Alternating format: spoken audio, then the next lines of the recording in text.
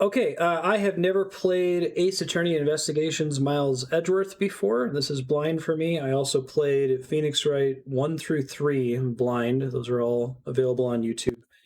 Now that I've played more of this series, I've decided I'm not going to read all of the dialogue out loud. I'll try to read out important lines, keywords, that kind of a thing, and I'll try to leave the text on screen long enough for folks at home to read along. As far as Ace Attorney goes, I think these games are pretty good.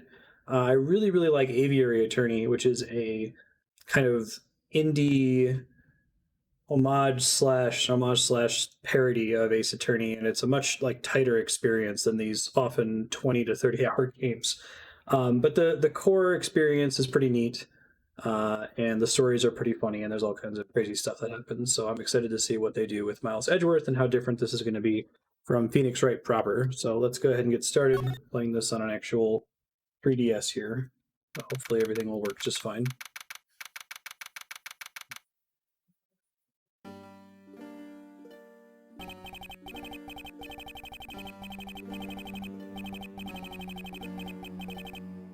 To make sure the defendant is found guilty, what other choice do I have? That's the job of a prosecutor. Look at Aviary Attorney turns out on its head.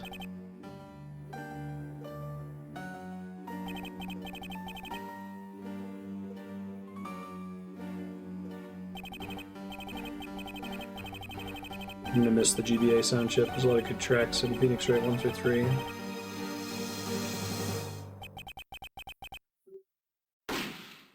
Damn.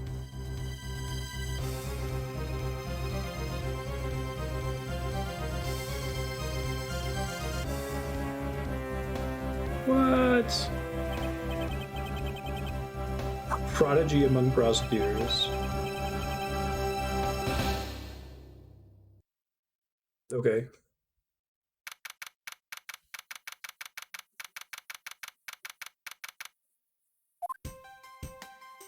Oh, cool.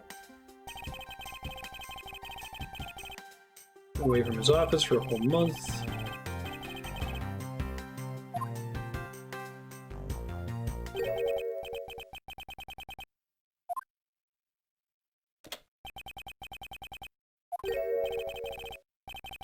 They kept basically all of the sound effects. And they kept some music from the previous games. Okay. So this is basically Phoenix Wright 4.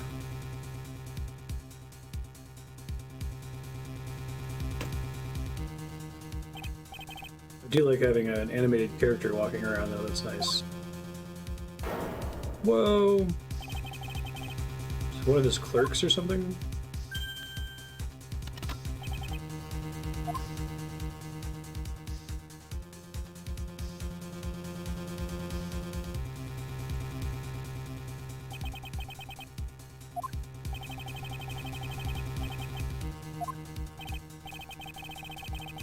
Stuff would usually be first person in the Phoenix Wright games. So it's neat to have more art. Nice. Is that a threat? No.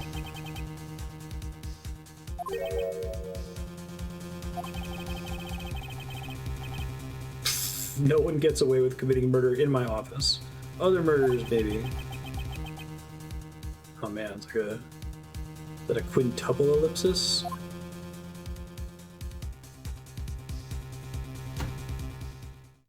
Shock, that worked.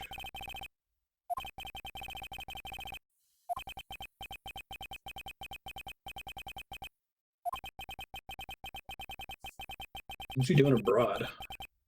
Edgeworth is out of town a lot. He's a busy guy.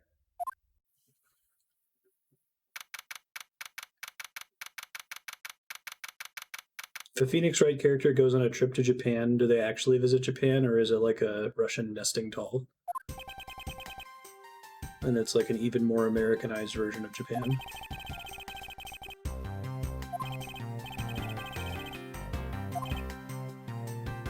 It's burgers all the way down. Japan is America.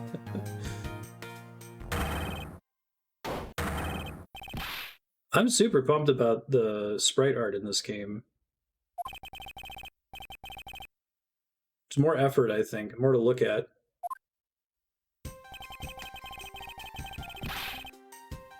In here straight away. This is Dick Gumshoe.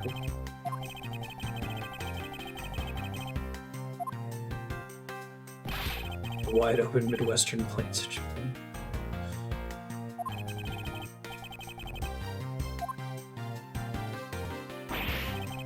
Audio balance okay so far. This is totally trashed.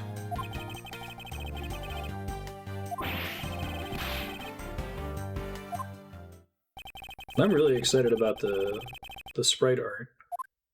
Almost all of Phoenix Wright is these talking heads. You're kind of meant to imagine any action that does happen. Most of the custom art are backgrounds when you're investigating. Okay, thank you. Gather facts and leads.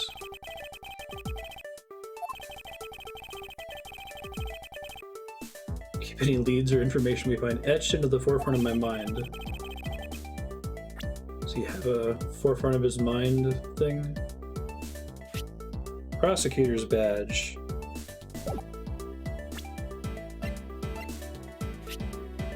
The victim in this case. Why was he killed in my office?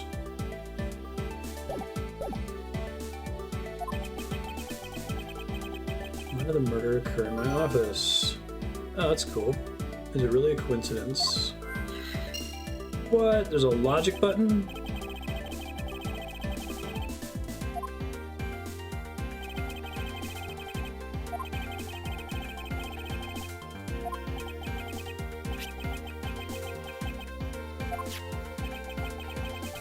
Key to your office.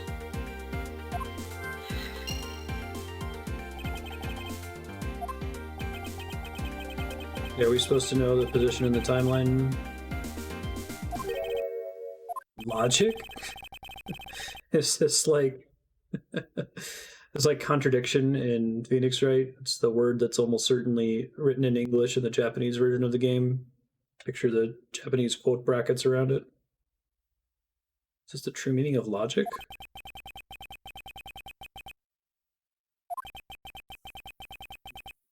That is the end result of using logic. It's the Kuleshov effect, but for solving crimes.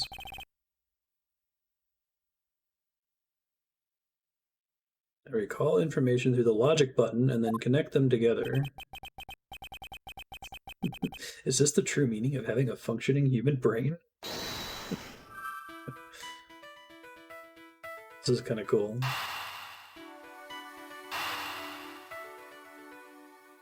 Oh, I see. This could cost health if you do it wrong.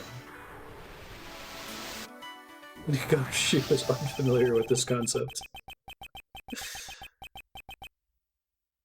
Prosecutor's doors are outfitted with locks. It would have been hard for the murderer and the victim to get in here. Possible to dismiss the location as mere coincidence. Oh boy. Now I have to make the crazy logical leaps that Phoenix Wright games make. It's interesting. I feel like this is a... We'll see how it actually plays out, but this is a trickier adventure game problem where, I've talked about this before, that like, in an adventure game you've got keys and you have locks. And the goal is to make the relationship with the keys and the locks obtuse enough that it's not immediately obvious, but not so obtuse that the player is really confused and frustrated when they find out what the answer is. And sometimes you can have a game that errs for more obtuse, because every now and then the occasional player is going to get like 1 out of 10 of those connections right. They're just going to guess it or figure it out on their own, and it's going to feel really rewarding, even if the other 9 out of 10 are really stupid and difficult to track down. So I'm going to go ahead and guess that some of the connections this game requires of you are a bit sillier than some of the contradictions you have to point out in Phoenix Wright. But I suppose we'll see. I tamper with or hide evidence. Everything is legal. Getting a guilty verdict is all that matters. When you follow leads to their conclusion, only the truth remains. However, the information doesn't line up properly, I may stray from the truth.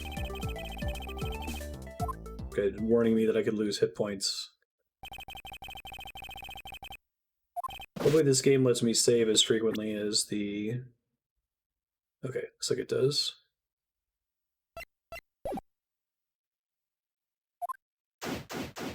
...3DS port Phoenix Wright Trilogy. Examine everything. And when I want to examine something, I simply touch the examine button.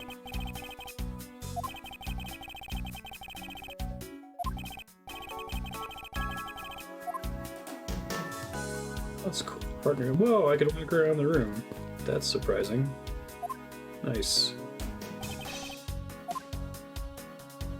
Notice anything?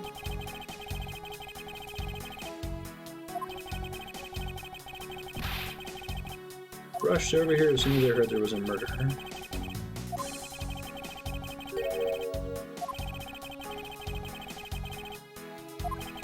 Edgeworth found the body, the door had been unlocked.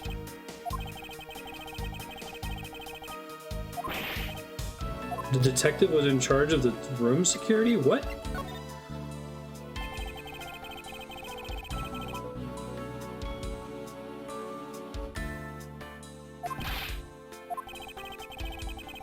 I know I examine things in real life by pressing the examine button.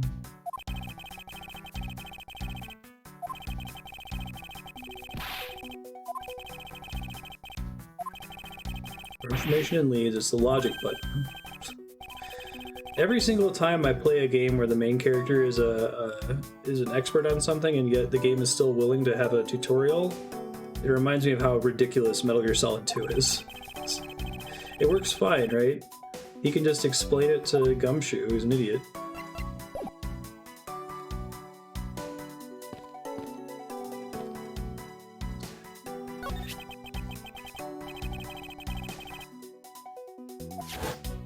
Could this be the murder weapon?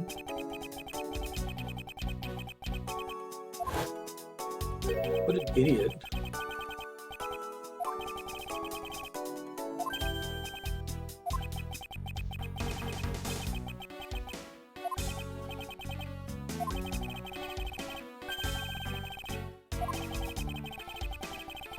Nope, she doesn't like guns. They're dangerous. Police don't have guns in Japan, right?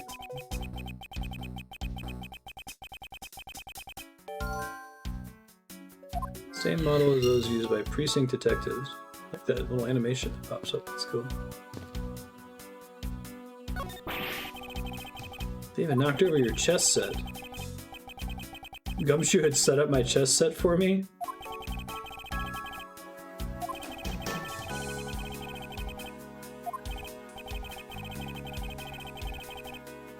You think he's actually gonna play chess with him? How rude. Don't expect the game to tax my mental acuity.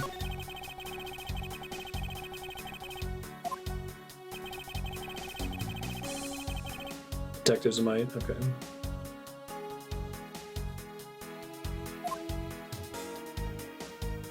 Okay, good. I'm able to examine that thing. The wallet. Oh, it's a police badge. What a coinky-dink. Buddy Faith. Okay.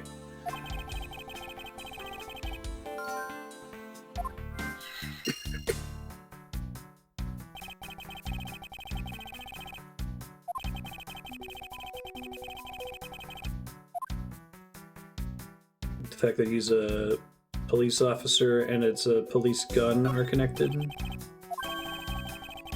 Blood all over his lower abdominal area.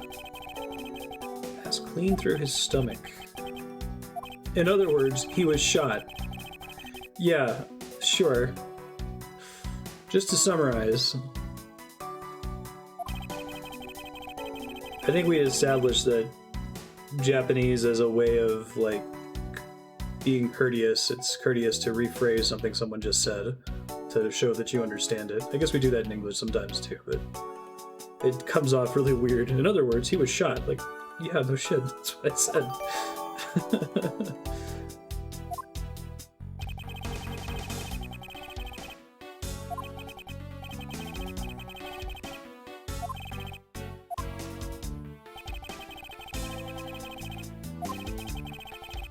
Examine a piece. The butt to touch the organizer button.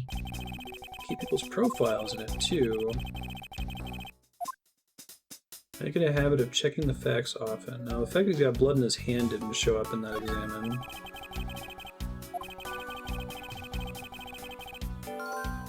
Files are a mess, pointing to a struggle.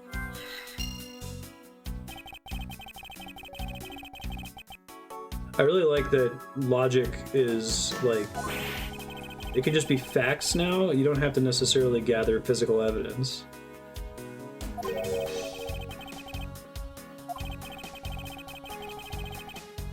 Why is Gumshoe watering his flowers?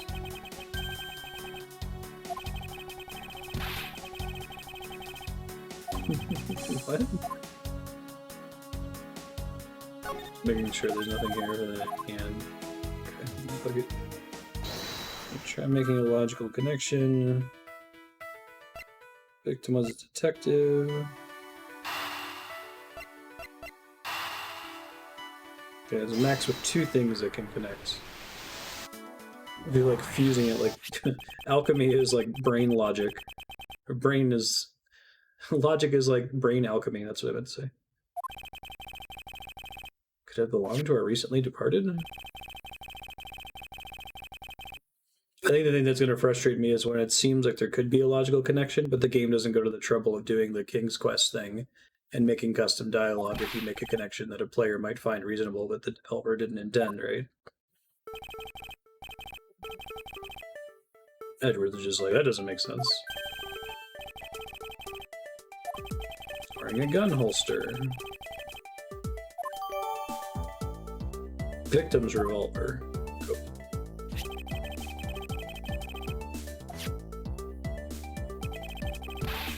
Gotta look really carefully at each piece of evidence. Use the scroll wheels to rotate an object. Really? Like Resident Evil? That's cool.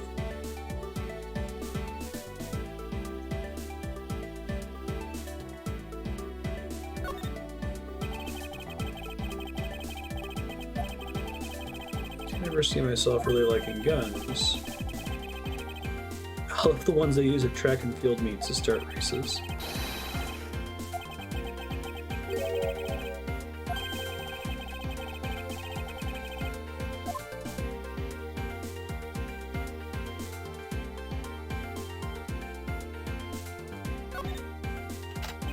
That's cool.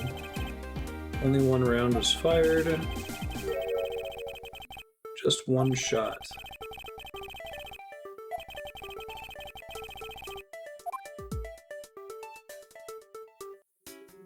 Okay, so it ends the examine once you found the thing you're supposed to look for. Good to know.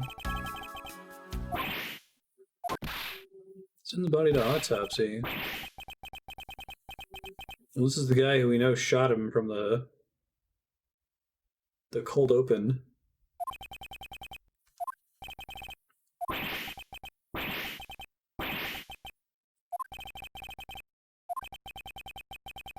At least he was involved. Body? Don't talk about him like he's some lump of flesh.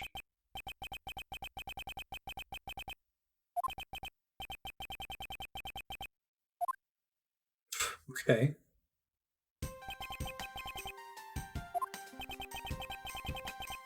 Aren't you that prosecutor? Jacques Portman. Okay. Fortsman, excuse me.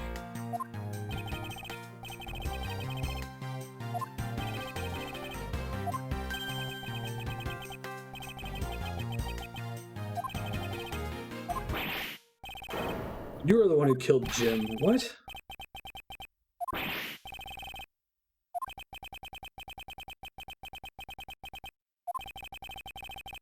We're coming back to the whole the door needs to be locked thing.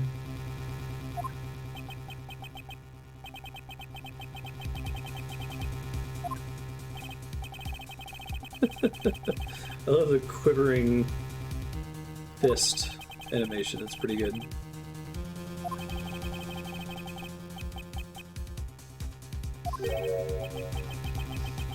Doesn't seem like the best prosecutor.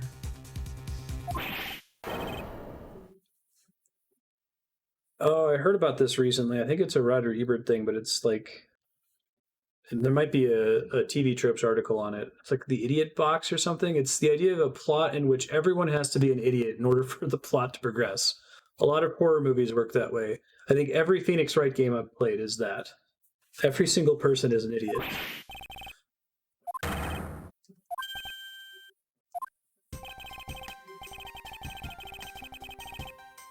The idiot ball.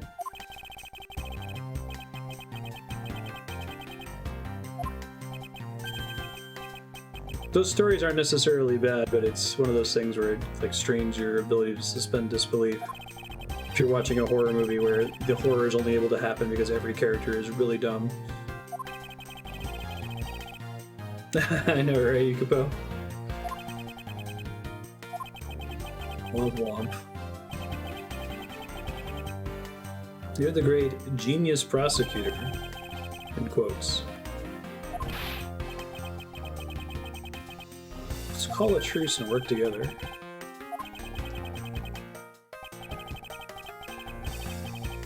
She looks so annoyed.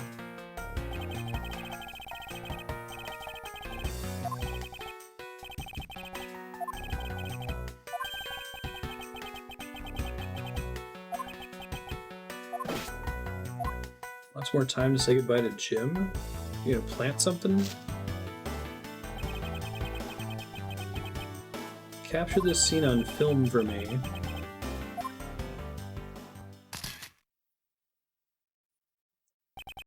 I know I keep talking about it, but I'm really glad this game actually has sprite art for action sequences like this one. Oh, there's a run button. What? Yeah, there's something wrong with the fact that the bullet only fired the one gun when I came in. There's... The gun only fired the one bullet. Man, I can't talk today. So the fact that there's an empty round in the chamber, there should be two if the guy also got shot.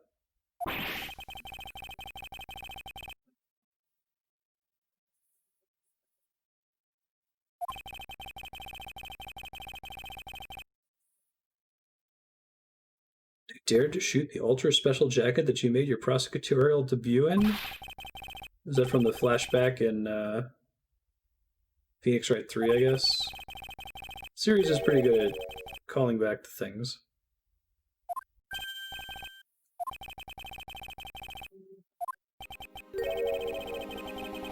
There's a giant contradiction in front of us. Did I say contradiction? He must be rubbing off on me. I love that that's such a like special word to the Phoenix Wright universe. It's like, what? Contradiction? Yeah.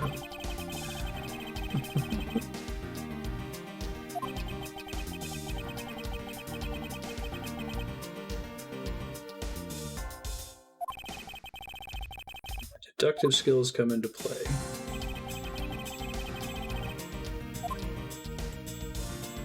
Hey Surf, what's up? This bullet hole is where the contradiction lies. Touch the deduce button with conviction.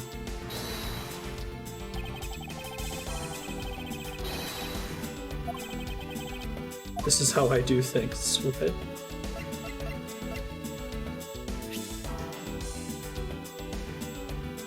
Only one shot fired. Oh, does this have voice? Eureka! Eureka! Eureka!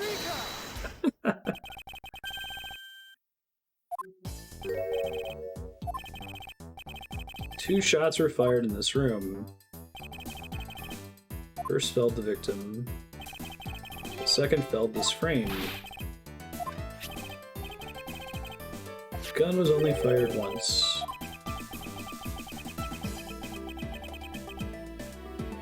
One of the two bullets was fired from a different gun. Another handgun.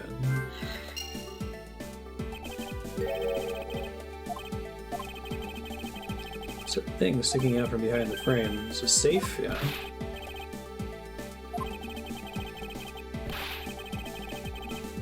Nothing like what you're imagining is inside.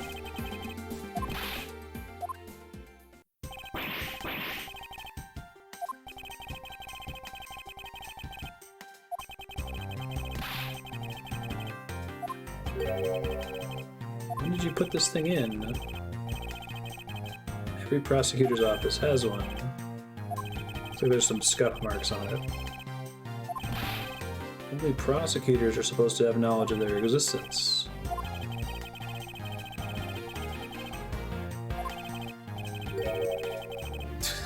We use them to store important evidence. That's it? Talk about squashing my hopes and dreams. Poor Gumshoe.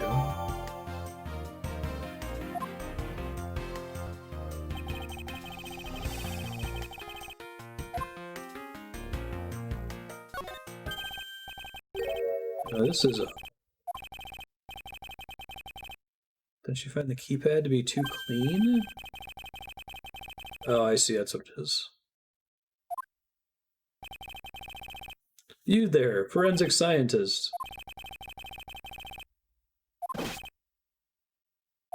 Oh man, forensics is actually a thing that happens routinely. And not something we demand at the last minute as a dramatic reveal. Test the blood? What? Who would do that? Why would we do that?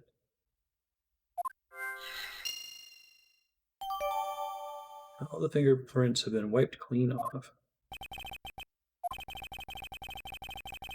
Logic is the only way around this setback. Okay.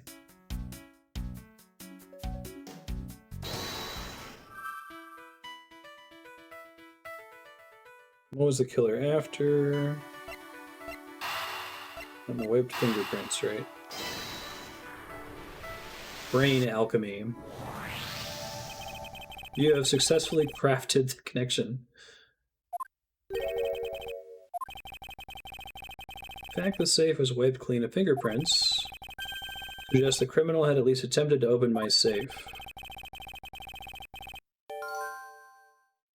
Making the culprit's motive for breaking and entering theft. Yep, that makes sense. Really excited to see what they do with the logic system.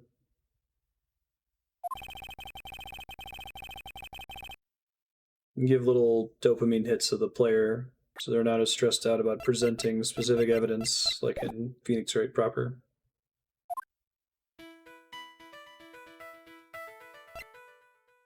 Theft.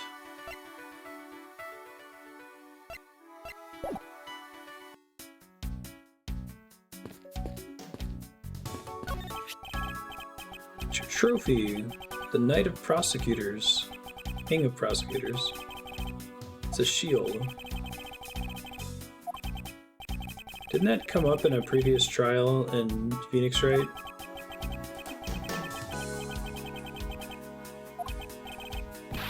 That's so slick, sir. I'm gonna have to try saying that sometime.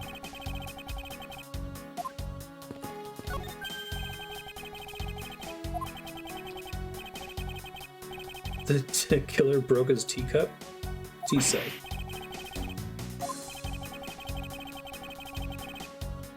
Tea set can only be bought in England. It costs more than your whole month's paycheck.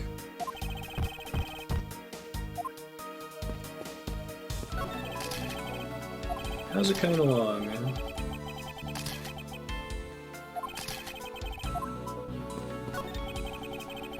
It's been a while since I set up this desk.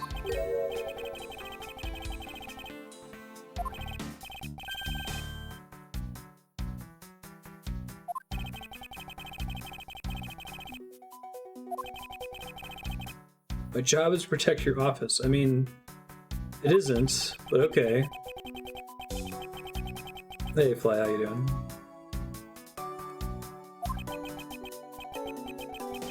It's harsh, sir. I can't dock his pay because the desk has never looked better, but... Yet another batch of fresh flowers.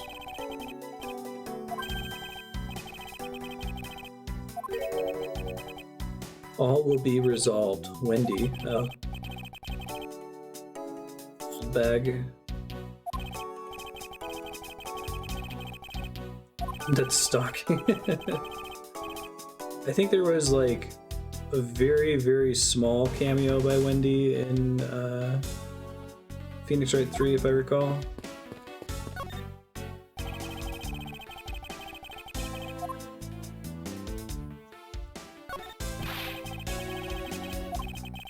really glad the game tells you when you're done with an area.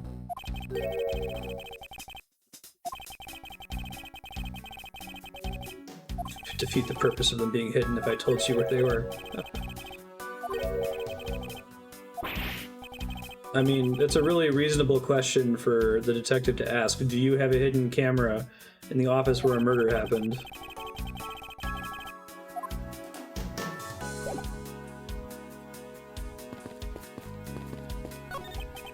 Do you have anything to report? Nothing out of the ordinary.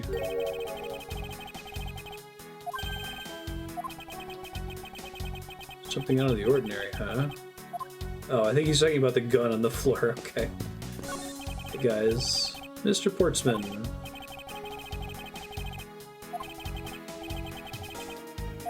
Uh-huh. Yeah, I'm kind of impressed by it. The action's all actually on screen and animated instead of being, you know, imagined like in the Phoenix Wright trilogy.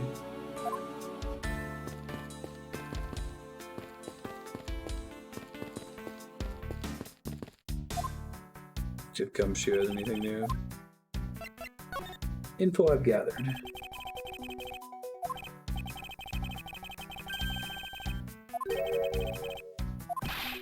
The brainy thing you were talking about. Logic.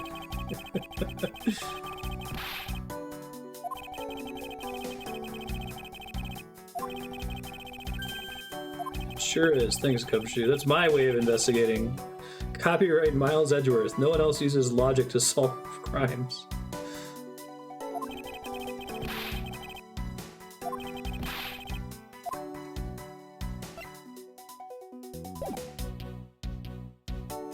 Alright, they seem to be suggesting that I have more connections to make.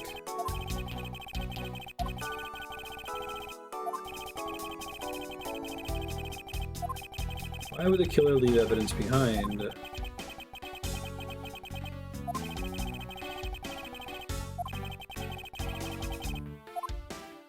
So,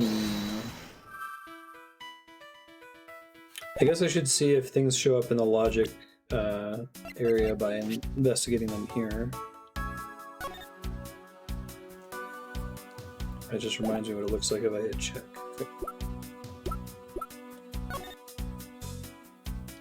Oh, I can inspect it again. It's interesting. The fact that it kicked me out of it last time makes me suspect that there's nothing really else to look at there.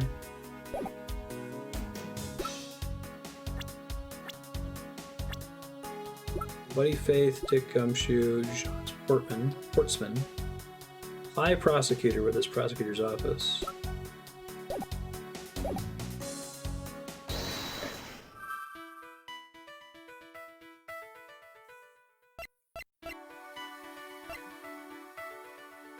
Maybe the signs of the struggle connects to the theft motive. He tried to stop him from stealing, walked in on him. Hey, brain alchemy. It's a possibility the files splayed on the floor are not the result of a struggle between the victim and his killer. Oh, I guess that makes sense too.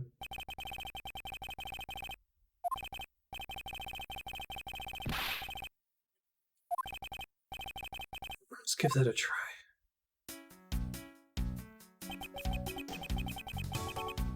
Why do all the good ones always die young?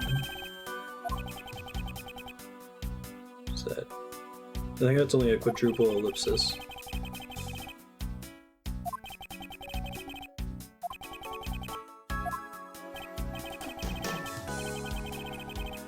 We go about finding the truth. Dude, you're like a high prosecutor.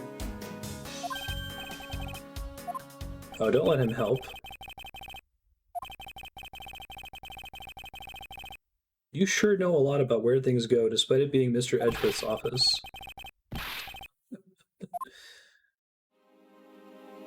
Well,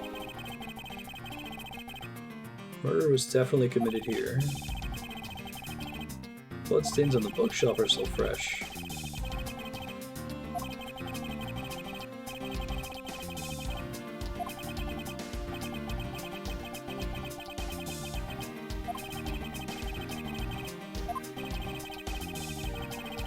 something wrong with this picture.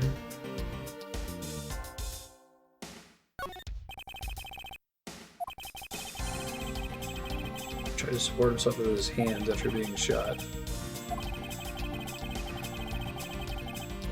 When unable to stay standing, he dropped to the floor. In a sitting position here after being shot.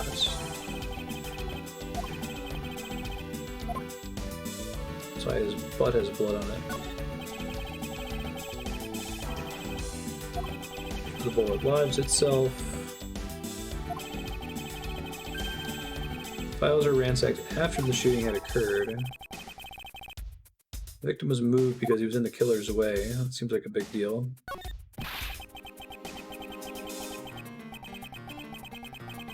Doesn't look like anything's missing. Or if they found what they were looking for. Yeah, nothing seems to be missing as far as I can tell.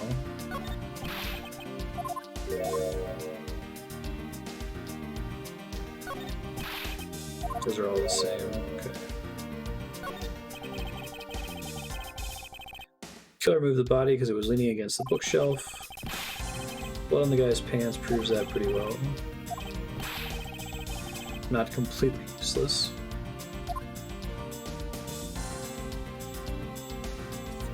Truth doesn't get you a conviction. It's a conviction that determines the truth. Yeah, exactly. Well, let me try to click this comic.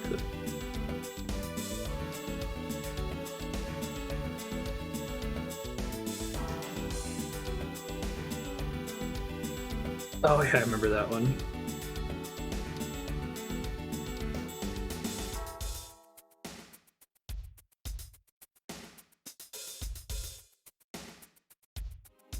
There's not a separate one for the bullet hole? Deduce. Is this spot connected to the evidence I hold?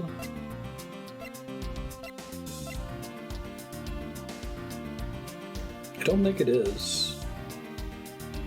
It has to just be evidence, though, not, I guess maybe I could do the whole single shot thing here as well, if I had come here first, but I think that I needed to do everything else in the room before this became available. So I doubt that's what they're asking me to do. So let me look elsewhere and see if there's another deduce option somewhere. Clean through the abdomen. If it's the abdomen, maybe that's the problem.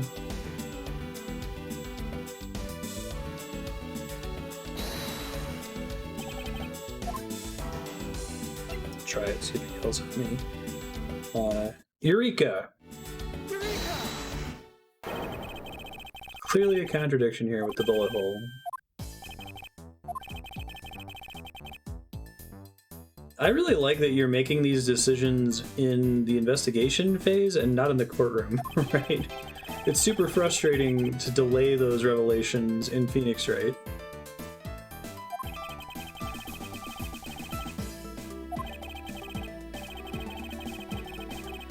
Victim leaned against this shelf here after being shot. Just he was standing when he was shot. What does that mean?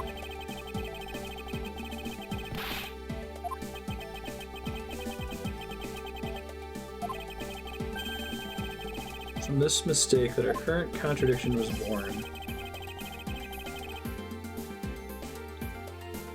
Position of the body. Victim was shot while he was lying down.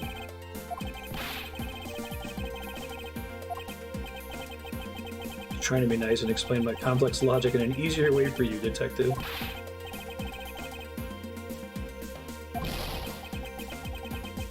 Don't think he noticed my mistake. It's not the order of the files. Oh, okay. Yeah, I guess I understand what their argument was. That makes more sense. You could have picked it up and moved it, I guess.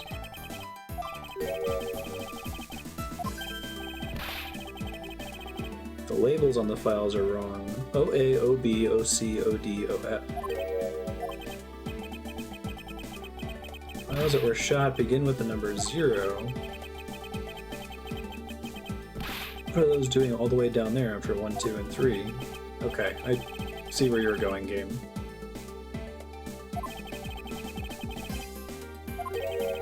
The numbers are out of order. You know the files are not in this order when the crime occurred. The killer made the same incorrect assumption as you just did. Let's rearrange the files in numerical order and see what we find out. That makes more sense.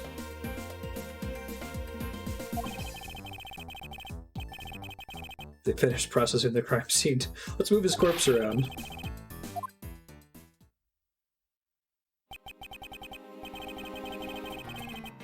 The hole is now where it should logically be. I thought I went through my files first before shooting Mr. Faith. And then put the files back in numerical order.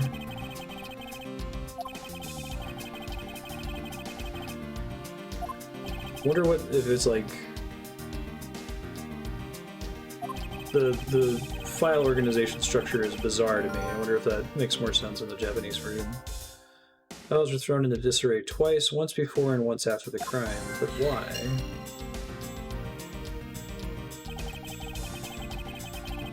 Now the crime scene is as it was at the time of the murder. Time to get it in the...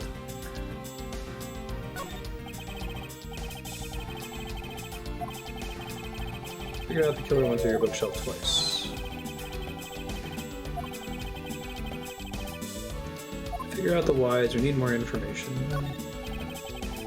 Oh, there's more down on the bottom right. It's just more detail because we moved the body. Okay. This... Does it say gumshoe? Okay, I'm glad we jumped right to that. Like... What could this possibly be? This weird text that's clearly upside down English.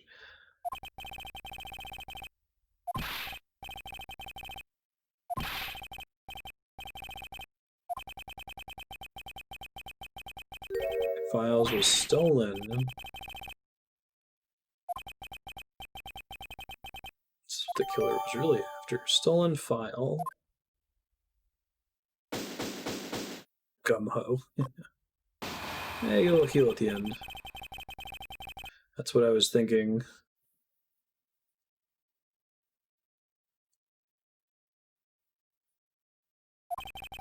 Some kind of math problem, sir. Like, oh my god, no.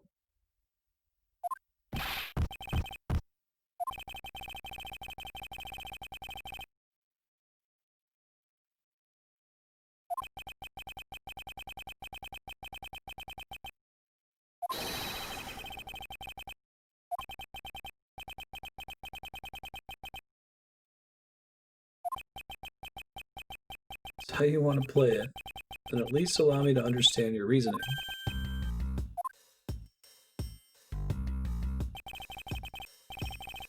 Something strange about this man's attitude.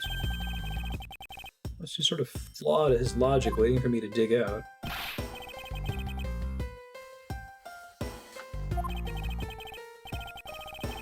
Cross-examine him. Is it really cross-examining, though? If it's... okay, it's fine. Sure. Listen to the witness's testimony. I find a flaw in the testimony, something that contradicts the evidence. I open the organizer and present the piece of contradictory evidence.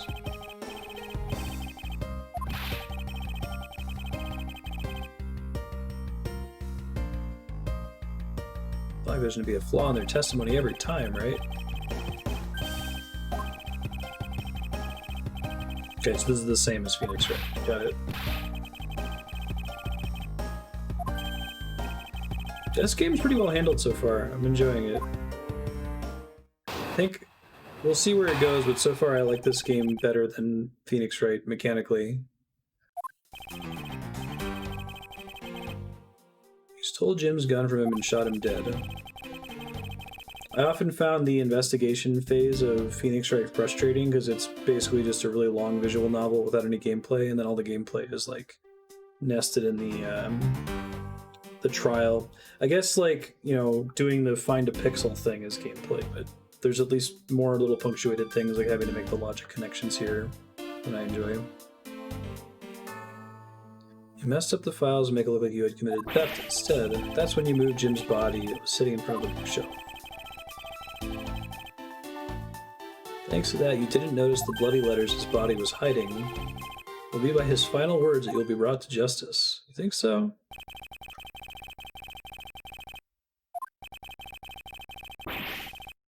You can hear Jim's voice, and he's calling for his killer's arrest. Here I'm basically defending Gumshoe.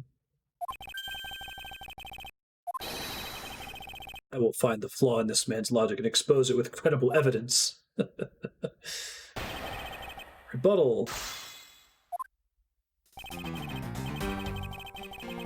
Does it still hold it? Okay. Hold it! Hold it! Yeah, I love all the over-the-top action poses.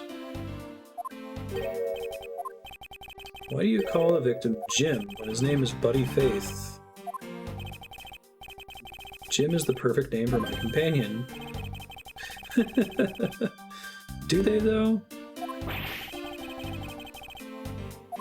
Jim isn't even close to this guy's name. He was the third of a bunch of guys that just had the nickname Jim.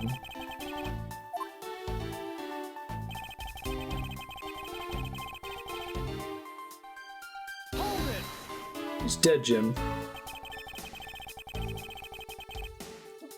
You really think it was necessary to just shovel my shelves twice to do that?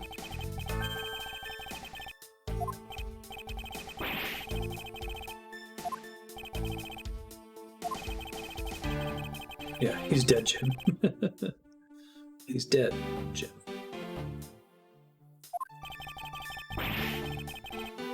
I eat 3 square meals every day, pal. Instant noodles? I don't know, that seems a little Japanese. Better be careful there, Gumshoe. Are they like instant noodles with chopped up hot dogs in them?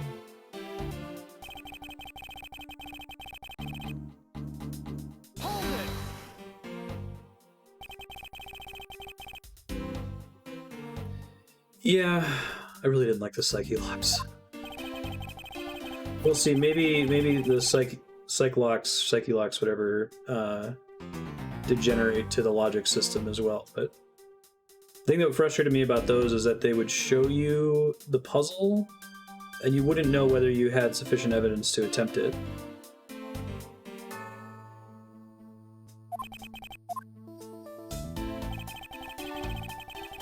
I noticed the bloody letters his body was hiding.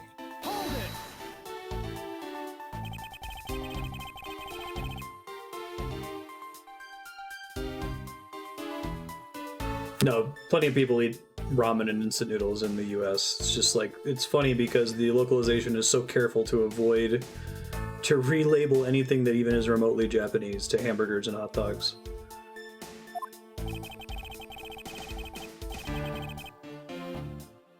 Like, I will let this one slide.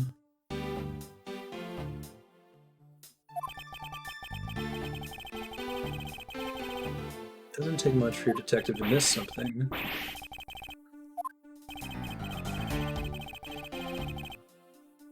A lot a person can understand about another from first impressions alone.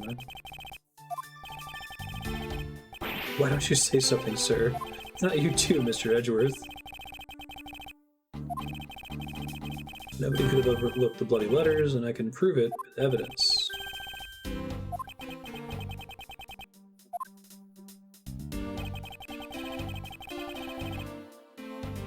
Hold it! 2-minute noodles.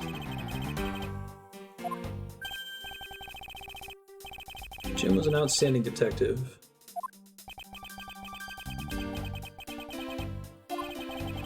And he's yet to figure out the true meaning behind the bloody letters. Can't you just admit my logic is perfectly sound?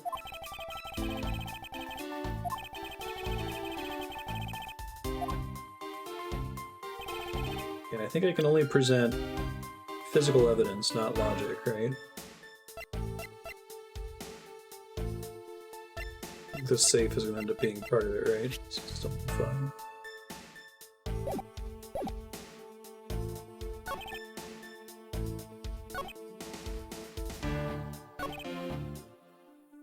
There's no way he couldn't notice the bloody letters because the bloody letters were written on the files, including the one that was missing. Oh, it actually is objection. Objection! Objection!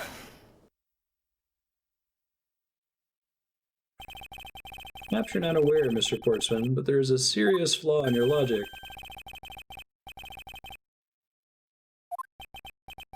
I can't help but find it odd. Odd that a fellow prosecutor would be brought down by the power of his own office. Nutty?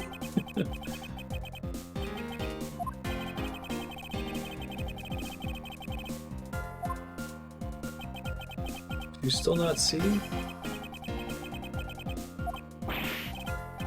What? That's impossible.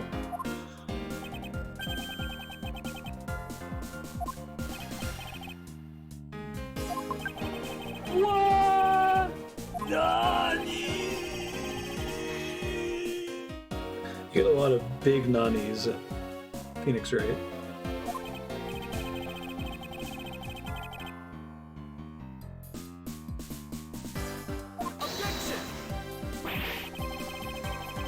So they could have taken the file before committing the murder. I think it's pretty obvious the file was stolen after it was written on. Missing letters are proof. Gumshoe really was the culprit. I doubt even he could overlook his own name written in blood on the files. Especially as a detective who can't stand the sight of blood. Hey, we're still gonna get some breakdown animations.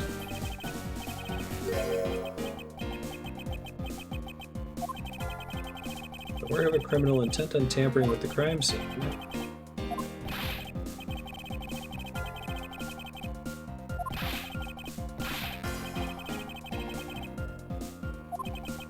It's weird seeing Gumshoe in profile.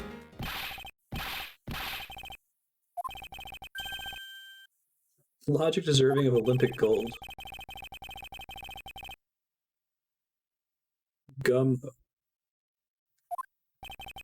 with a space in between it.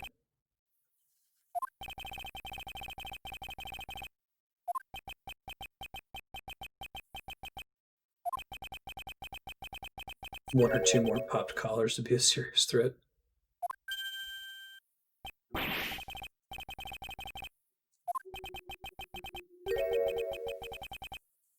Who has the key to this office? That would be me.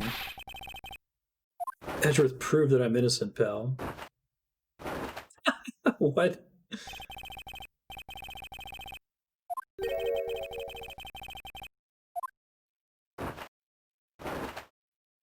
Stop that, dude. Oh, there's one other person with a key to this office? One other person?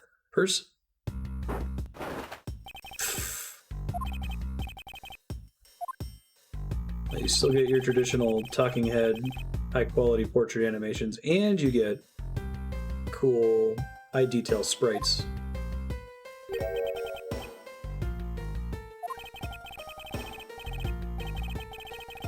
Girl is a member of the building security. Think of her as a material witness.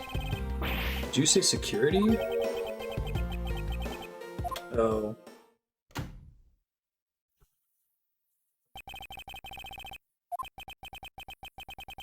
It's Maggie Bird. Now she's back from being she was a waitress.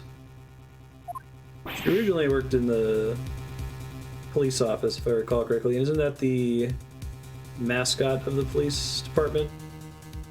Came up a couple episodes ago. A couple games ago, I should say. So Mordecai. No Rigby, though. Master key can open all the office doors in the building. That's a pretty big nani right there.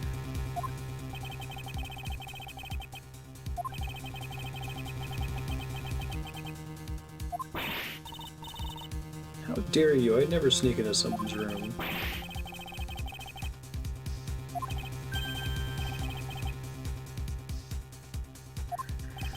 Gumshoe, dude, you gotta slow your roll, man. It wasn't me, but it definitely wasn't Maggie.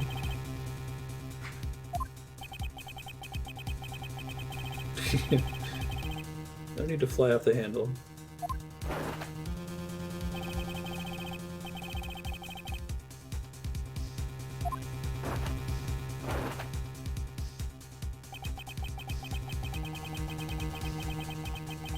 Girl is the only one who could have committed the crime.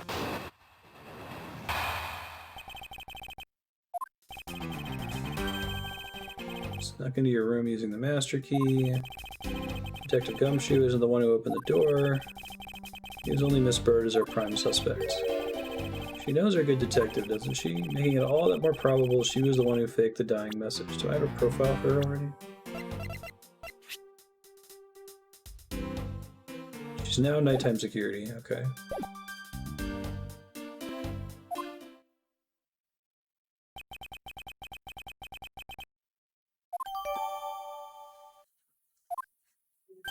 What, Darkstar?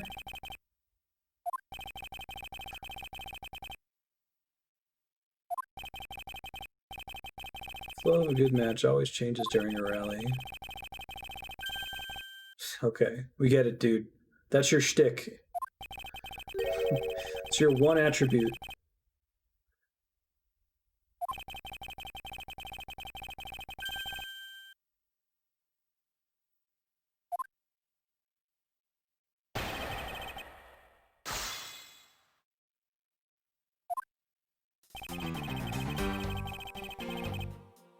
Hold it!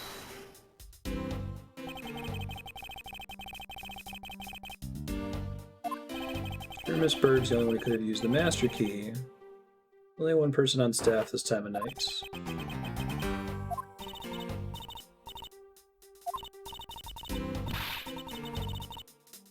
Wasn't able to use the master key at the time of the crime.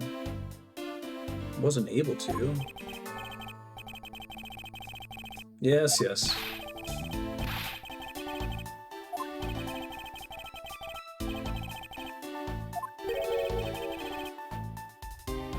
No details necessary. Yeah, no, I don't need to know anything about the crime. You just solve it through raw gumption.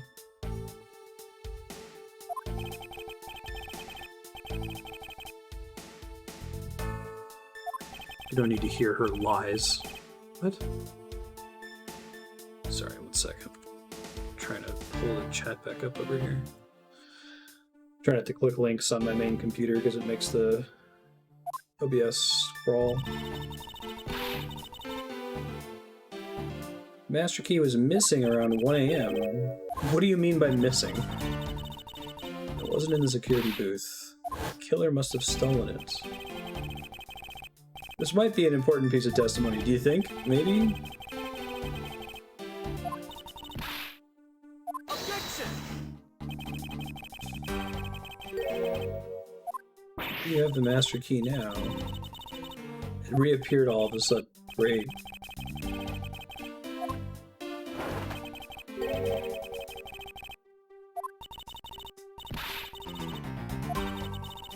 Something disappears. It's usually because someone stole it. You don't want to test just how bad her luck is.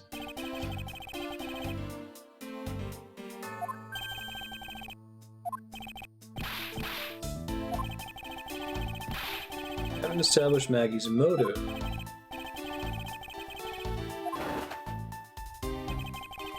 Well, we could probably figure out what the missing file contained, right? That would be pretty useful.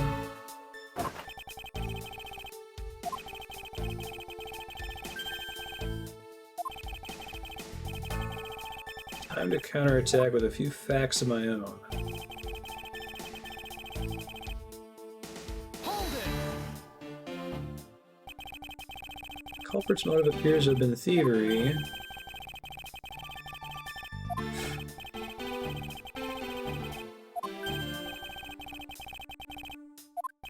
Schwartzman, stop. Yeah. Well, that was a useless press. Detective Gumshoe isn't the one who opened the door.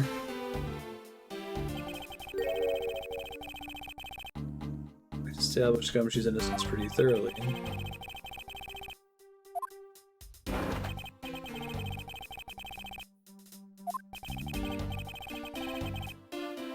If he had his doubts about Miss Bird, why didn't he mention her first? That's a good question. Get it, he made another running joke.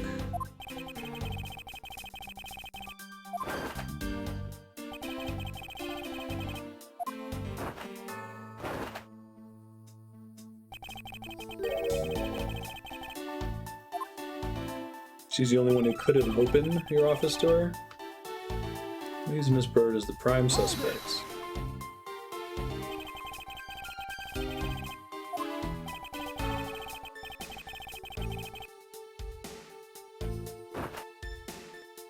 So there's another way to open the door other than with the master key. I've never made a spare. Someone could have also picked the lock, but I guess that's not a thing in this universe.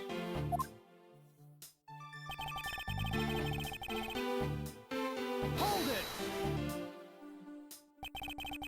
Yeah, right. What's your alibi, dude?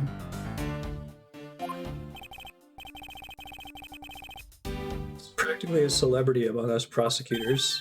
Really?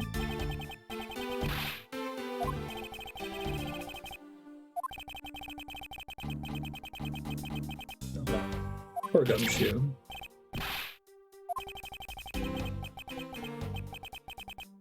It's hogwash.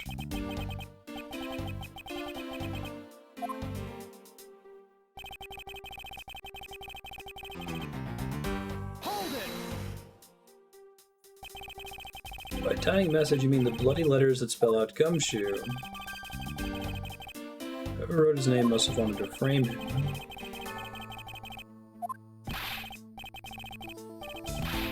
Hurry up, present some evidence.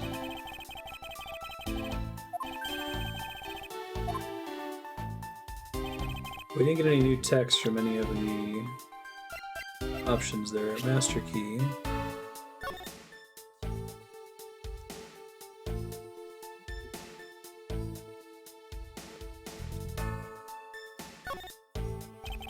It's the Master Key to every office in the building. Don't think there's anything else interesting about it, at least it doesn't look like it. I do like this though.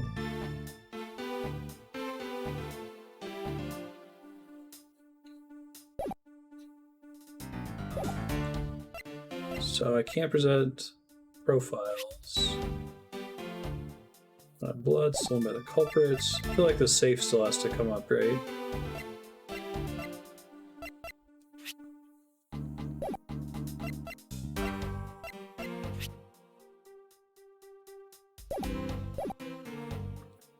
Second to your room using the master key. Wiped up, messed up shelves with a wiped down safe. I'd say thievery. Detective Gumshoe isn't the one who opened the door. Leaves Miss Bird as the prime suspect.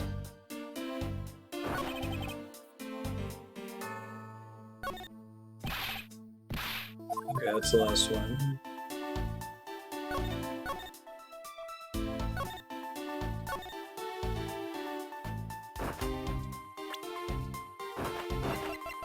Yeah, I don't think I can do profiles here, because I would totally give his profile and be like, well, you clearly know who he is, what's your deal, right?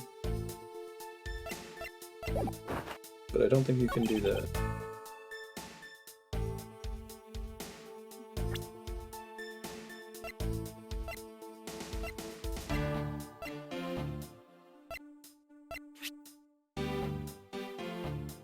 Only prosecutors knew of them, yeah.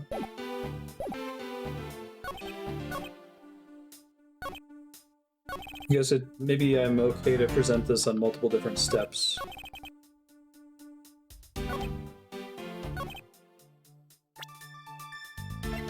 Let's try Miss Bird as our prime suspect. Objection! Nope, that was wrong.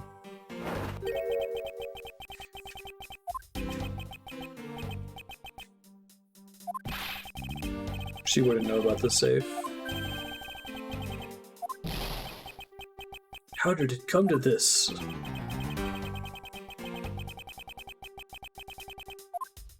Maybe it's the part where he mentions the safe. Yeah, let's try the one where it mentions the safe. Objection! There, now the music cut out. Do you wish to continue insisting that Miss Bird was set on stealing something? I always struggle whenever the game wants me to, like, present evidence on the line where it's mentioned, right? It's like, she wore a scarf, and you have to present the scarf.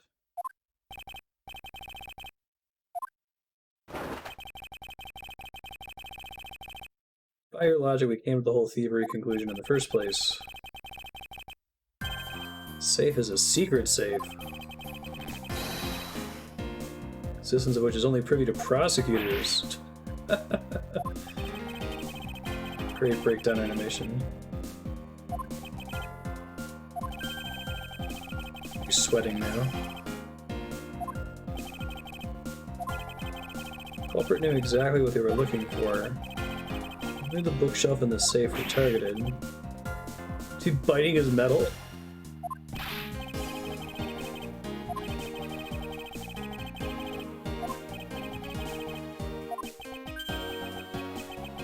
Where's a prosecutor? Shock! I wonder why they put all of this in the cold open prologue thing. I wonder if it was like, that's the first case, so we want you to have an inkling of what's going on. I thought maybe it was going to be a red herring like the final case in Phoenix Wright 1.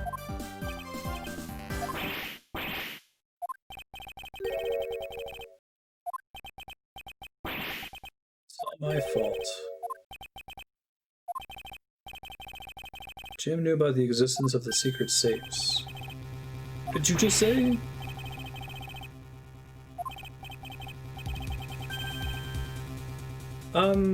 Phoenix Wright, so I've only played Phoenix Wright 1 through 3. It definitely has callbacks, but so did the first 3 games. And the callbacks don't seem to be particularly necessary to, like, understand the plot. It just, little, like, Maggie Bird being here, she's been in the other games, but it doesn't really matter. All that matters is that she's a night watchman and she knows Gumshoe.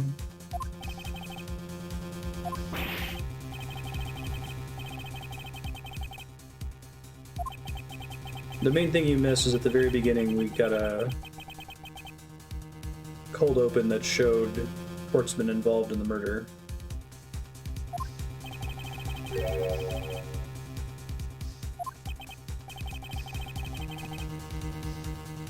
I think it helps to have played other Phoenix Wright games to understand the quirks of the logic.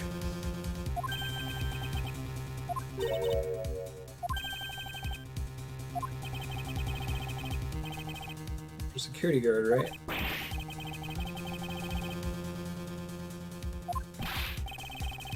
Still accusing Maggie of the murder?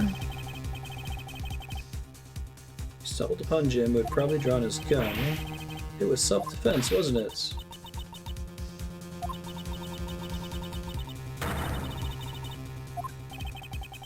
Not even as a security guard. What?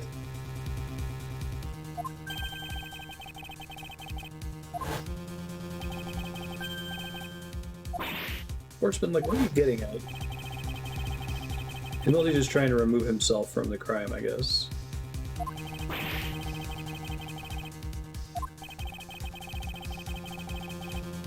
Honestly, accusing your own partner of being a thief.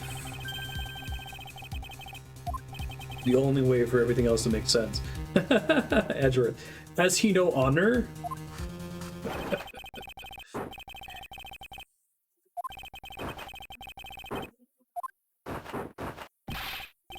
Can't kick us out. This is Mr. Edgeworth's office.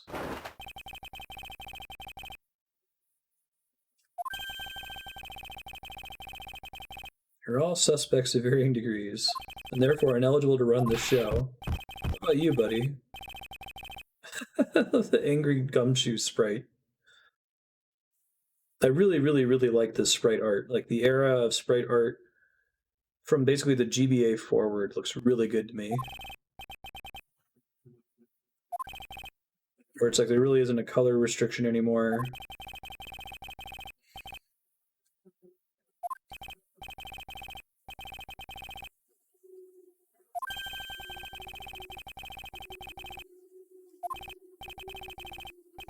Mark my words, Mr. Portsman, we will meet again.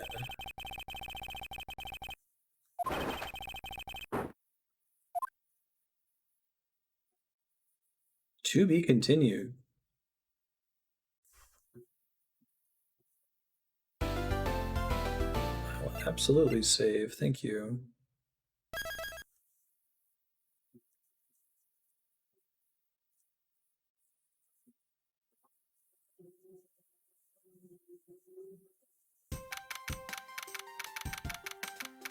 Prosecutor's building, 12th floor hall. What is with that prosecutor?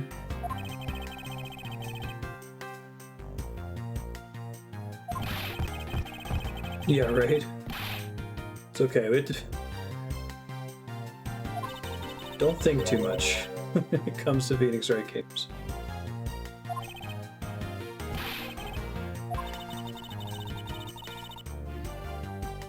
Life's fallen into yet another gigantic ditch.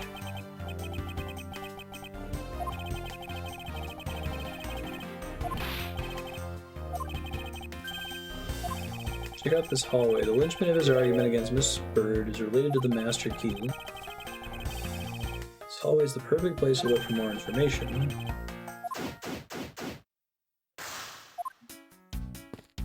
Cool. What does Gumshoe have to say? Anything of interest?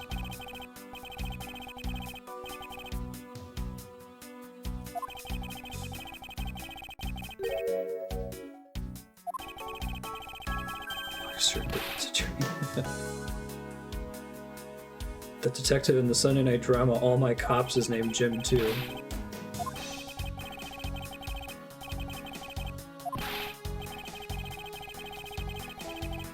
Tight bond of friendship between prosecutor and detective is great, sir.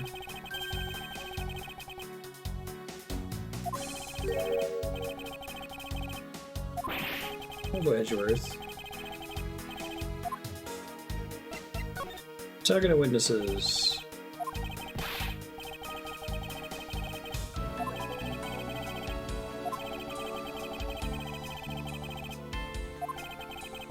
To ask her a few things about her security guard position.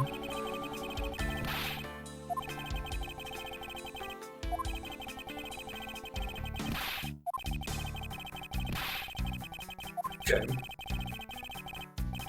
I recommend showing different people different things. Thanks for the explanation, though. Don't recall asking for one. That's all he has to do. Just be like, I already knew that. And the tutorial is achieved. I don't have to play as Raiden Edgeworth.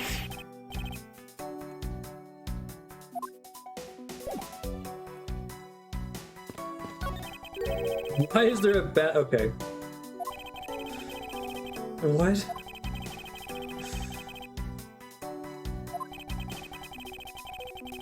He knows about timed hits. Yeah, right?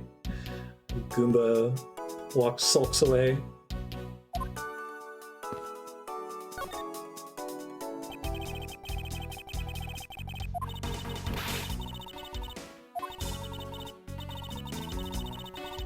It's just like a dream where I'm being cross-examined by the Miles Edgeworth.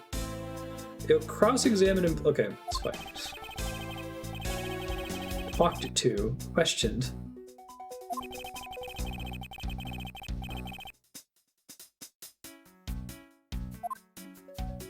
The victim. Never met the victim before. Seen him a couple times. Mr. Faith is always playing basketball in the hallway.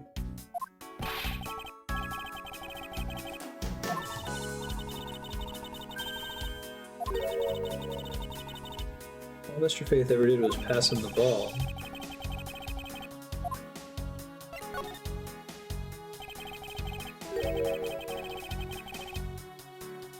You're an acquaintance of the detective?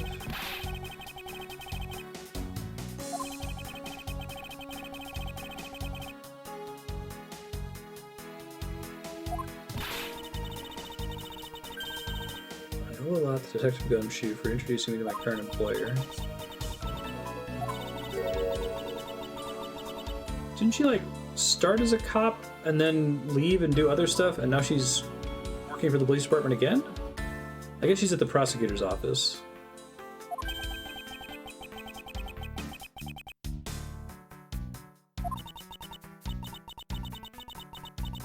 My whole life has been nothing but a whirlwind of bad luck and failures. Oh my god. She was 6 months old. She fell from the 9th floor of her apartment building. Say she's lucky to not be dead.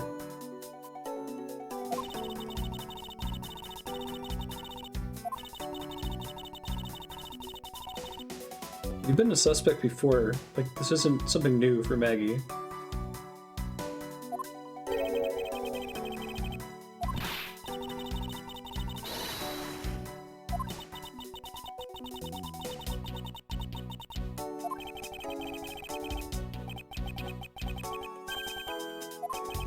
But I love this. You don't need to worry about me. You don't need to worry about yourself. You probably should worry about Gumshoe, though.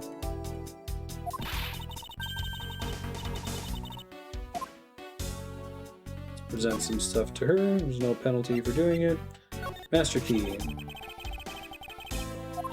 1 a.m. is when she realized. She's back at 2:30. Series music is generally pretty good, especially back in the GBA soundchip era.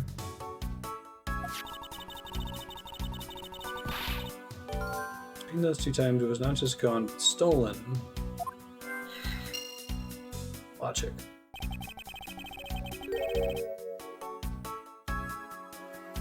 So this is the 3rd time she's been implicated?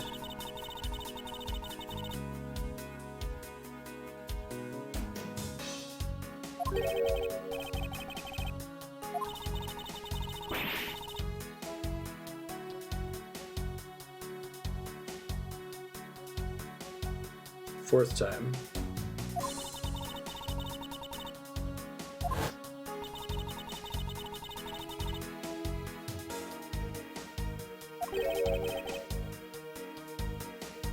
Oh, that's not all of them. Okay, I see what you're saying.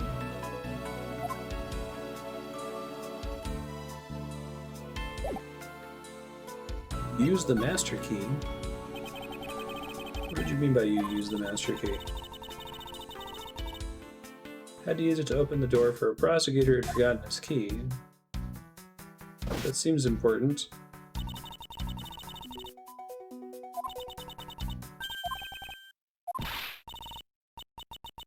Prosecutor who forgot his key.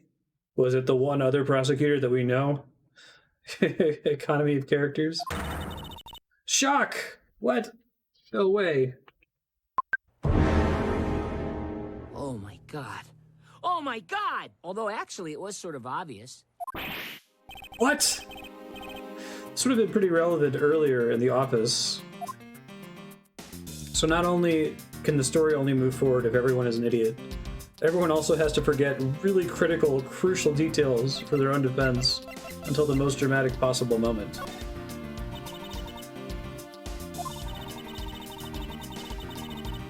He forgot his office key, so he came down to security. It's against regulations to loan the master key out to anyone. Walk with him to his office and open the door for him personally.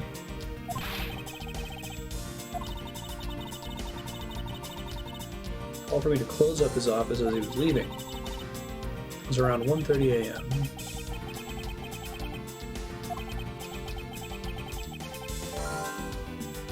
Yeah, it's still fun. The key was used to unlock and lock Portsman's office at 12 a.m. and 1:30 a.m.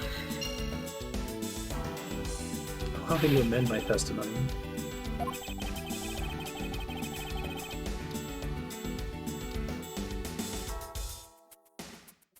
Doubt you can say you've never left your keys at home, detective.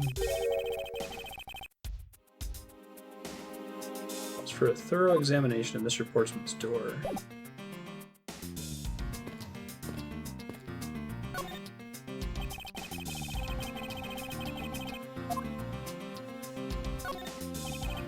And 12:03.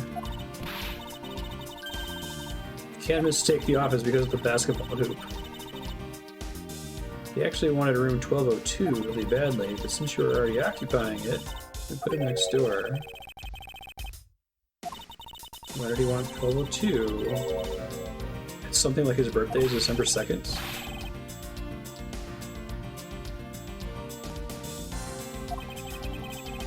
Or February 12th if you live somewhere more reasonable.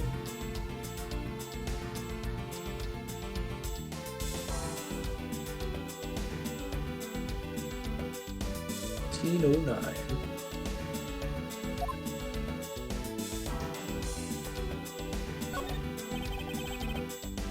Doors locked tight. I bet the credit card trick wouldn't work here. As I say, could someone just pick the lock?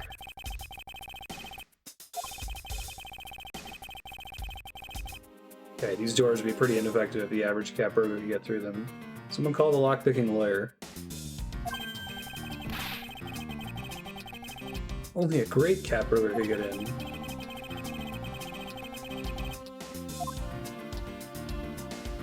That conclusion of whatever pawn shop you got it from. A minimalist yet classy door made of top quality wood.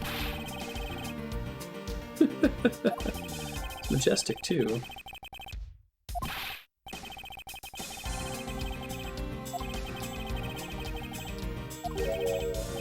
Oh yeah, Mr. Payne.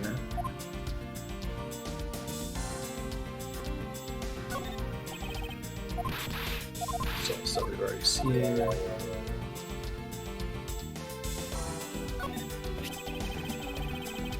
Mr. Portson's personal basketball hoop.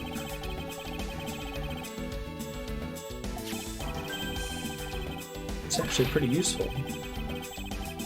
I haven't gotten lost trying to get to your office since it's been here. Oh, I bet that's the trick. I think he moved the basketball hoop so that she unlocked the door for him, and he actually had his key to his own office. That would be clever if so. Hey, there's Payne.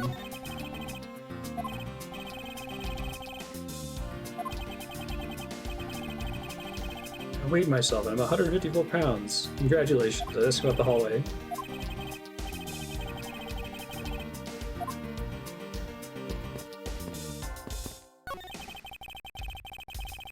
Bench, Mr. Edgeworth.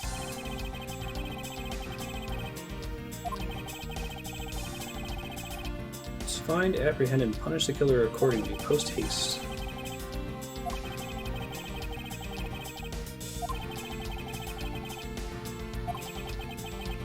Who is this guy? What's a basketball hoop doing here? Yeah, I was gonna say, it's just this prosecutor.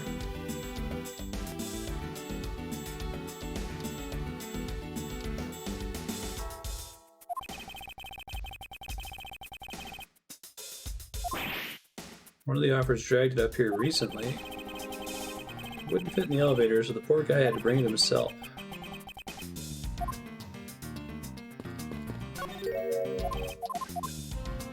Looks like it only lets you fast forward if you've seen it before, which is nice.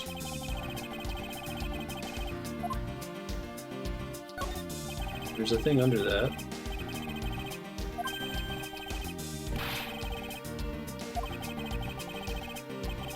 You can sleep even out here, detective, in a hallway? Whenever I do. It frequently does.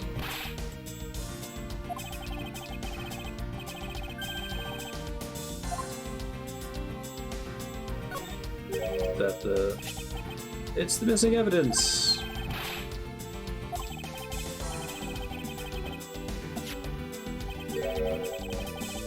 Pages are missing.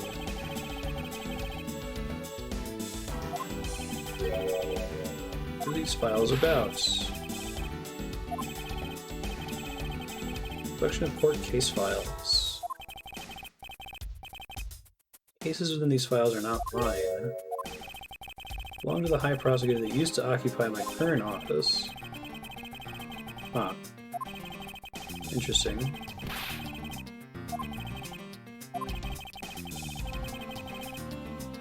One of the pages related to that case from 10 years ago are missing.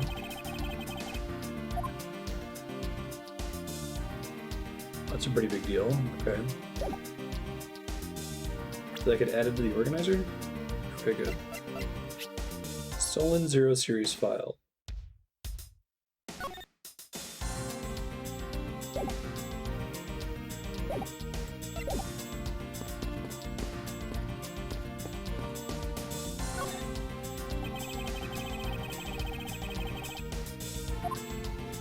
$12.02. 1202. These 4 numbers on a number plate alone proclaim this to be my office. It's a really specific way of phrasing that. Those number plates slide right out. No. You switch the numbers and move the basket. He doesn't add it to his logic thing, though.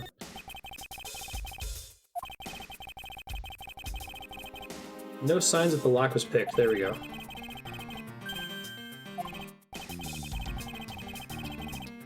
Any prints were lifted from the doorknob. Clean as a whistle.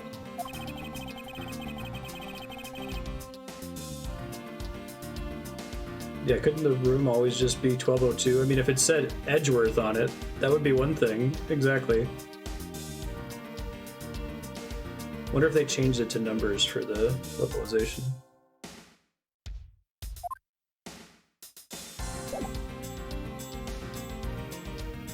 Let me see if it lets me logic something here. Use the master key. I know what happened, but I don't have the evidence in my ideas to be able to connect them here. Let's see.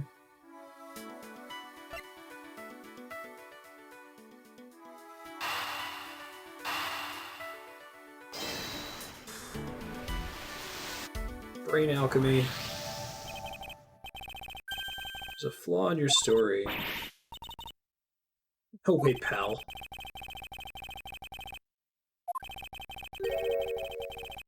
Master key had already been stolen at that time. You saw that contradiction like a pro.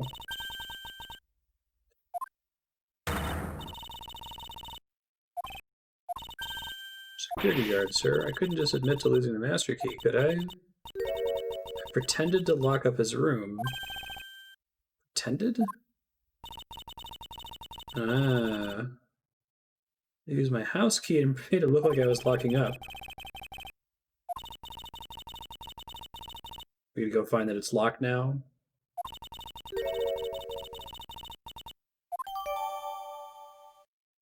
Mr. Portsman's office.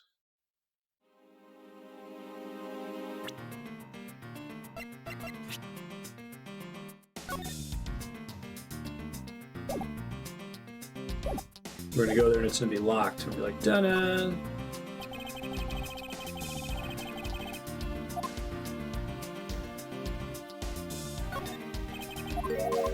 Oh, I've got a deduce option.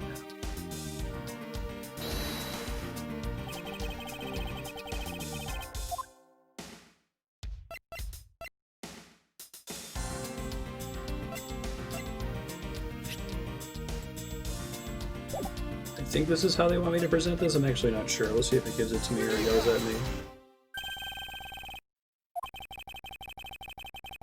Why is this door locked tight? You sure you didn't relock this door? Certain of it, sir. Didn't notice that I hadn't. They switched the nameplates and they moved the basketball hoop. Either means he actually does have the key to his office, or that the door Miss Bird opened wasn't this one after all, but a completely different one. Nice. Got there a little faster than I expected. I really like that all of the solving happens in the investigation phase.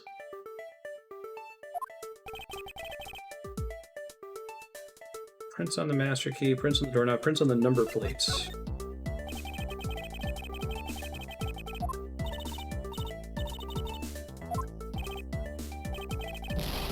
Oh, okay. Well, I mean, it's clear someone swapped them, but... I love the way Edgeworth recovers from being wrong in this, because he still has this reputation of always being right.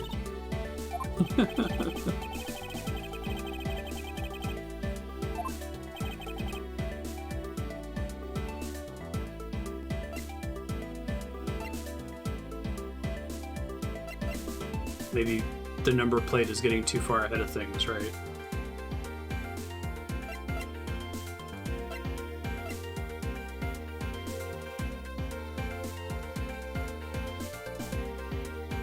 I actually don't know which one the game wants from me.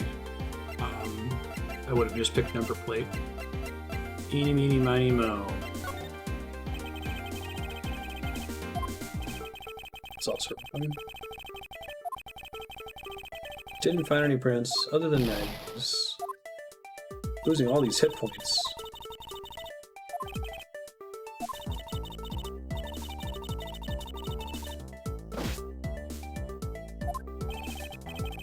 I could see like them saying that there's something significant to the prints on the doorknob, but the number plate is the one that I wouldn't have expected them to go to the trouble of wiping off, right?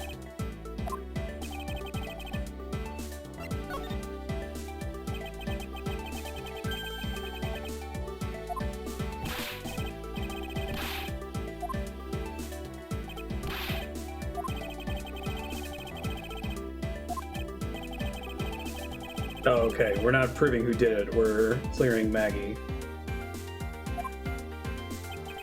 Or at least casting doubt on her story. Yeah, so doing the number plate is getting ahead of things.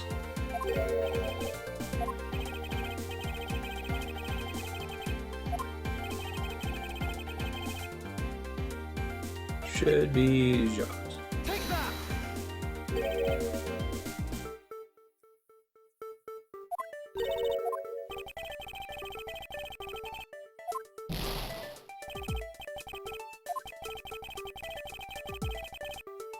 To the victim? Guess that's not the direction I thought they were going with it. I'm really brute forcing this one, jeez. Take that!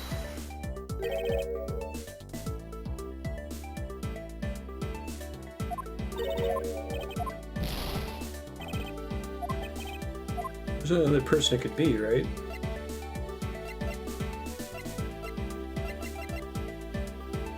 Take that! Because he thought he was going into my office.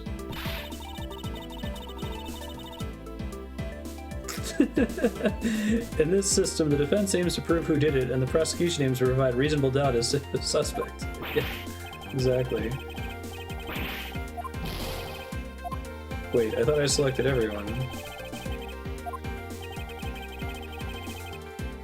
I'm confused. Whose prints should also be on it? Yeah, I thought we just established... Okay. Sorry, I'm... I think I get where they're going with it.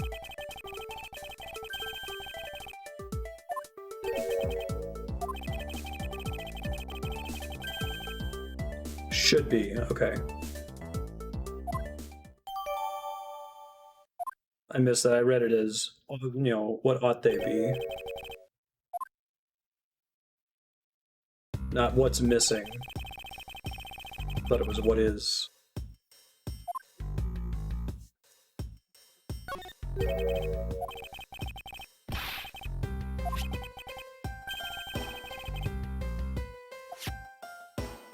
Brought the 3 pieces of evidence by, just like we talked about on the phone. Guess I'll catch up to you later.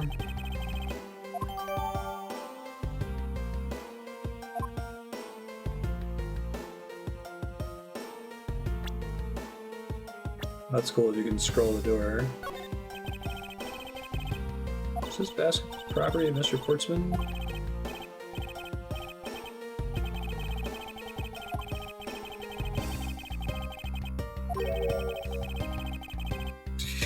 It would be hard to play tennis with a basketball. That's not the point you should be focusing on, detective.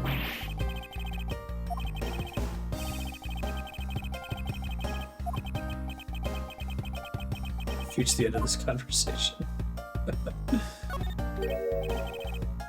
I like that both Phoenix Wright and Miles Edgeworth are patient with the gumshoe in different ways.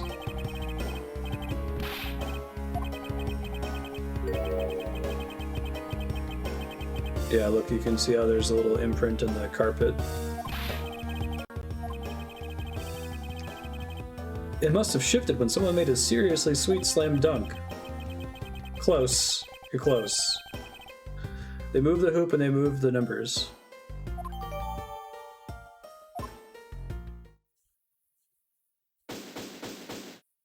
I gonna get a heal for that? Okay, thanks, game. Sorry.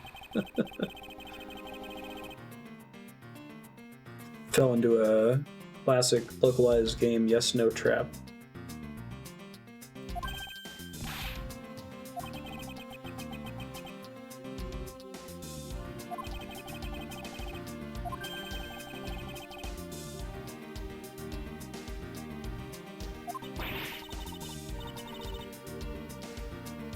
You know who the killer is? Wow, Mr. Edgeworth.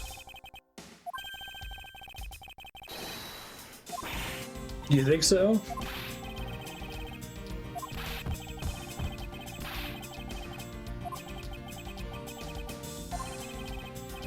Lady and gentlemen, prepare yourselves. Time to knock on truth's door.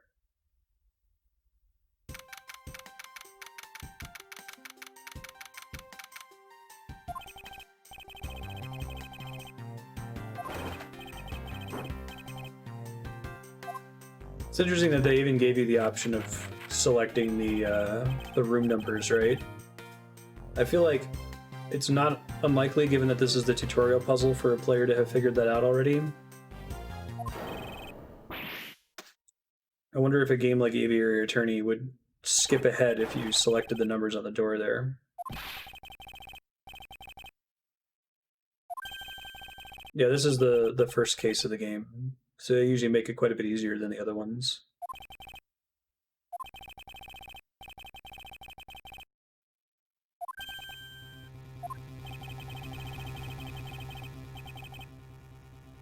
Pretty upset getting chased out of your own room. I'd be mad too.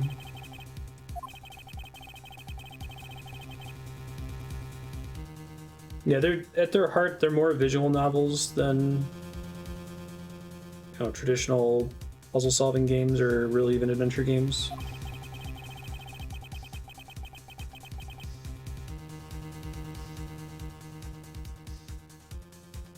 See right through the unsightly paper-thin mask you wear upon your cowl. Who'd ever thought it would come to this? So your mentor was Manfred von Karma, right? More callbacks. Count Dracula.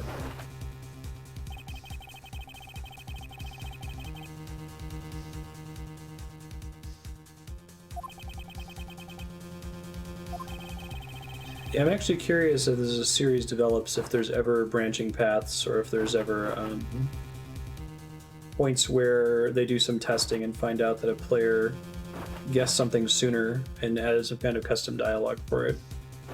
I was really pleasantly surprised by King's Quest VI to see how it has little bits of special dialogue for all sorts of different item combinations. So, oh, we can see why you thought to do that, but sorry, that's not going to work. Goes a mile for me than just, no, that's not it.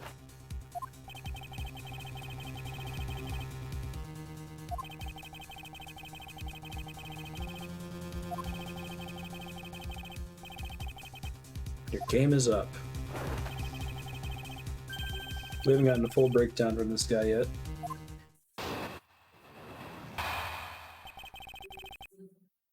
I have no idea what sort of harebrained idea you have in mind. There's a mountain of evidence that points away from me being the culprit. How do you propose I unlock your door and get in here?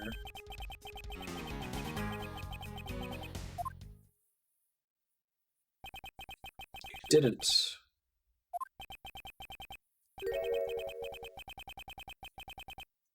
Hopefully I'm not getting too far ahead of it by just jumping to that statement and presenting the basketball hoop.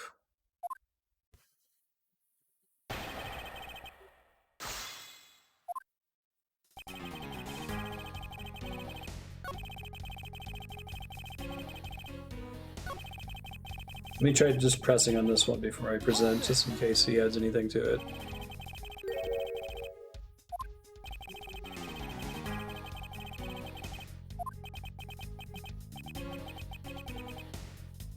Raise an objection. Claim to have had no way to open my door. However, is that really the honest truth?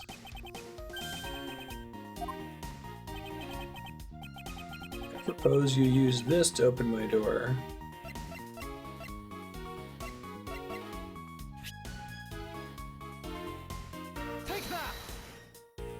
Nope. He means the master key. Fine. That's like 2 steps from now.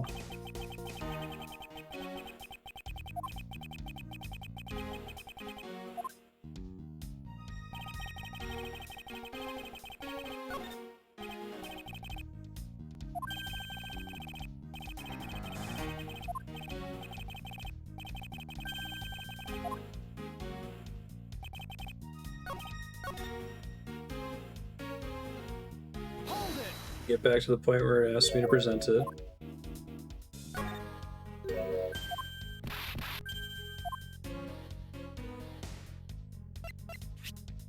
It literally was the master key. Okay, there goes the music. Use the master key, yep.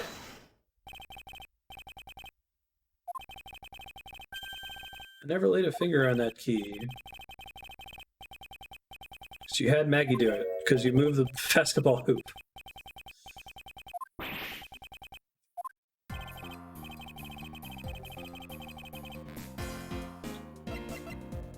Take that! Ask Miss Bird to open your own office door for you, yes?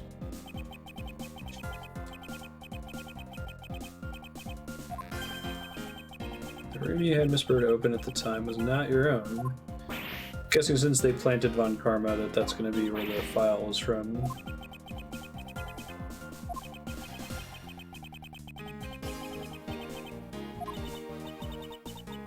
Certain it was Mr. Portsman's door because of the number on the door and the basketball hoop.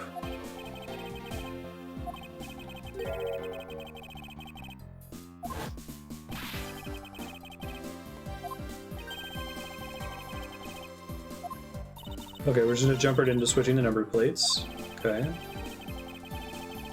Use one other thing to give a strong impression.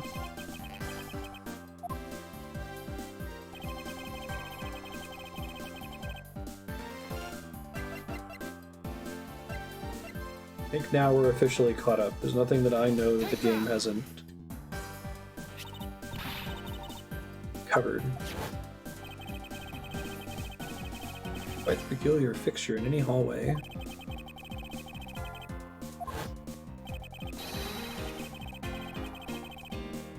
It's an object perfectly suited to sit just outside the office of a peculiar prosecutor.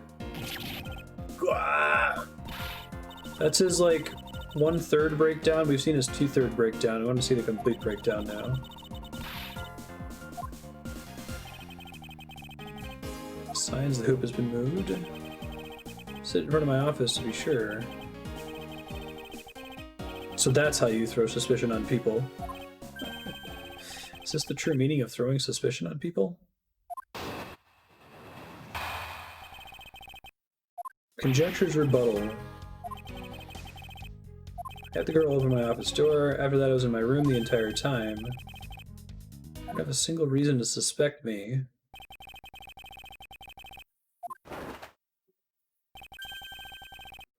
As pure and innocent as my jacket. And Miss Burr is as dirty and guilty as the jacket she wears. I'm guessing that's because there's like an idiom in Japanese for something being white or black.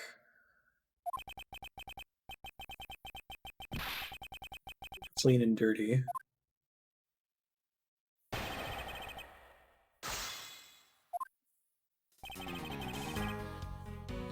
Press.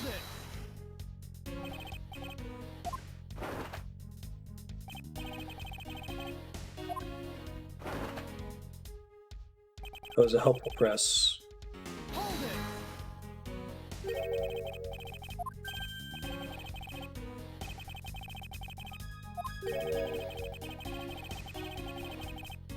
Place the master key in an elaborate labyrinth for people like you. What were you doing in your office? My usual training regimen. Are you going through your law books? Batting practice and weights, what? Must be the buffest prosecutor we have.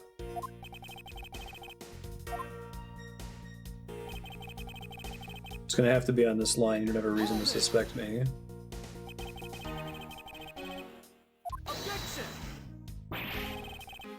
Objection!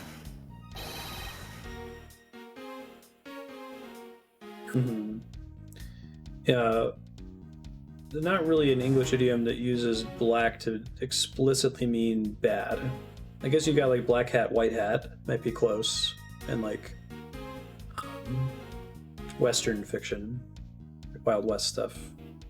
Objection! I guess they also use that for hackers.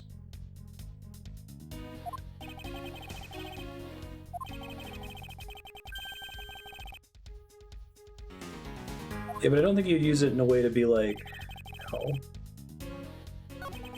you're, I think I'd put it. I'm as innocent as my white jacket, and you're as guilty as your black jacket. Like, that doesn't really make sense in English.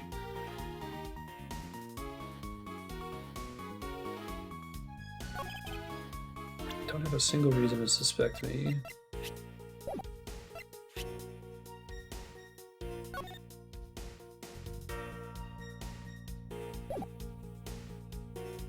Objection! Nope, that was wrong. Nope.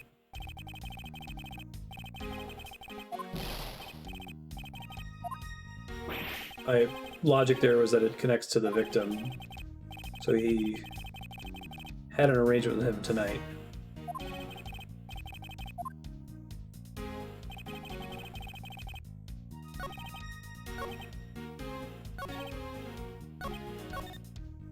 Might be able to deal with after that. I was in my room the entire time. Let's see. The Blackened, yeah, that sounds right. I feel like I've played a couple other games where they handle the localization on that differently. Prints are not found on the doorknob. I guess we can say the thing about the prints not being found on the doorknob, right?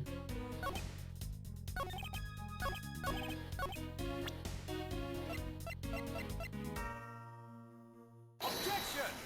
Hey, there we go.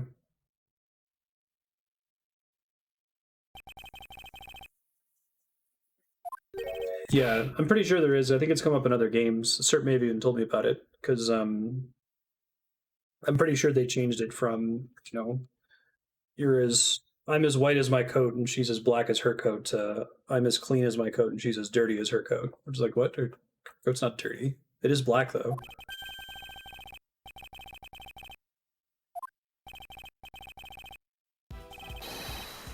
Didn't find anything, and definitely not Miss Bird's fingerprints. She really was the one who opened your door, and her print should be on the doorknob. Ah!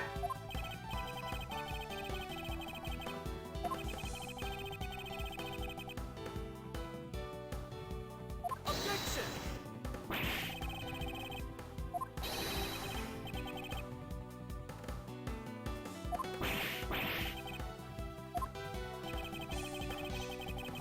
You were not in your room the entire time as you claim.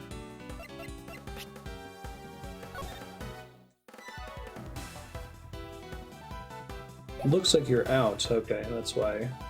Take that!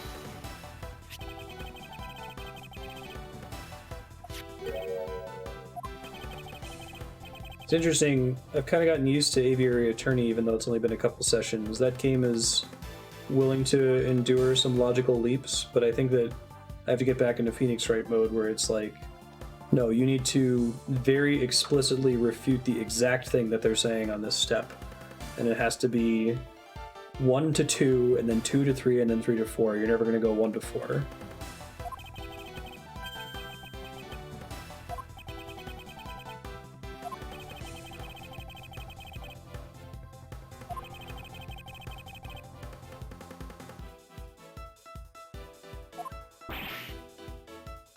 That was a good song. Don't you think it's time you gave up your charade? Detective Faith found you out, also because you heard sounds coming from a room whose occupant was on leave.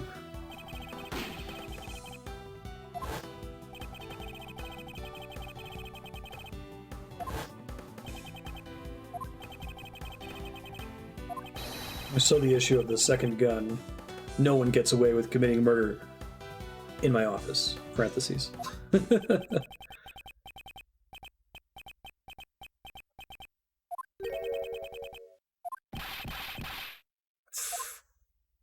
Evil laugh.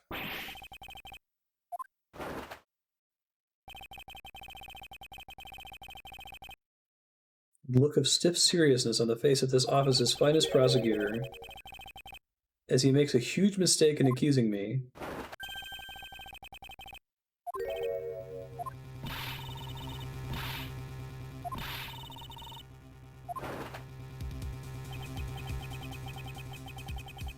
It's also circumstantial, so full of conjecture.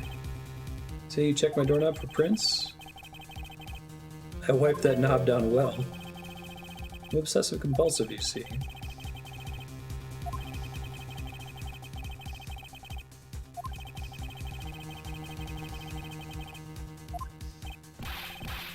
You made that up just now, didn't you? Could have left it there before I arrived at the office, like early evening, for example. Are you saying you failed to notice a note in your doorway?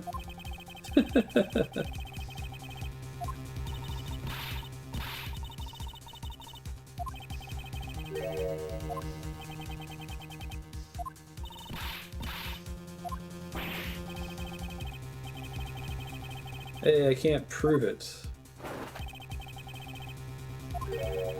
What's your airtight alibi? I only realized that I had one just now as we were talking. I guess it would have been better for all of us I'd told you sooner. Yeah, no shit, Portsman. It's not just that everyone has to be an idiot for the story to work. Everyone has to withhold the most critical information for as long as possible. Came back to the office at around 2 a.m., right? Around then you had that unfortunate confrontation at gunpoint with the culprit. At exactly that time, I was down in criminal affairs. It's the perfect alibi.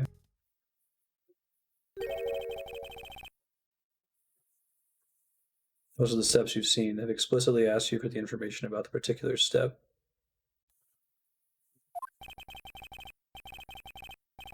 Can you give an example of what you mean, Ramadan?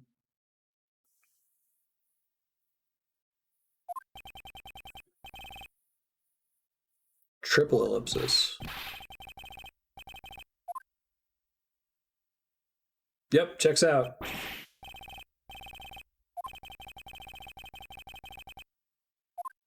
saw him at 2 a.m. That doesn't really matter though, right?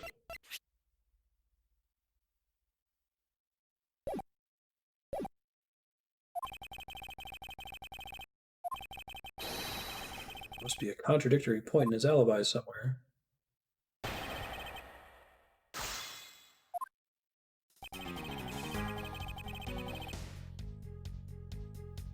Hold it!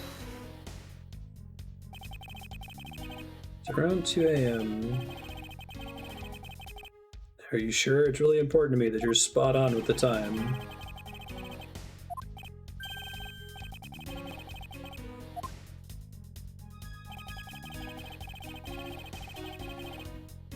That unfortunate confrontation at gunpoint with the culprits. However,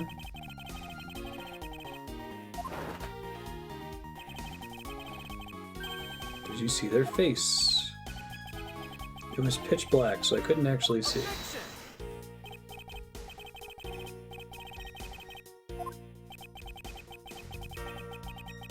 I'm the one being interrogated.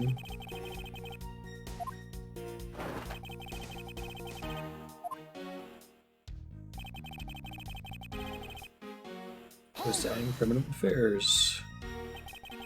Paid the criminal affairs department a visit right after I left the prosecutor's building.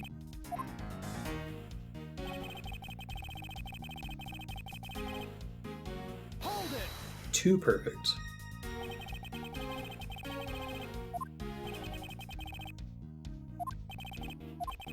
A number of detectives said that they saw you at around that time.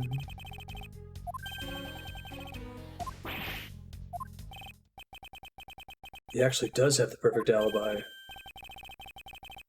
I think we've reached the end of the line and it's time to get off this crazy train. But I didn't try to present anything before pressing everything.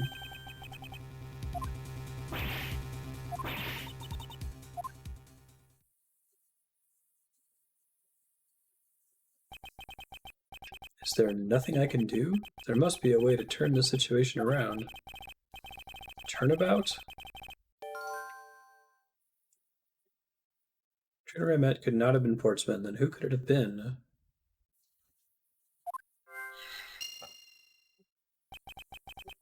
Need to calmly think this through one more time, and with logic. Okay.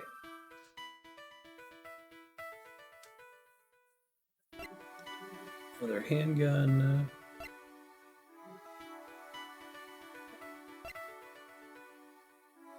Once before and once after the murder.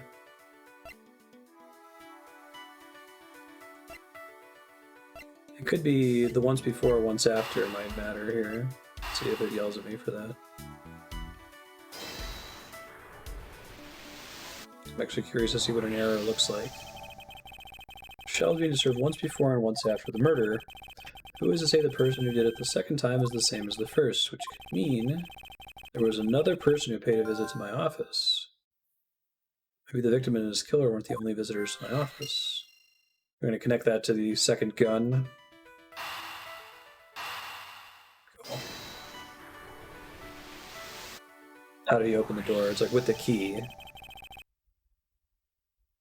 It very clearly wants me to do 1, 2, 2, 3, 3, 4. Fix it to white or black.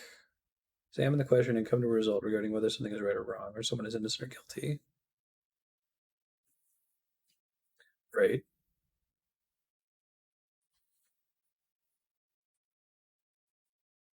If I just see it as in Japanese, it's not unusual to be like, oh, you're as white as your jacket, or you're as white as the snow, right? Meaning that you're pure, you're clean, you didn't do anything wrong. We would use clean and dirty, would probably be the equivalent in English. You're as dirty as a rat. 2 bullets in this room. One in the... by the safe. One by the bookshelf. The other bullet was fired from the other visitor's gun. I like that that whole 2 guns thing was the first thing we discovered, and it looks like it's the last piece of relevant evidence. I feel like that, I have to go back through the earlier Phoenix Wright cases, but I feel like that's kind of a pattern, that they'll give you something that is a big deal early on, and it doesn't come up, and they kind of hope that you forget it. The dangling plot thread.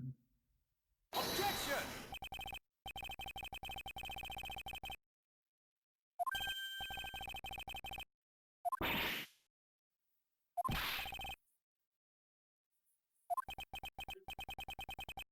This has been a big misunderstanding on my part from the start. I had assumed that the person I ran into was the killer, but that may not be the case.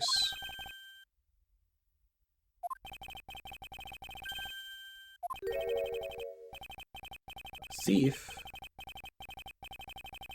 Doesn't that cause some sort of contradiction in the facts? 2 culprits stolen in my office tonight.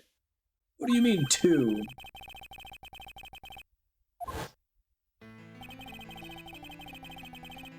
Mr. Portsman tricked Miss Bird and gained entry into my office.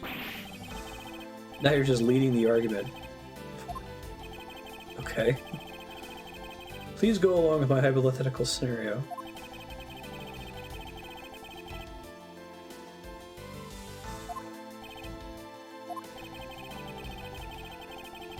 About to steal something from me, which is why he checked my secret safe and ransacked my shelves. Must be when the files were put back in the wrong order, right?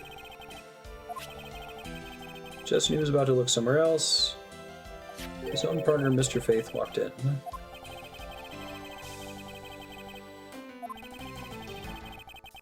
You notice sounds coming from my office.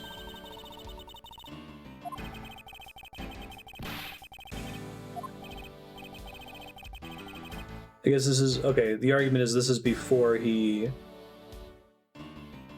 Well, no, he would have already had to have switched the nameplates and the basketball hoops. So I feel like the argument is that Mr. Faith came in here just because he also was confused and thought it was Fortsman's office, but whatever.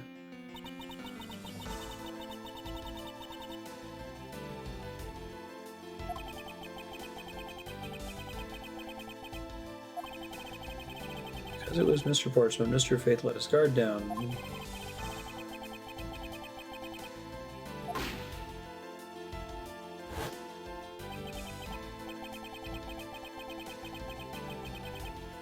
Silence Mr. Faith for catching him in the act of stealing. Yeah, that's breakdown number 3. That might be as far as it goes of him biting the metal. There's usually one more stage after that.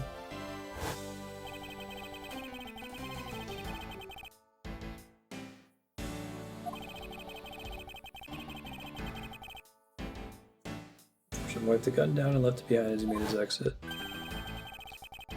Thanks for researching that.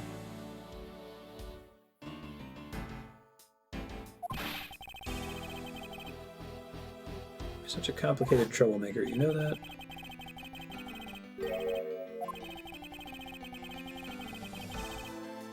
There was yet another visitor to my room, and this is where it gets complicated. This is a good track. This isn't this game's Cornered, is it?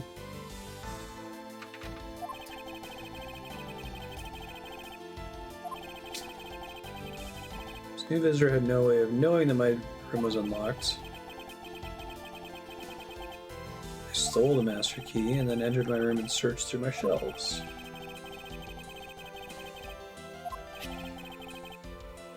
The stolen 0 file, right?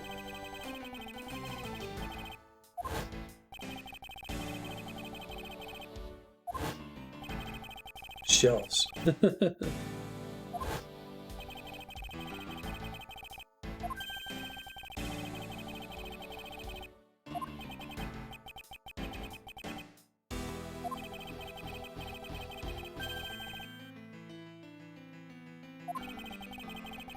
It's kind of fun that there's often some sort of like twist. I guess that's something that you could argue is missing from Aviary Attorney, where it's like there's one thing you need to figure out about what happened, and it's not that the understood circumstances of the crime are completely inaccurate, right? It's like, oh, it's one person that did it, but you think it was this person, but it was actually this person, and this is why. Whereas Phoenix Wright, it's usually like, oh, you thought it was 1, but it's actually 2, or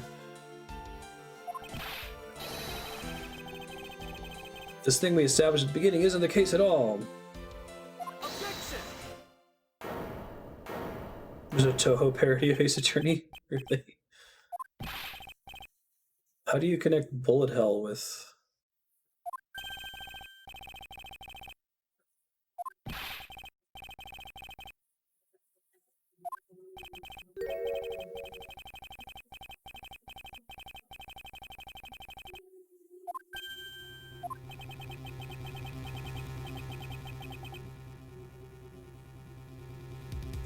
You used logic to figure it out. You got it, Yukapo.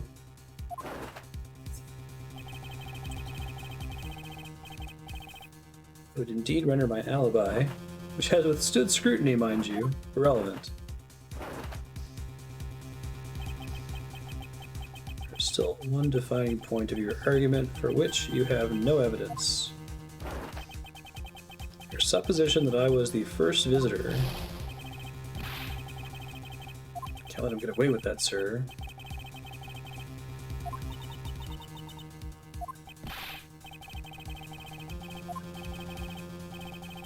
I find your attitude to be somewhat peculiar, Mr. Edgeworth.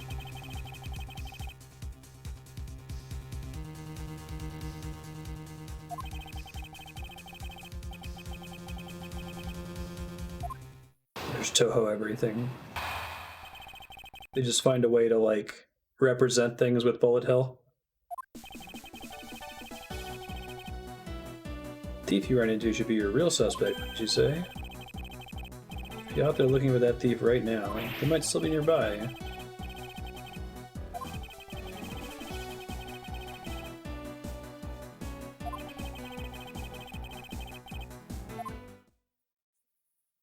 Rule 34.1.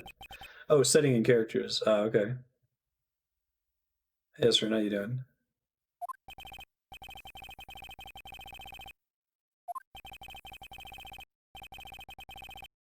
Interesting. I thought Toho was just the bullet hell part, and that like the characters were basically random for each game. Like here's Apple Girl, here's Book Lady.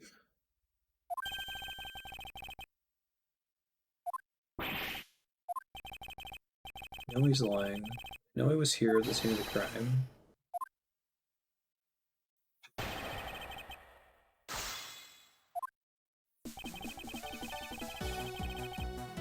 Hold it! This theme is pretty good.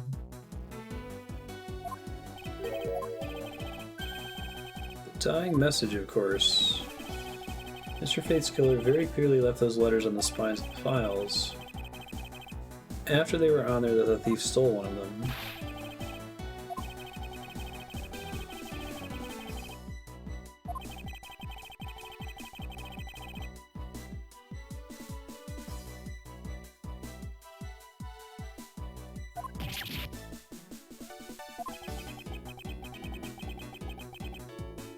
Killer didn't think of that either.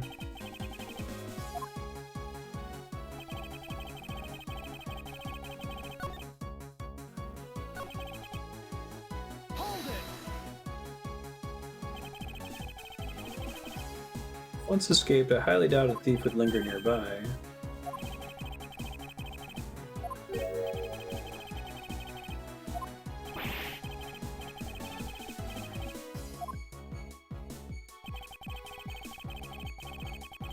Training in my room.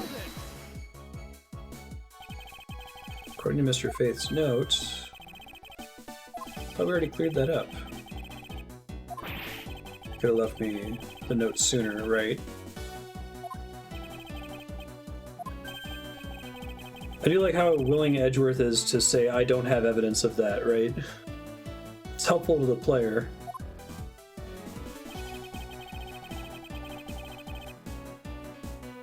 Words. Hold it!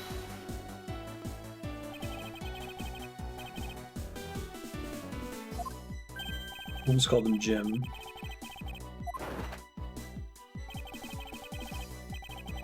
He likes to sleep on the sofas.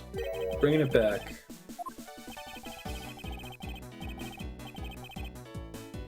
Things related to yesterday's case. Gun and a pendant. Oh, so he had access to a gun.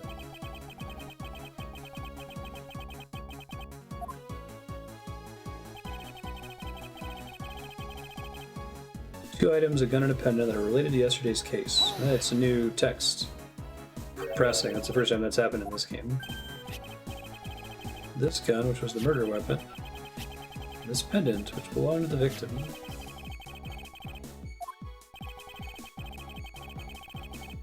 Something in a past case file I wanted to compare these two.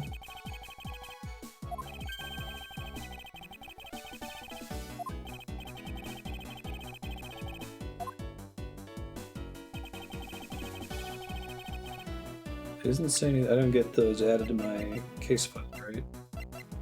Because the gun looks like it's identical.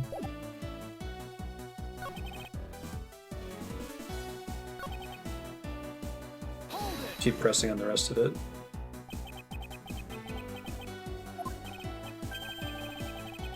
Just gonna take a guess based on logical deductions. Let's see you deduce. Jim waited for me to leave and then stole the master key for the purpose of sneaking into your room, of course. See you, Fly. Catch you next time. Nice talking to you. It'll be on YouTube if you wanted to catch the rest of it, if you miss any.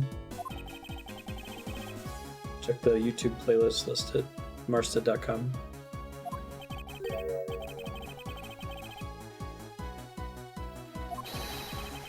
Find a way to prove it. Awesome. Glad you've been enjoying the RuneScape series. Got enough videos to keep publishing for the foreseeable future. 3 or 4 years, maybe, if I do one a week.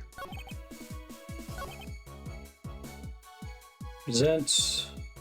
Let's try presenting the gun. probably gonna yell at me. It's not a contradiction. Might be getting ahead of myself again. Hold on. Oh, it's because it has to be 3 items.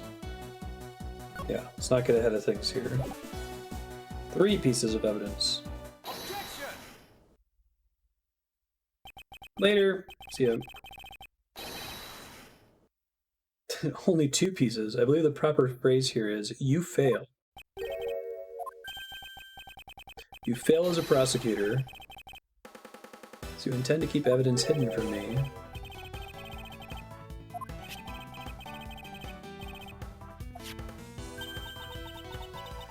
Mr. Faith is bringing 3 pieces. Yeah, I gotta get back into Phoenix Wright mode. It's like, you really want to zero in on numbers, dates, colors, directions. Left and right is a really big one.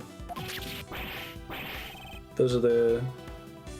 I can't believe to get tripped up by simple arithmetic.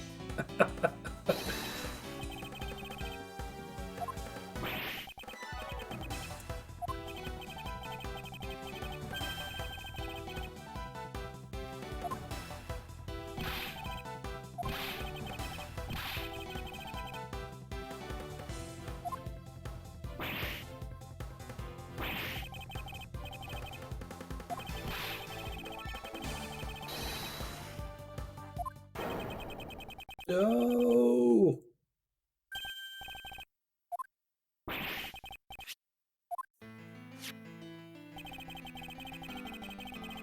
Do have something to hide.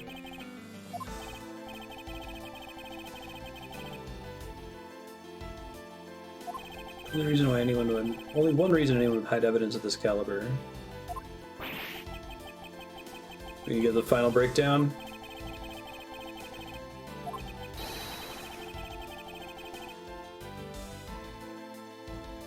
Yeah.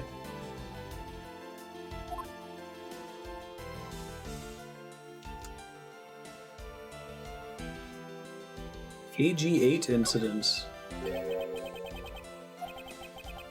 That's a police case number, sir.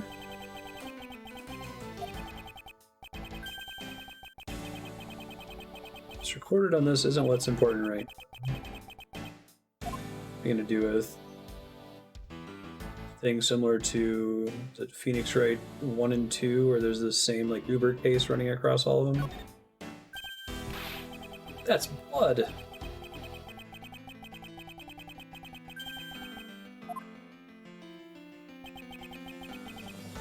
Blood is still fresh.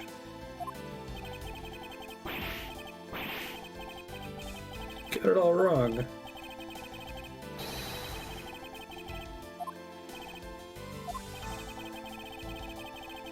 Unless you received evidence from the victim earlier. Now you will tell us when and how did the victim's blood find its way onto this video. Yeah, it's totally suspicious. It's weird seeing some characters in profile. In Phoenix Wright, you pretty much only ever see Edgeworth, Phoenix, and Maya and Mia. Anyone that's on the bench with you. Everyone else is always facing you straight on.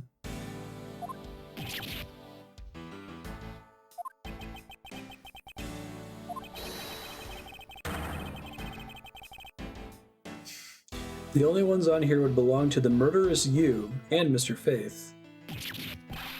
There we go. Rapidly chewing the metal. There's a final breakdown. He swallows the metal. That's great.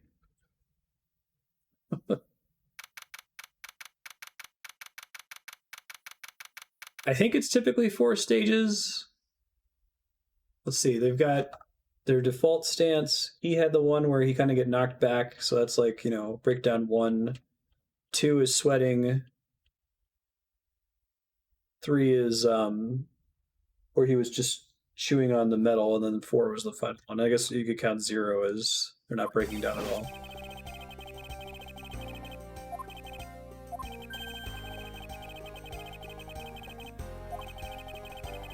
There was definitely Mr. Face blood on the tape.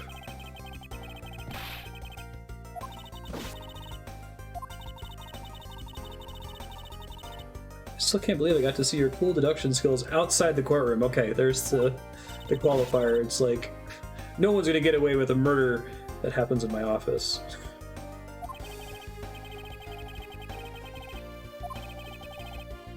Please accept my apologies for being caught up in a murder in my office. Okay.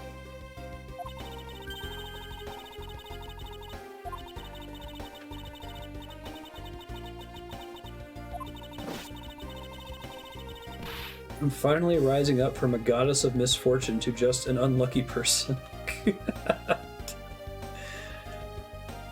Such a normal way to say that.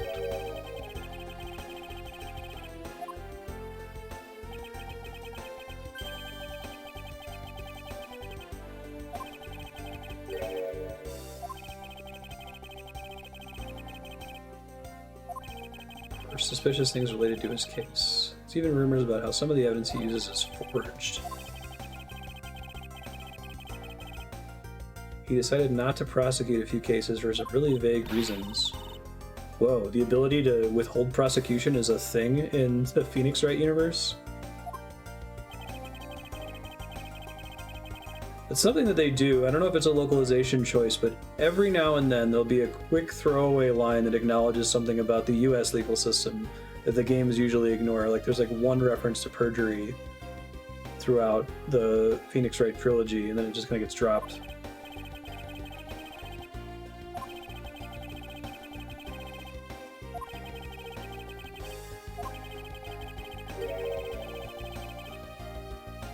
Remember, some sort of huge organization is involved behind the scenes.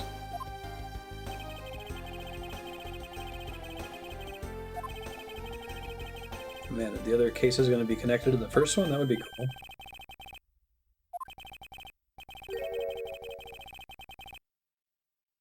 I'm sure everybody has perjury, but it's always funny to me that Phoenix Wright doesn't give a shit about it.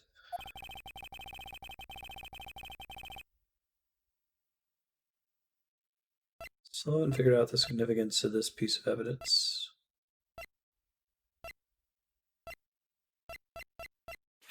Stolen file. Take that! Person who stole this file, the other villain of the night. What happened to the stolen pages?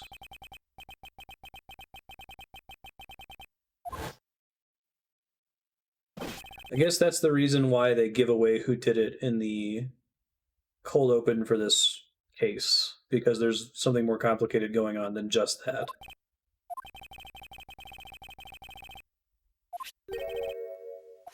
This card. Sephiroth. It's the mark of the raven. A three-legged raven. What?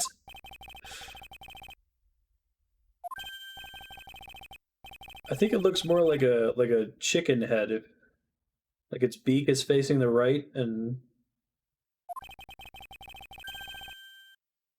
What the fuck? It's the mark of the great thief Yatagarasu. Tagarasu? Tagaras? A modern Robin Hood. Noble to the end. It's a thing in Japan. Oh, okay. Normal American hamburger-eating vigilante thief, right? Surprised they didn't localize that to Robin Hood. It's a broken Yu-Gi-Oh card.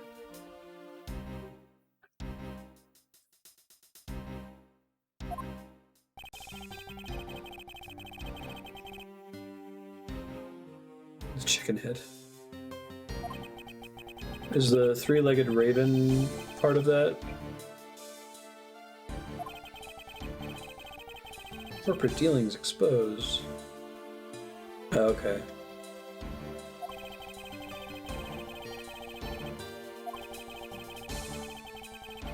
Oh god, that's really strong, Swaggy.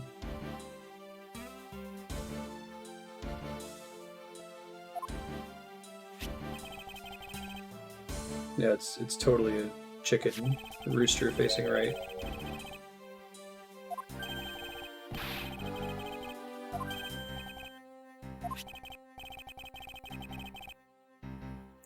think that might be another thing about Aviary Attorney that's poking fun at Phoenix Wright, that it is definitely set in France, and it doesn't make any effort to pretend like it's not.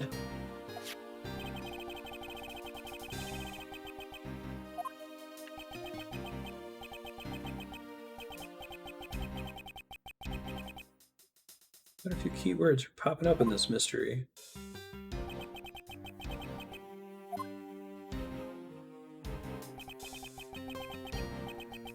Return of the Great Thief.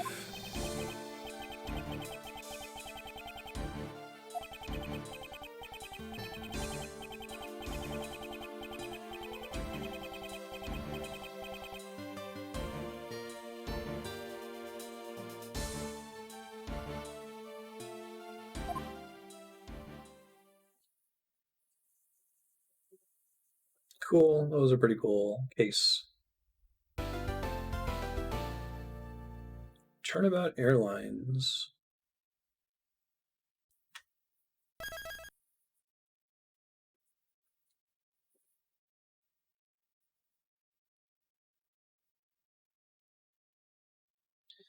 So I guess I'll say so far I really like this game. I think I like the way it's constructed a little bit better than Phoenix Wright. I mean, it's basically the same game. It comes down to like you have like this cross-examination thing that's almost exactly the same way it works in uh, the Phoenix Wright games, but the investigation period with the active sprites where you can actually see what they're doing is really nice. Being able to walk around and look at things rather than just, pixel hunt for them is cool. And I really like the logic system. It's a fun way to put the player in charge of uncovering those things, and I think that it's a more interesting pre-trial puzzle than the psyche locks.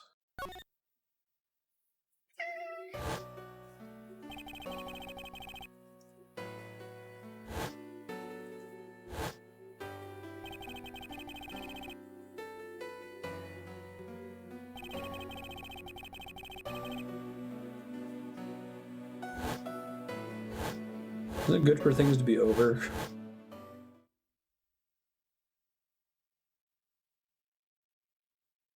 Really, Heaton, the logic mechanic? I think that's brilliant. I'm a big fan of it. I wish something like that was in the Phoenix Wright investigation phase, or that the investigation phase was skipped for Phoenix Wright and it was just a trial.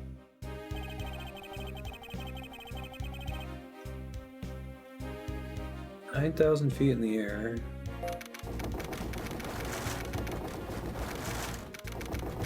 Currently experiencing some slight turbulence.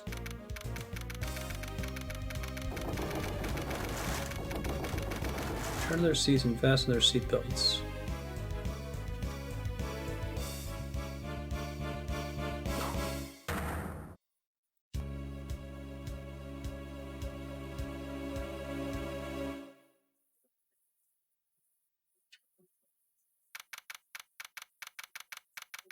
Damn, that is a hell of a fancy... How big is this airplane? It's on another one of his trips to Japan.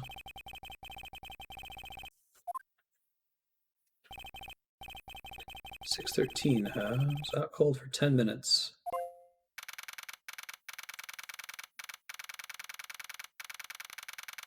This is a pretty cool setting for this case.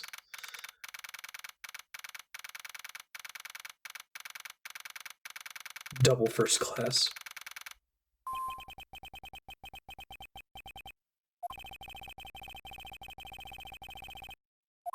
Oh yeah. Anything resembling earthquakes. A travel wallet? But it's not mine. How did someone else's travel wallet wind up in my pocket?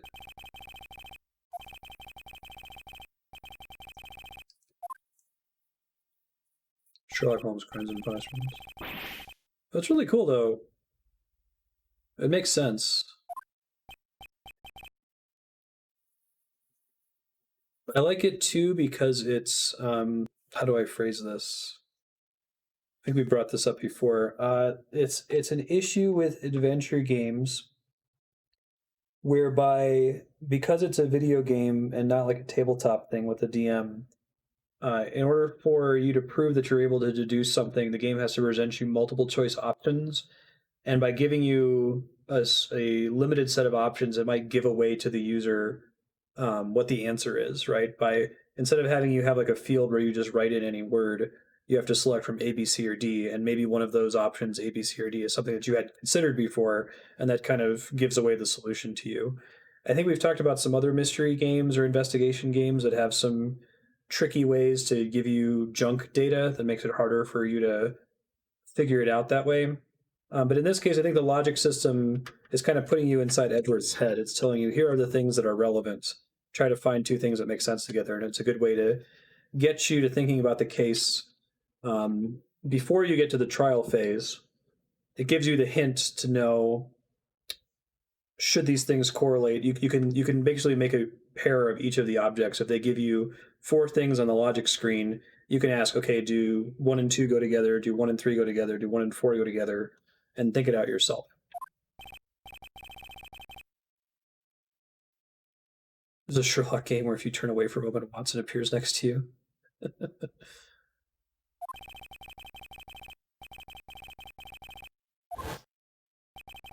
Oh yeah, creepy elevator incident. I remember this. Edgeworth is at a full life. I think somebody said that this game came out after a fourth Phoenix Wright game. I thought it was just the main trilogy. So far, they only referred to the first three.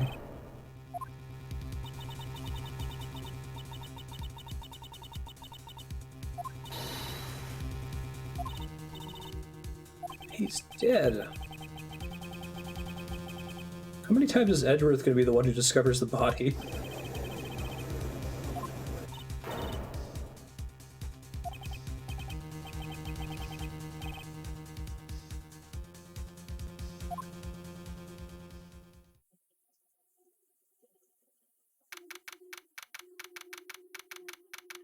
This is awesome. I wish they had done this kind of sprite art in the earlier games.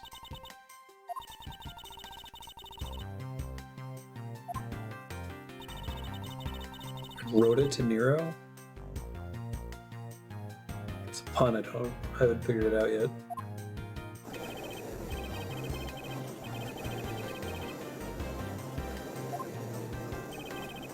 I love the crowd noise. Best crowd noise in video games, hands down, Super Mario All-Stars. Which is actually a different sound effect in the Japanese cart. I have it for the Super Famicom. It's released after Ace Attorney 4, but takes place before it. Okay.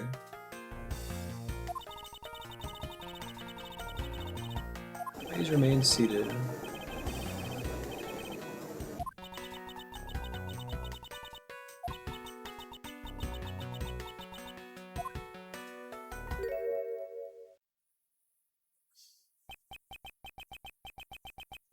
Everyone please remain calm.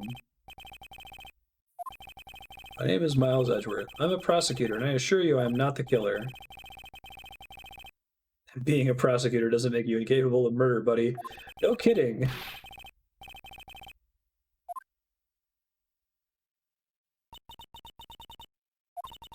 Who handcuffed him? I swear on my honor as a professional flight attendant.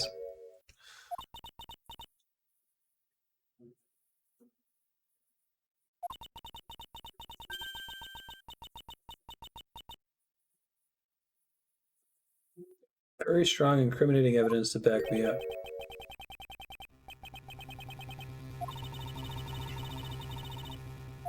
Where are the authorities at our destination?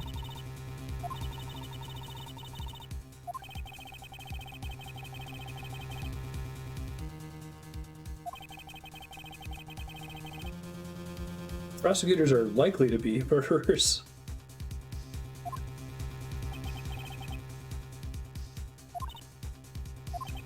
Like a road to Nero.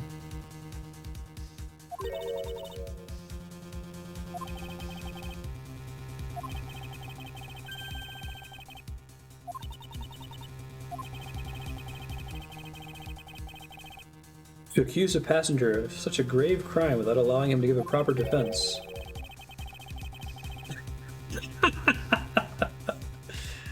This is one of my favorite Phoenix Wright lines of all time. Can the professional flight attendant inside of you really call this action righteous?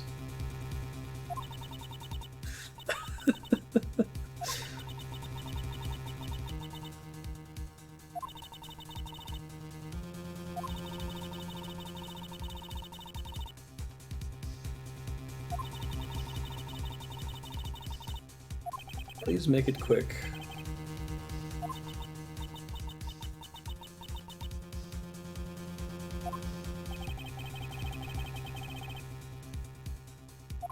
I know for a fact that I didn't kill that man in the elevator. I would hope so, Edgeworth. Doesn't fit with how the crime really occurred. That's great.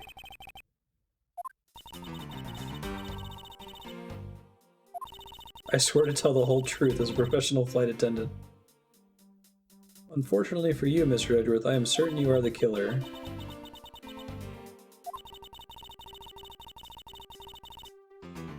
You standing there with fresh blood dripping off the murder weapon.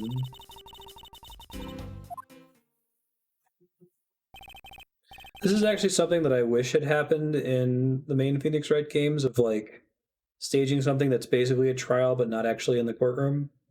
Again, something that Aviary Attorney does. So we're going to use the trial mechanics, but it's going to be like arguing with a flight attendant. I love that.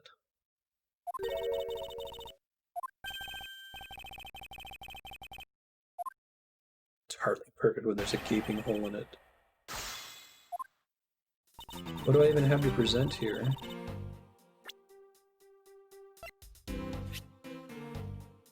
Travel wallet. Crime scene notes.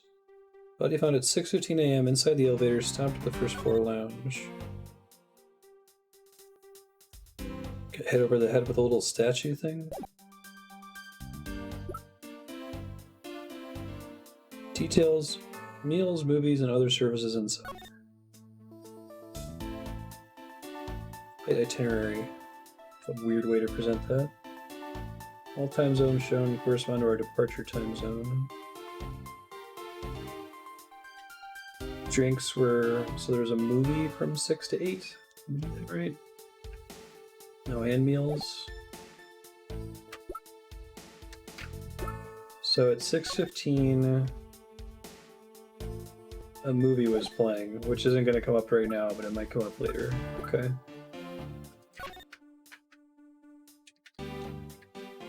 Right, there's like a secret on the stupid badge, right?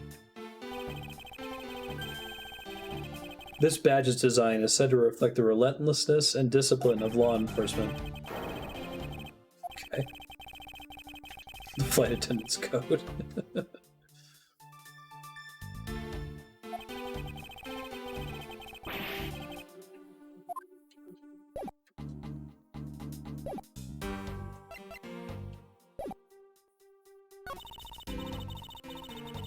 Certain you are the killer. The scene I saw in front of the elevator. You standing there with flesh blood dripping off the murder weapon. The murder weapon dripping with blood, really now. That was the grisly scene I saw before me. Thank goodness it wasn't a passenger who saw, or there'd be widespread panic by now.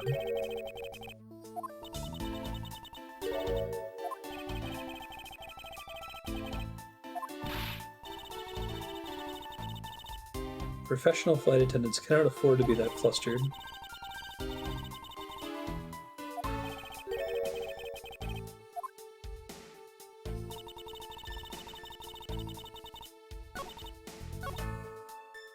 Hold it! What did you see in front of the elevator? Ran by the elevator doors and bathed in the light coming from within. It was you standing there with fresh blood. Hey, Ludifex. How you doing? Thank you. Sit back there.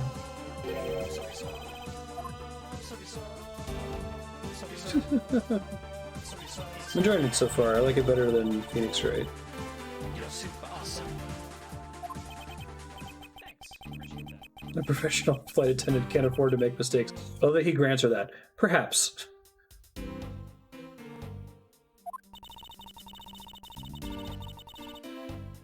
I'm pretty sure the murder weapon is the little statue.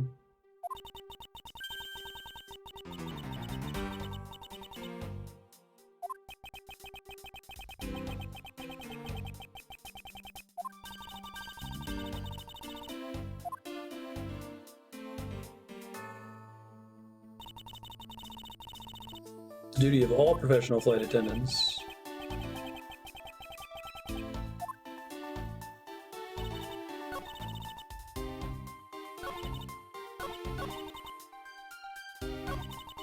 It's gotta be the fresh blood dripping off the murder weapon. Objection! Nope, that was wrong.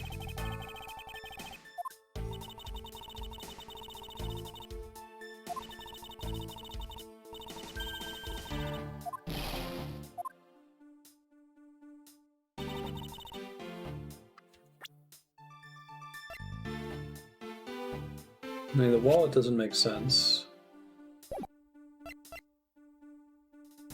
Literally not true. I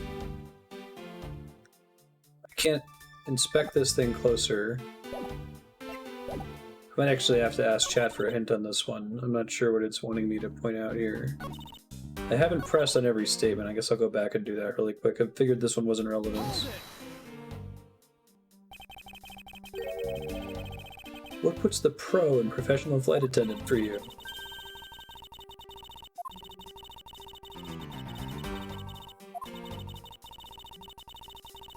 I give testimonies with the same level of professionalism. Hold it!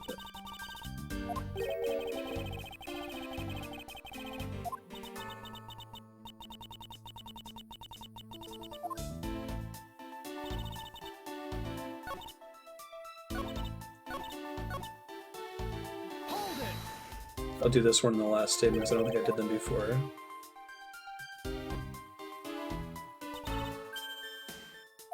Did this one already. Of Ace Air Attendant, yeah.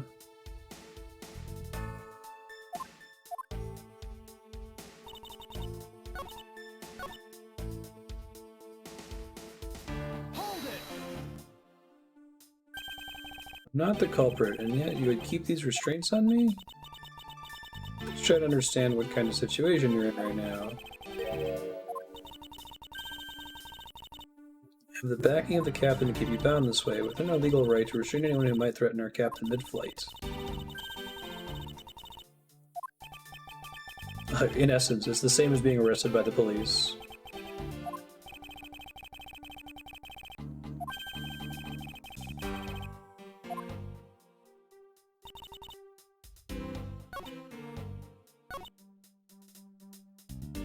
Is it like in front of the elevator? Oh, is it the problem that it was in the elevator?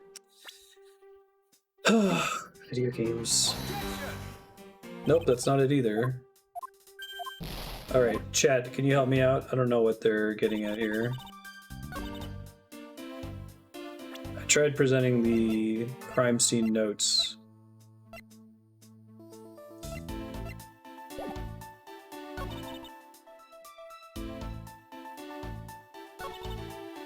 Seeing there fresh blood dripping off the murder weapon.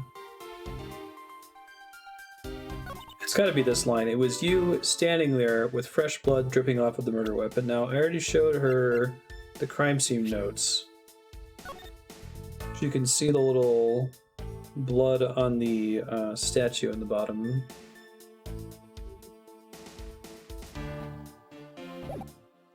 Wait, is she implying that the wallet was the murder weapon?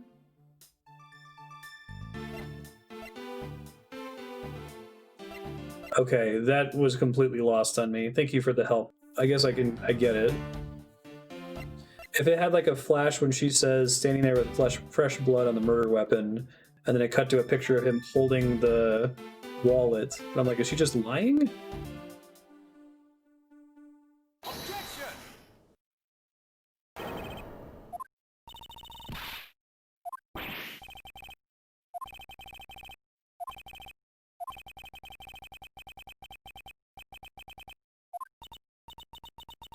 Effectively, since she's calling it a weapon. Like, what? It's clearly a wallet. Like, did she not look at it before she put the handcuffs on me? What? Break down step 1. Well, she won't break all the way down if she's not the villain.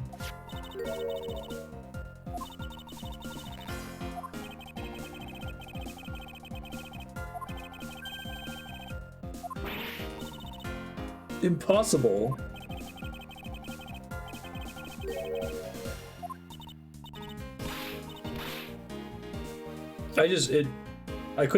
It didn't even occur to me that it would go from her finding him holding a wallet to putting him in the chair in handcuffs without looking at it to see it was clearly a wallet. Right? I guess it faded to black before any of that happened.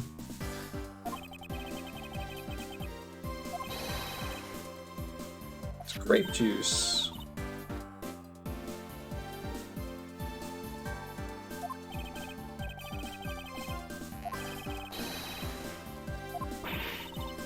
Oh!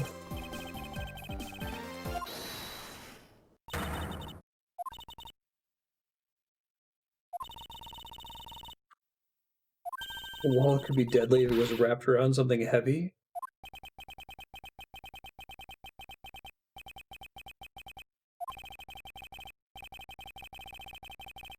Even you can tell from its appearance that it's light. This is ridiculous.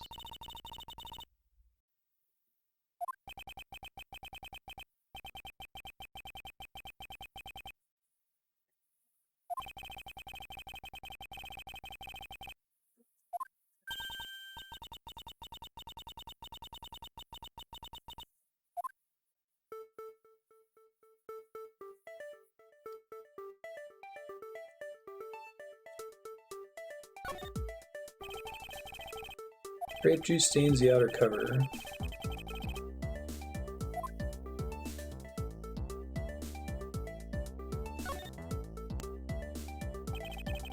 This passport is all that's in here. Nothing but a passport inside. This renders your wallet was the murder weapon argument moot.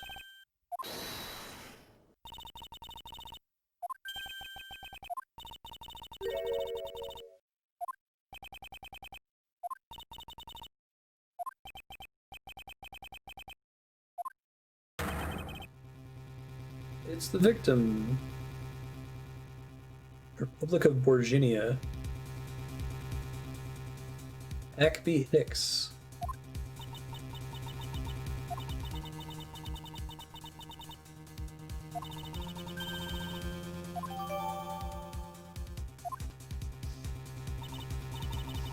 Stole the victim's wallet, didn't you? Sex signature.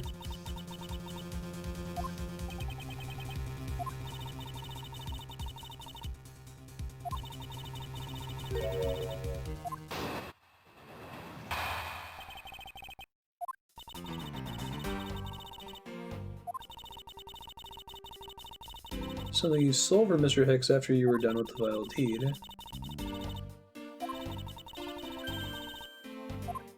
You're out to steal his money, weren't you?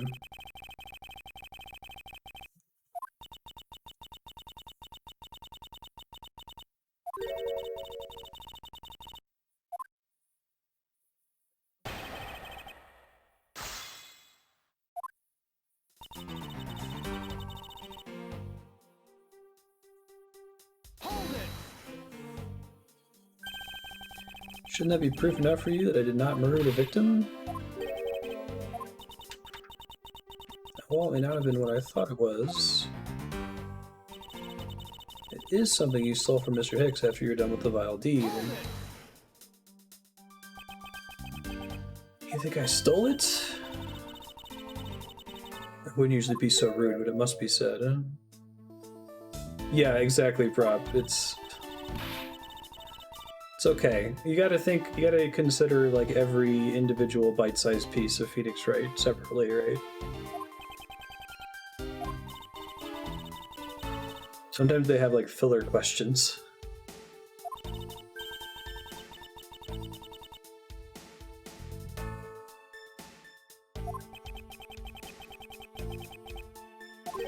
I think this is that Edgeworth is trying to argue why he shouldn't be restrained, and that she's being polite and listening to him.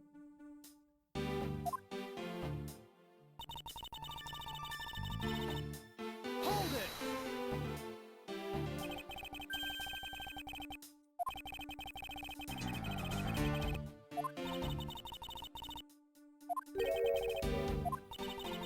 Sitting in first class, the implication is quite clear. It's about her honor as a professional flight attendant. Yeah. Hold it! Edgeworth is a Karen, confirmed. Where did that cockamamie idea come from?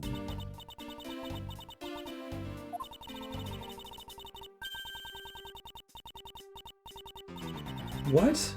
I thought something was off about you and those deeply etched lines on your forehead. They're perfectly normal and a part of my natural face? What? Yeah, like she shouldn't be talking to him in the first place if she's such a professional flight attendant. I've never met someone with such a terrible countenance on a flight before. You have the face of someone with money trouble. What is...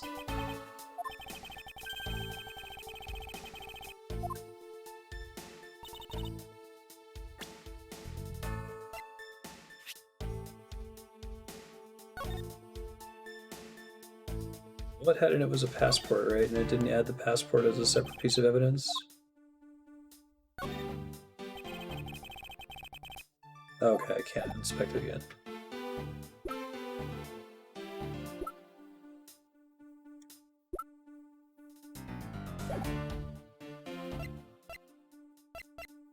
The wine is running dangerously low on beverages.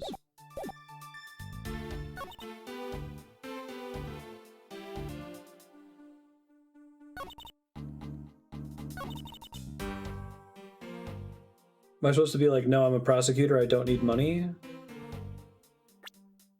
You always have to have at least one time where you present your badge. See if it's gonna yell at me, it's okay. Objection! Nope, that was wrong.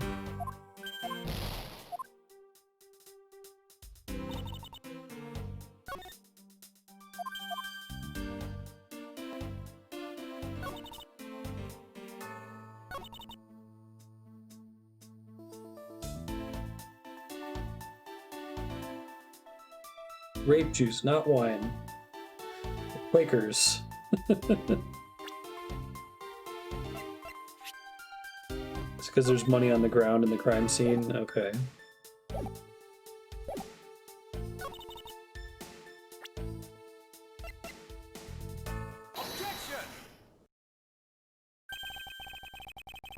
I wonder if you noticed a contradiction within your own testimony.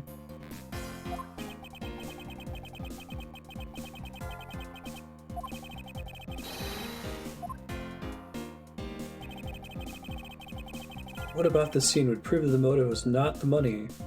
All of the money on the ground. Take that!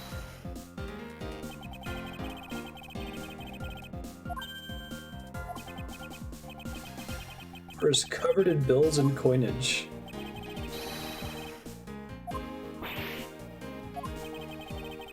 I think my brain is broken with this beginning of this case, because these all seem like things that would have happened between the point of her discovering me and apprehending me.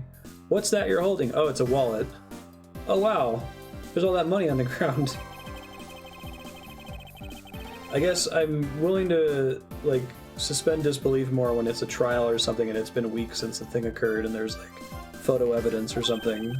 Like, this literally just happened, like, seconds ago. Minutes ago.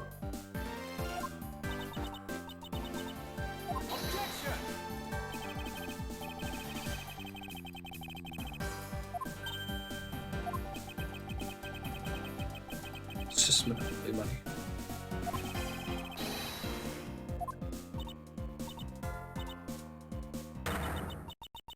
Forgive me! The fuck?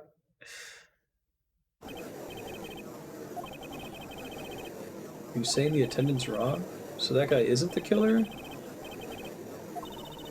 Do some kind of like Murder on the Orient Express type thing. You lost your cool when you saw the dead body. Plus, the lounge was dark, and looking into the light from the elevator, it's easy to see how you mistook the wallet in my hand for the murder weapon. Yeah, right. Just a gavel hit because of the crowd noise. Whoa! What the fuck is that?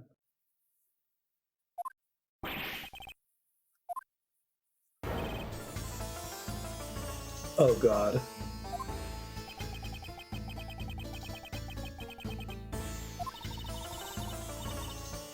Virginian. Same nation as the person who died.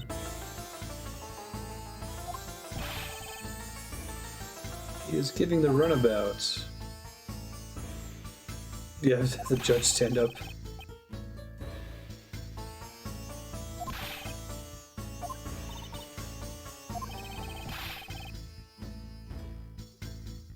This person to be under the arrest until you arrive at the airport.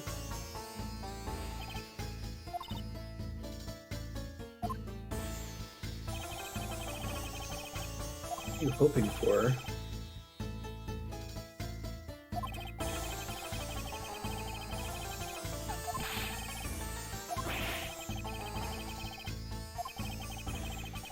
The giant, like, vase he has at his seat.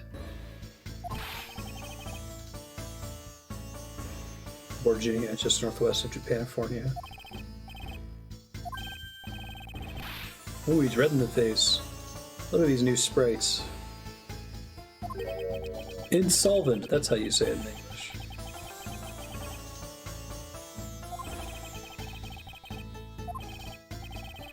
Zinc LeBlanc II.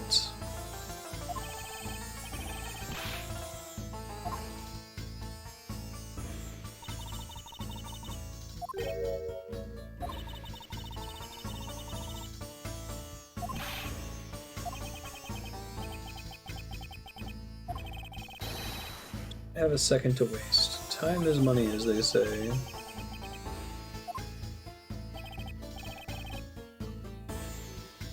Saw the victim go to the elevator. Exactly at 6 o'clock.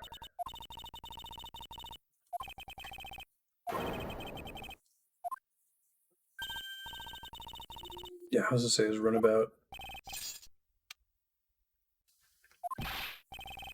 What time did you discover the body?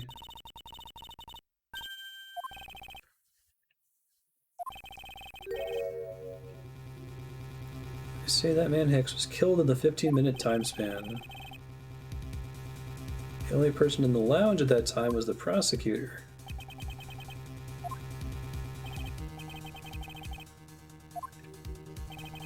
The guy in the vest. He's enjoying a fine glass of grape juice. Look at all that grape juice he's drinking.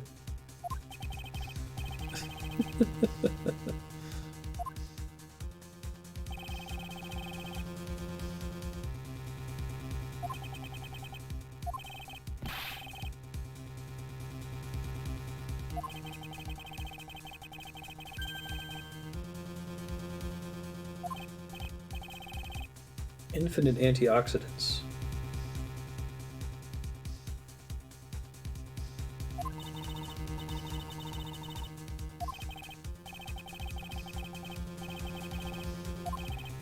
Okay, testimony again.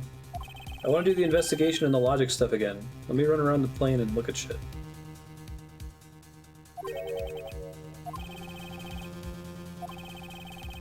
It's making crazy with the click, click, click. Some sort of small computer. Cell phone.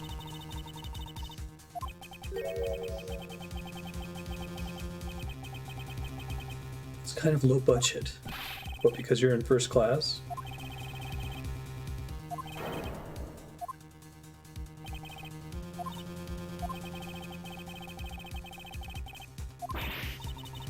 Can I be permitted to examine the crime scene? What? You want to examine the crime scene? Yes. Fox in the duck pen.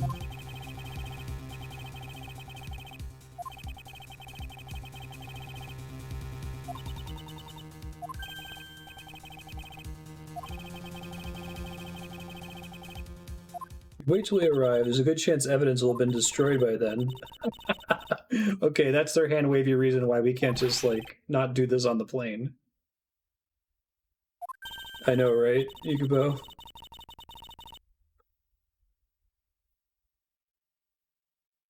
This plane could get a benefit from some guillotine attachments.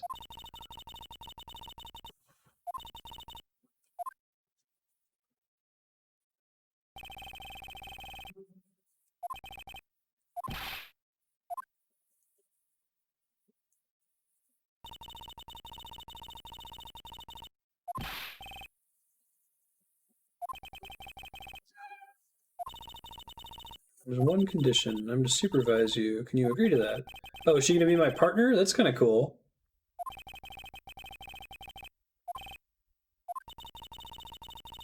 I really like the framing of this case, as well as the first one, in contrast to Phoenix Wright.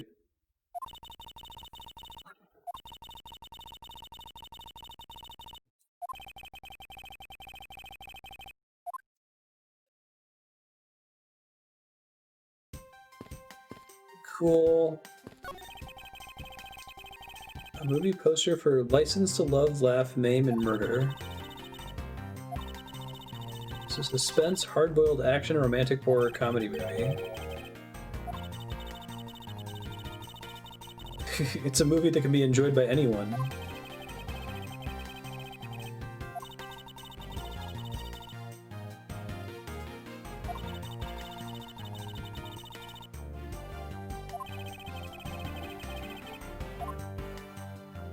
Does that movie even... How would it even work?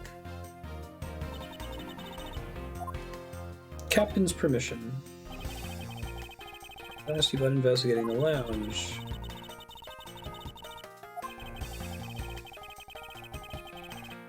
Tell him I'm grateful for his spirit of cooperation.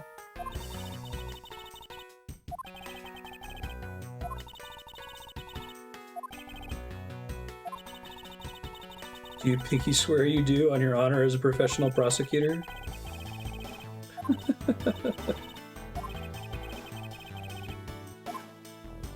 I feel my honor as a man slowly diminishing.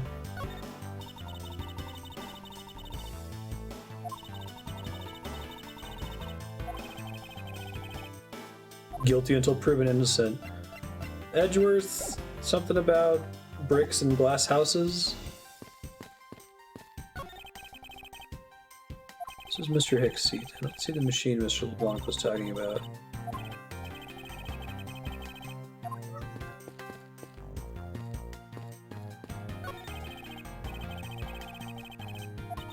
Don't get near me, you criminal.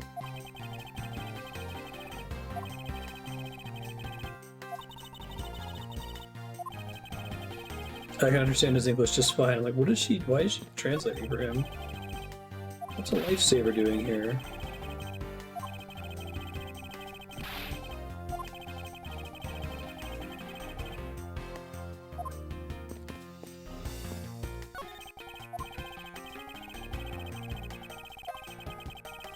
Anything useful for an investigation?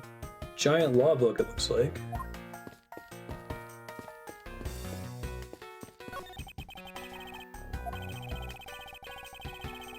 Steak is so awesome.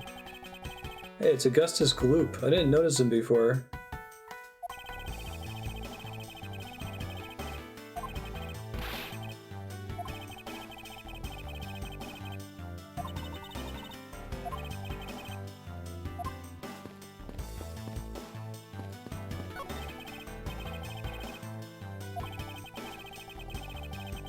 About the murderer.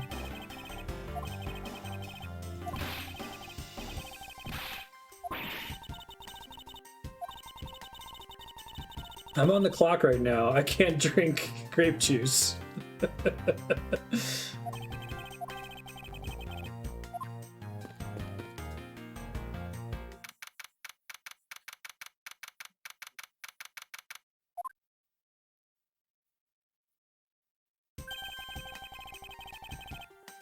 It's interesting that they're going to censor wine, but not, like, tons of blood from someone getting shot.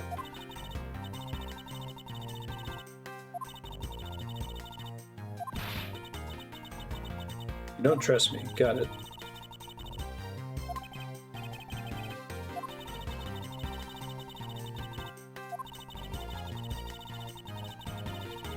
Reserve the right to stop your investigation if you feel you're not making progress.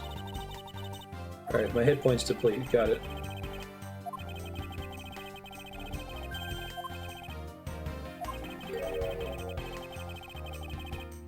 Any place you can think of where the killer might hide on board.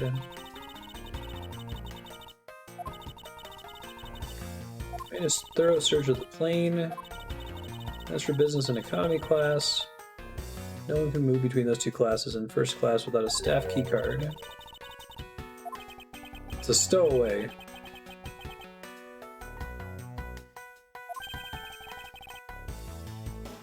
It's not an agent when I'm drinking blood.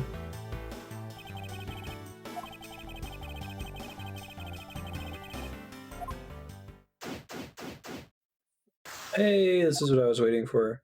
It's interesting, like, this is the part I'm most excited for in Miles Edgeworth, and, like, the trial is the part I'm most excited for in Phoenix Wright.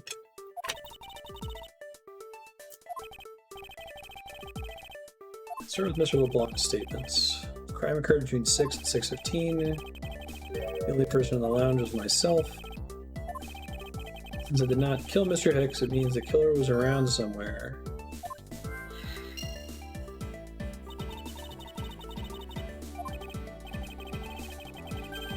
Gather information to win your trust. What's with the over-the-top statues? Those seem like a huge, dangerous liability. A bronze statue of the founder of iFly Airlines, Mr. Hugo iFly. Oh, his last name is just iFly? Okay. And actually aged in the span of 4 decades? Maybe I need to squint more. Toppled over chair. I know I got hit in the head. This chair was extremely valuable. It was used when the rocker pals came to tour on this plane. What are the rocker pals? They're an extremely popular international band. They added the pals part as they became more popular, especially among teens. What? Ask Gumshoe about them later. I can already see how confusing the conversation is.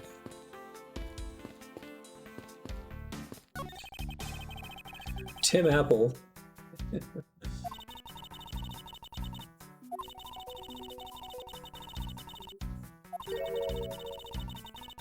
Jason Walmart.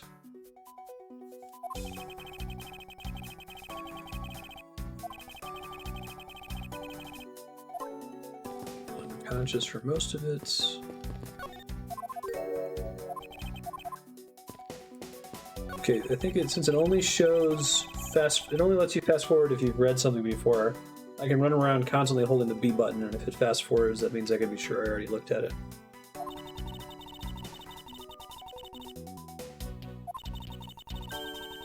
The founder, Hugo iFly, was a big fan of grape juice. Was he now?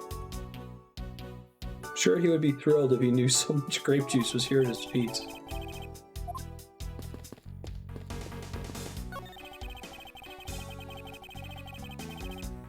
The clouds tell me nothing.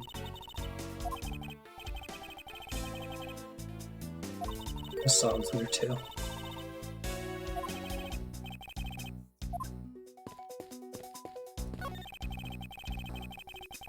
Bottles and glasses must have been broken by the turbulence.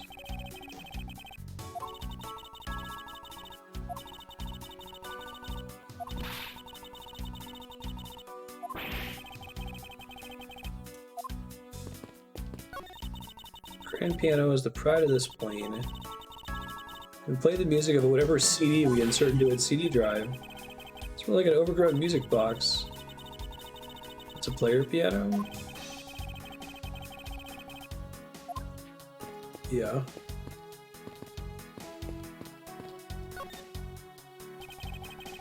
What floor is this elevator service?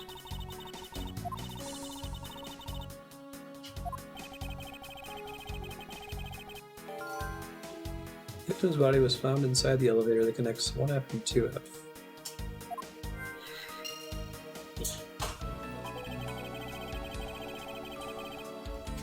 Oh, that he says this every time. I won't rest until I've inspected every suspicious-looking nook and cranny. He's got this, like... missing lanyard.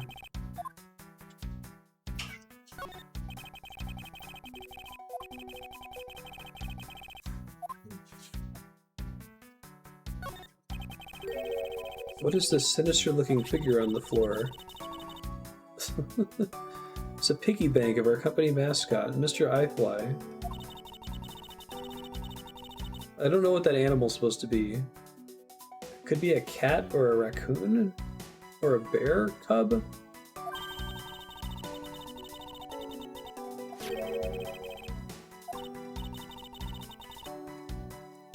I thought maybe Tanuki, but...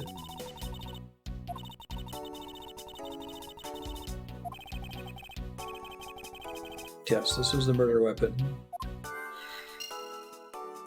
Well done.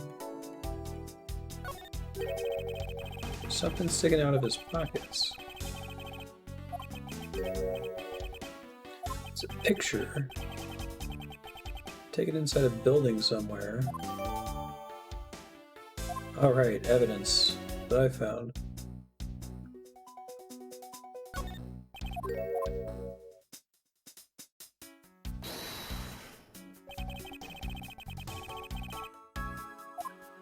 So you can see what was on the lanyard in this picture.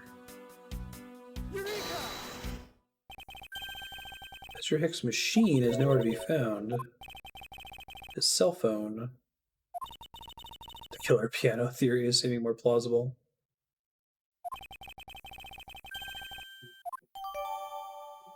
Missing cell phone.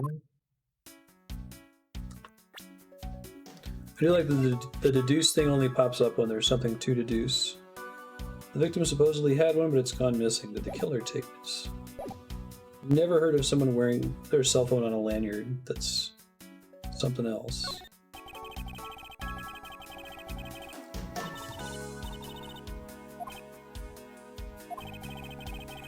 The machine. Really? Maybe it was just the thing. 2009?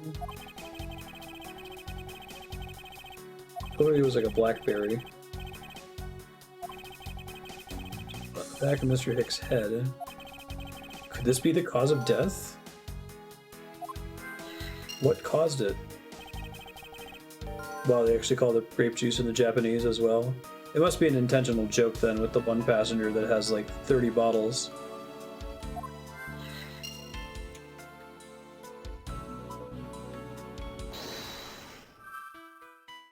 So I should be able to connect...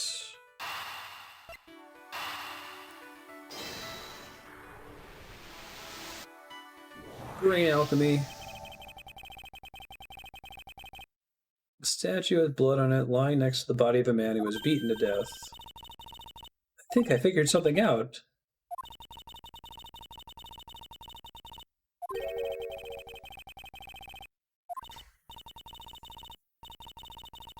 The statue of the murderer. Yeah.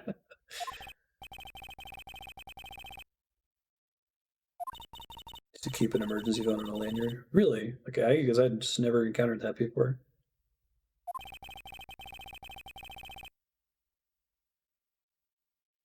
You tuck it beneath your shirt. Ah, okay, that makes sense. You'd have to have a pretty lightweight, small phone, I think. I don't know if I've ever had a phone that had something I could connect the lanyard to. You get like a special case for it, maybe. Where was the killer? Broken glasses.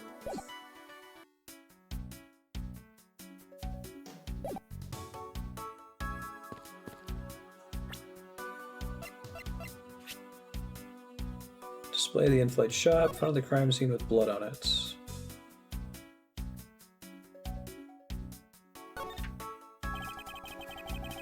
Blood on one of the corners. Yes, it's the murder weapon.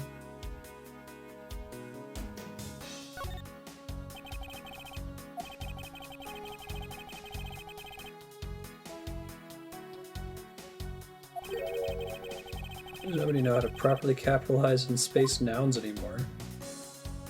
Oh, Edgeworth.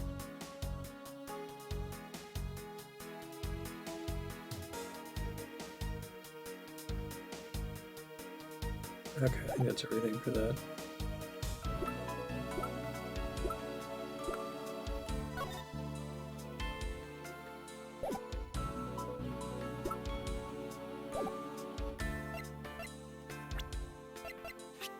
Zinc LeBlanc, Northern European Republic of Borginia, wealthy art dealer.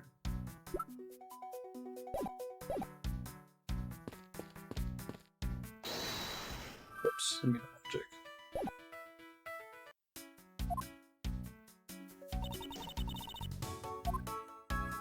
About the victim.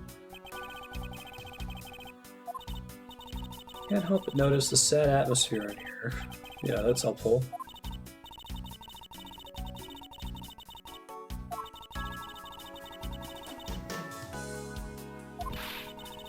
Put your keys on them. Interesting.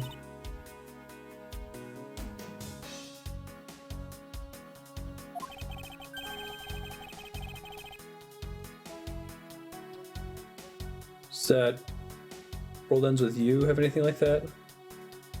Phone charm designed to attach a plastic loop on a flip phone or a category of equipment.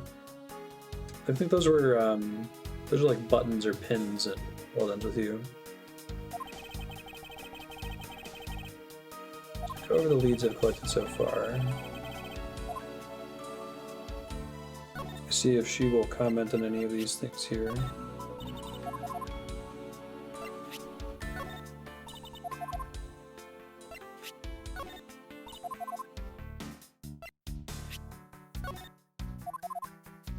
I don't think she has anything to say about any of this.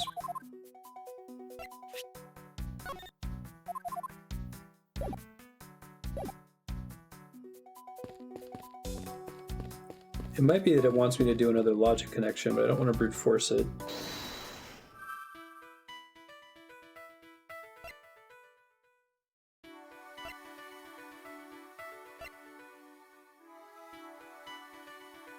Where the killer could have been.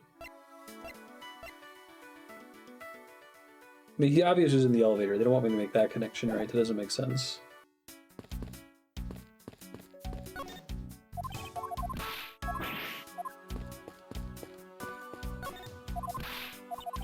Unless if they're saying that he could have been on the second floor because it mentions second floor in the logic. 1F and 2F. Try that. Failed brain alchemy. Nope, that was right, okay. Wasn't anyone else in the lounge. The killer was in the elevator along with the victim, and that's a different story. Like, but how? But of course he was! Okay, it's fine. The killer teleported the Tanuki statue into his face. I could prove the killer rode the elevator with Hicks.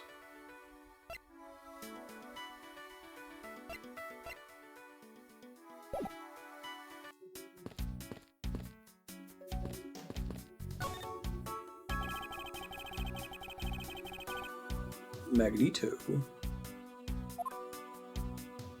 He says I already checked. I think that means that I'm done.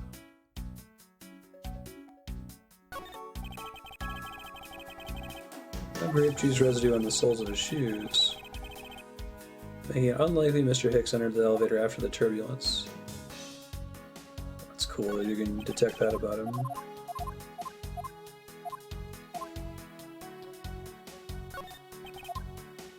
He's really dead. Blood on the back of his head. Struck hard. Glasses are broken. Okay.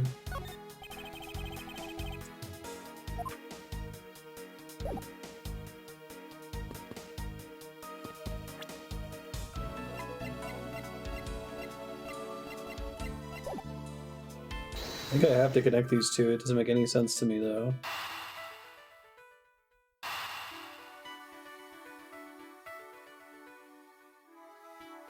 I'll eat the damage. Nope, I think that was an error. Can't see a connection. Good, I'm glad I was wrong. Didn't make any sense to me. I was gonna be like, what?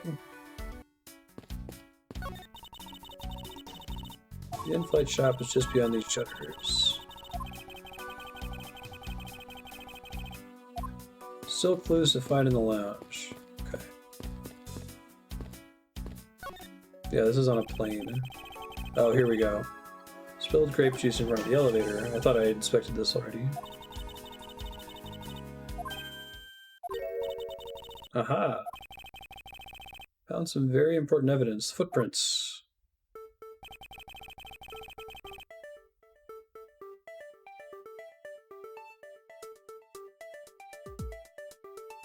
Take that! A little smudge, but I think we can both agree there are a set of footprints.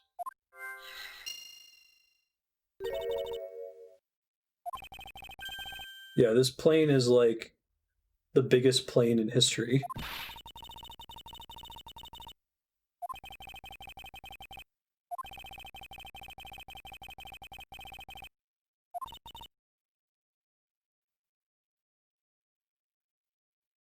Yeah, right, Game Saucer.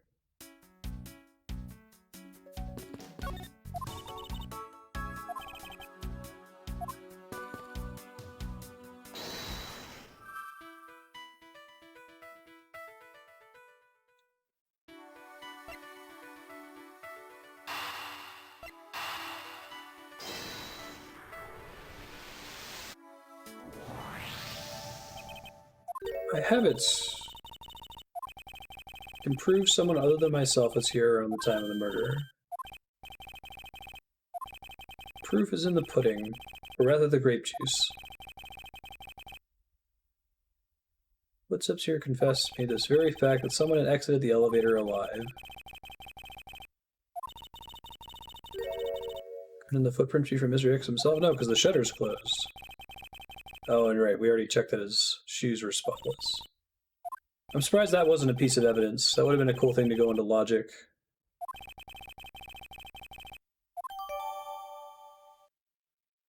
Grape juice footprints. Yeah, I like that the logic minigame is what unlocks bits of evidence sometimes.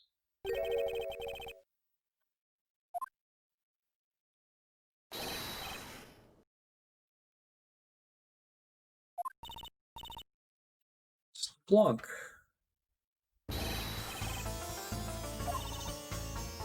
Hold on, I'm suspicious about something real quick.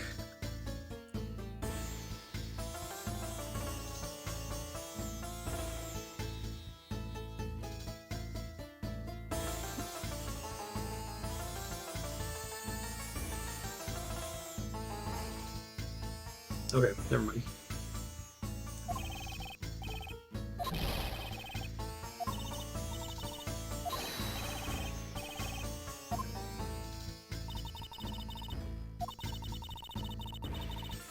Please return to your seat.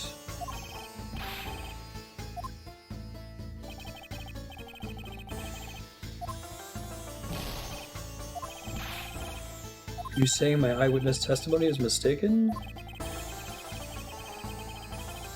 Alright, trial time. Here we go.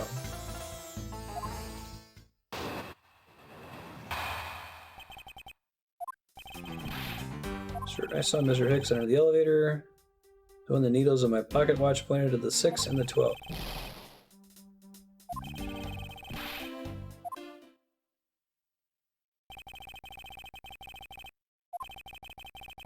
Didn't seem to make logical sense.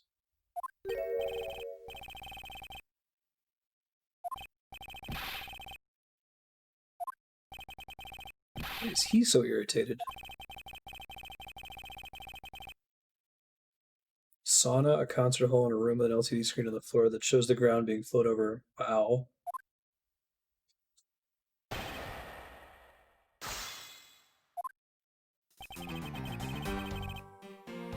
Hold it!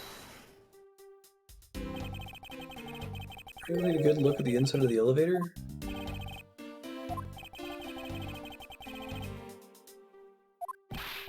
Sure the victim was in the elevator alone.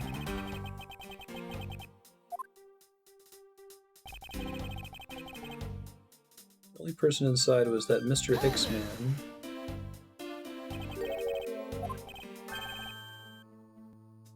I will bet even 1 cent.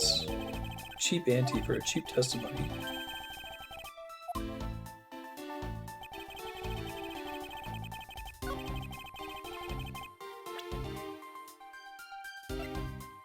I mean, didn't we just establish this at the juice footprints?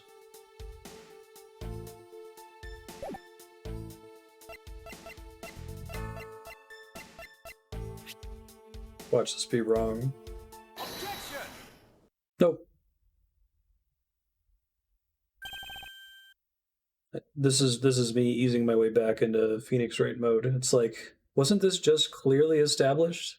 That's like, right, I need to tell everyone that that's a clearly established fact.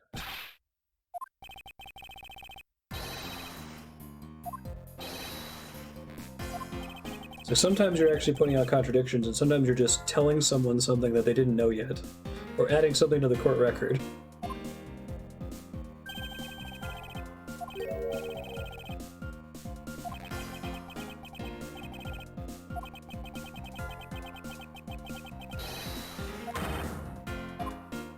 Prince.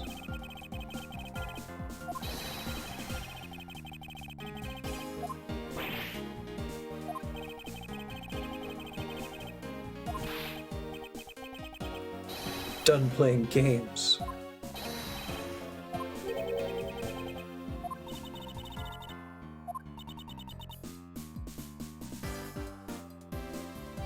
Ugh.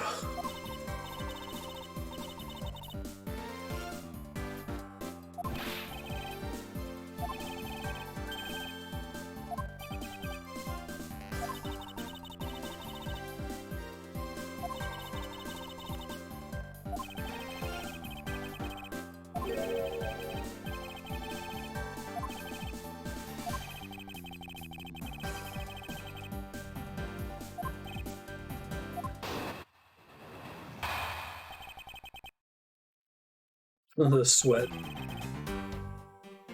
See what his final breakdown's gonna be.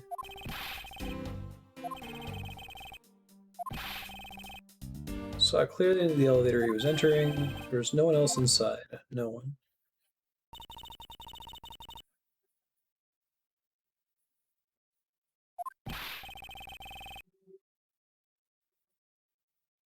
Yeah. Seems like there's a lot of leeway in the flight attendant uniform.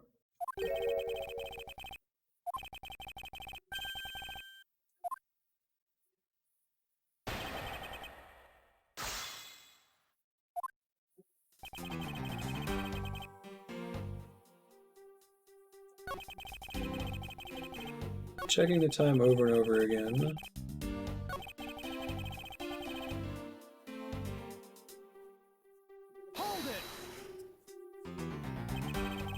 Is it possible someone was hiding inside? You dare insult me? I have belief in my eyesight. Great sense for the art. Okay, so there's a lot of, like, mistaken idioms here that are really tricky to localize.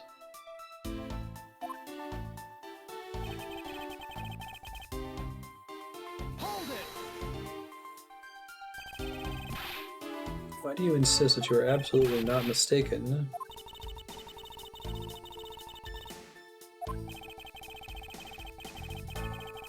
Let me hear something I just told her.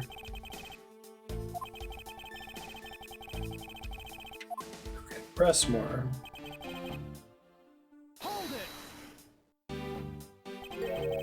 You're still upset now?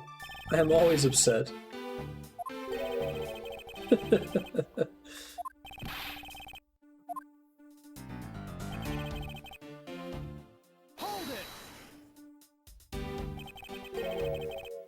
Why were you so attentive at the time?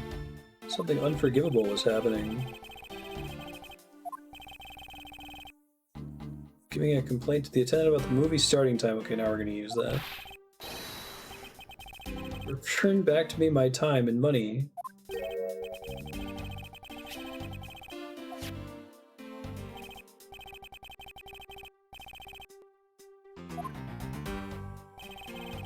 Also show License to Love, Laugh, Maim, and Murder. Cannot see that movie in my country. You can only see it on international flights. What?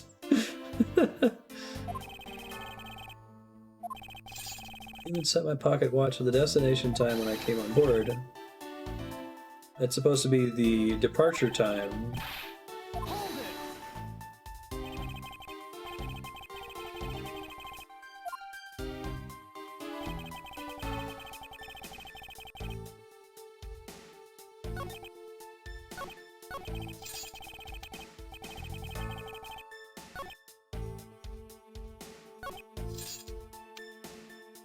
Okay, so it's the problem of the destination versus the departure time.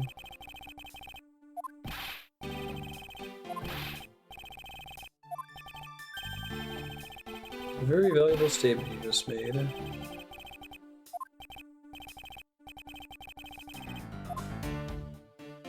It's cool to do that with the plane, right? Like, if you try to think about your puzzle design space for a Phoenix Wright game, you know, there's only so many ways you can confuse left and right, use mirrors, confuse time, confuse the color of something. So setting something on a plane so that you can have a time zone discrepancy is quite clever.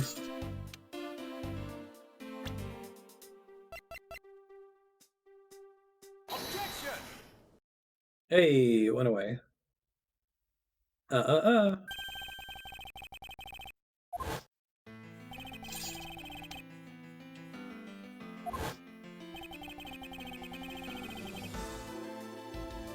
Watch has been set to our destination's time zone, it would mean that your watch is displaying the time of our destination.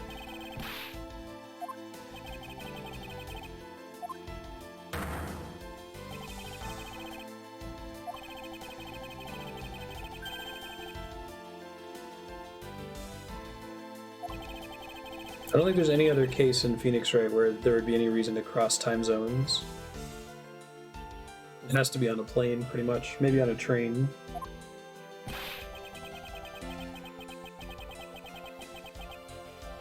Yeah, I agree.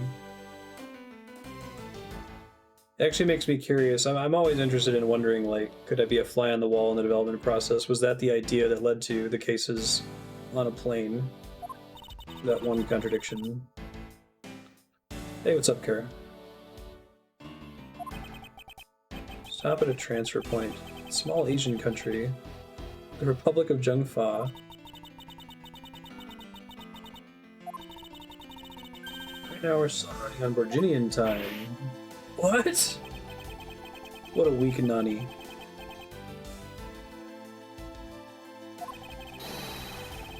Yeah, that's what I mean. Oh, the daylight savings time ticking over would be interesting too. Christmas Island. There's a better nunny and a step 2 breakdown.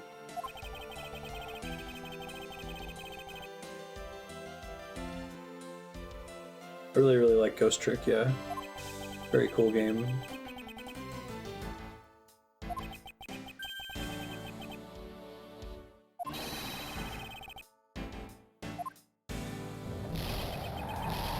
Does Japan observe daylight savings time? Oh my god, that's great. By 1 million cents.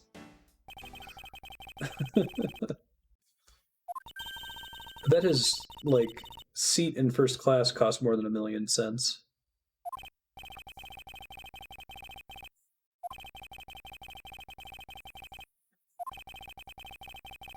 Anywhere from 3 to 6:15 a.m.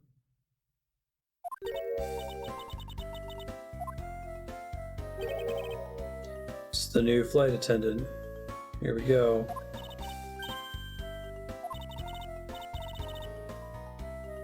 Chamomile.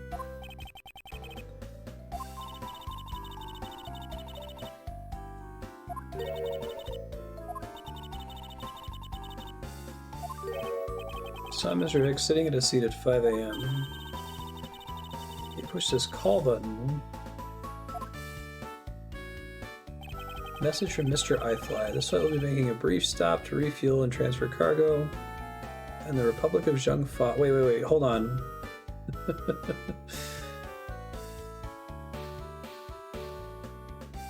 Edgeworth is flying from Japanifornia to Europe. Alright. I guess I actually don't know this. I assume that a transatlantic flight would make more sense, but I don't know if it's actually technically closer. It seems like he would be going really far out of his way if he was stopping off in the Asian country of Zhengfa. It would make a lot more sense if he was starting in Japan and going to Europe, right? Just saying.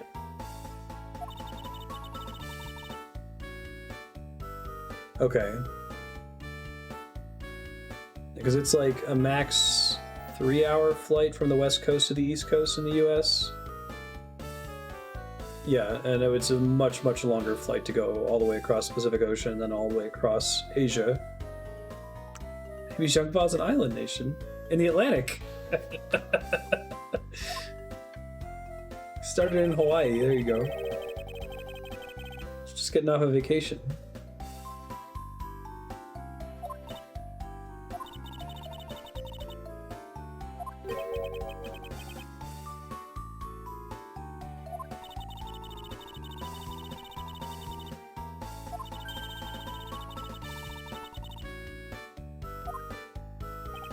Her smile.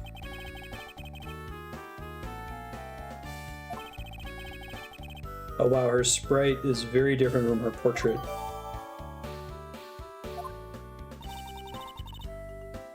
The sprite artist was having a field day. It's high as fuck. Flying from California to England is about as long as flying from California to Japan. Okay, thank you. That helps give me some context. I'm really bad with distances. I have like zero intuition for it.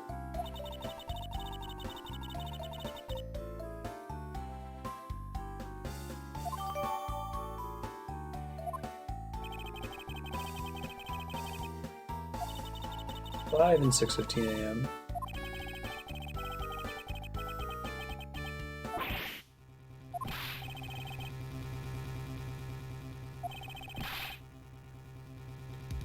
The only one who could be the killer. Were you really here in the lounge the entire time from 5 onwards? Unfortunately, yes. How do we explain the footprints?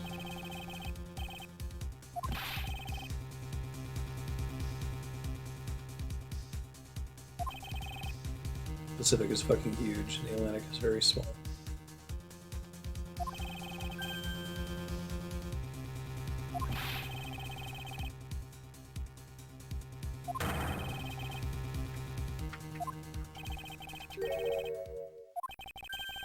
Everything happened in the lounge? Is that really what you believe, Mr. LeBlanc?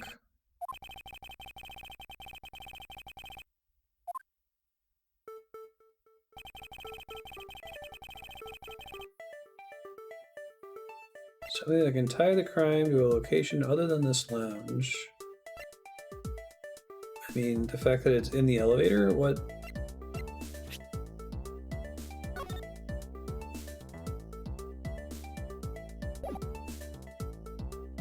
So it could be the footprints going into the gift shop area, right? Take that! Hey, that was right.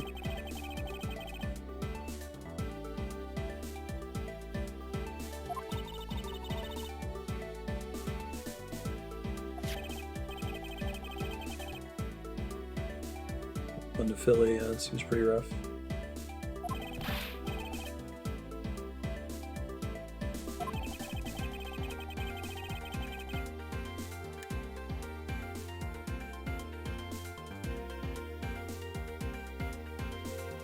Went from Chicago to Singapore, he flew through Finland and overflew Asia. Interesting.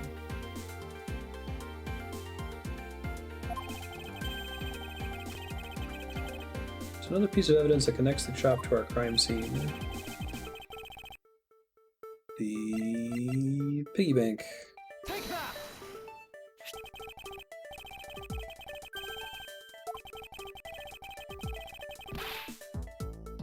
Yeah, PHL, not a fan.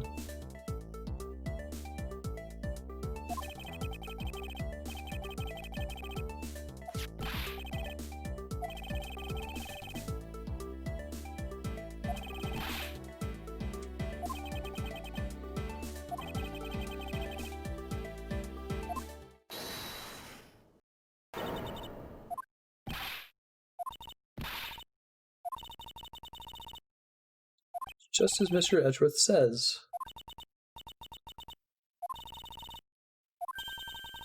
Saw the piggy bank in the shop with my own eyes. When was this? 5:40 a.m.? Hopefully all of this gets added to my notes. The timing everyone's specifying here.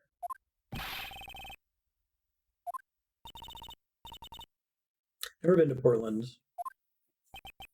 I only know the 3-letter code because I used to work at a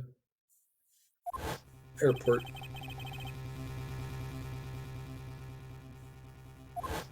Which airport connoisseurs are verifying these claims? Most of the New York airports are pretty terrible because it's like they're so busy that they can never really shut them down to make them suck less. Flight attendant's room is back there. Oh. I have to do something at the shop and in the flight attendant's room. I don't think it was her. You seemed really into the issue of Sky Magazine you were reading at the time.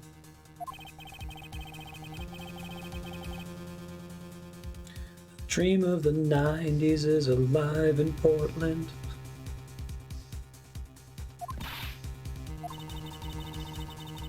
Piggy bank was definitely there at the shop when I went there. Everyone is a suspect.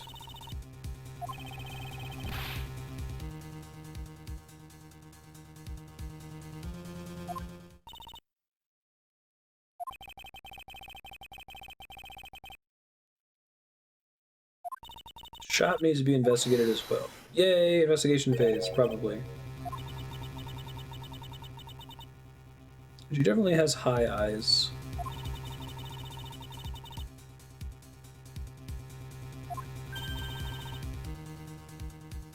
She's definitely chamomile, right? I just don't know what Rhoda Tenero is supposed to be. They're all named after teas or something.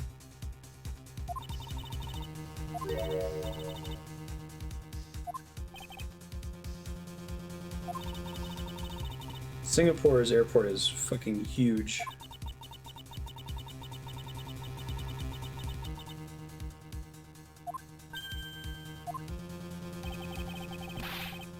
Narrow road. Oh, okay. Road to narrow. Gotcha.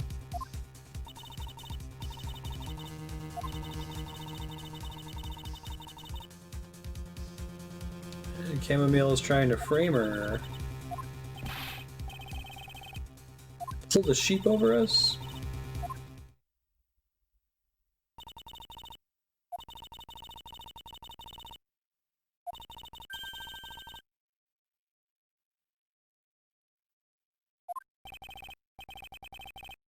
Tenero, why would you do such a thing?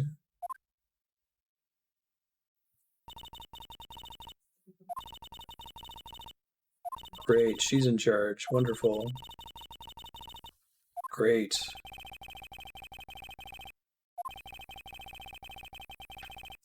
Investigating the in-flight shop is my top priority. Okay, she doesn't actually count as a partner.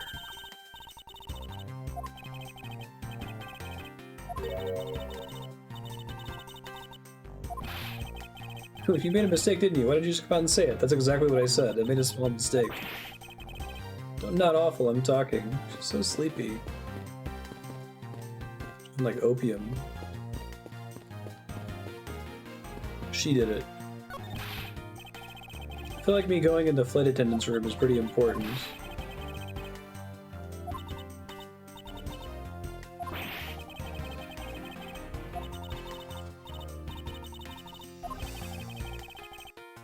How has this woman not been fired yet?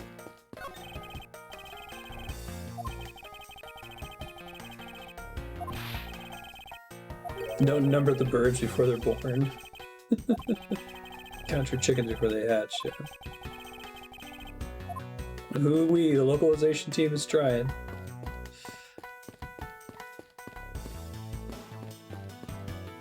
I've been in the Singapore airport once. Andrea had a colleague from undergrad that was doing their doctorate program in Nepal, so I went with her to visit them, and I just remember having been awake for 36 consecutive hours when I got to Singapore and really badly needing to sleep and needing to finish an achievement for the first season of Guild Wars 2 in the airport without any sleep because it was about to become unavailable forever. Mary Jane Stone would have been too on the nose even for this game. Well, not after they changed the wine to grape juice, right?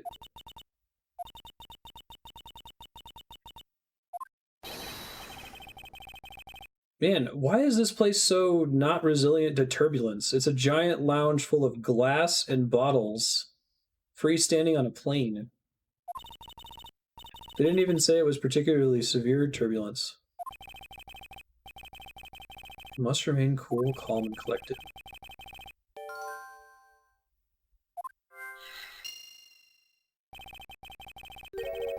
Very good chance a killer had paid this place a visit. Yay, investigation! Glass from this display case's door shattered all over the floor. It's because that's where it's missing. Captain's hat.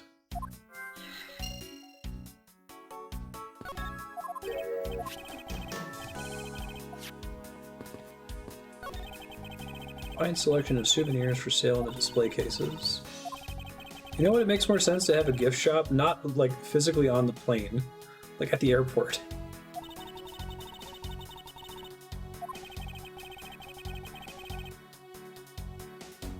Gin House of Cars, nitroglycerin, and sleeping bears.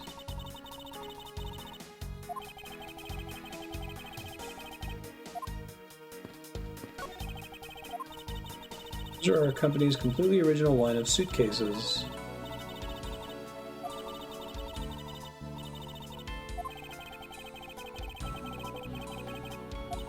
The real world is try, then buy. Why would anyone buy a suitcase after they boarded the plane? Look at all the Mr. iFly heads painted on there. Cute company mascot, huh?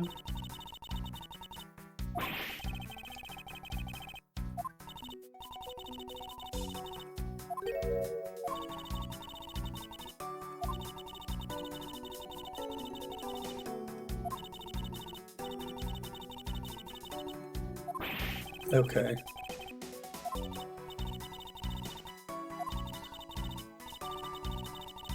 The suitcase was designed by Miss Rhoda. What? Company-wide contest. It does have a sharp design sense. It's very loud.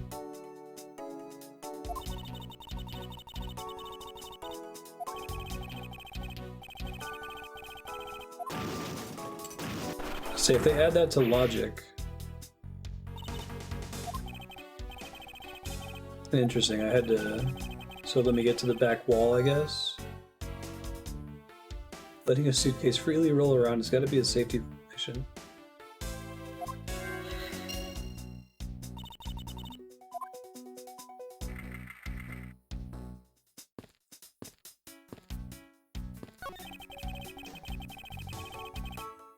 Oh, lifesavers and life vests for sale. We sell a lot of those when there's an accident or something. Buy them when nothing's going on. This shop is one shopper where being sued. Like, what the fuck?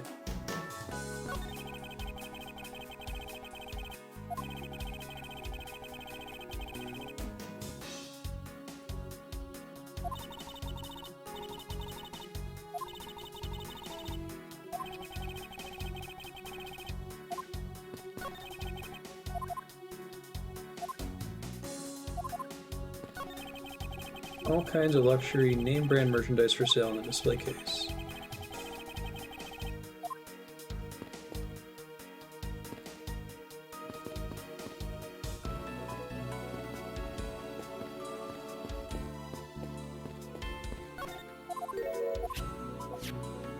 Okay, I think I got everything for now. Let's see. Broken glasses, tiny captain's hats, Mr. iFly. Is he supposed to have one of those on his head, right? That's how we know that it was removed from that particular case. The hat used to be on the piggy bank's head. Let's give it a go and see. It is proven, beyond a shadow of a doubt.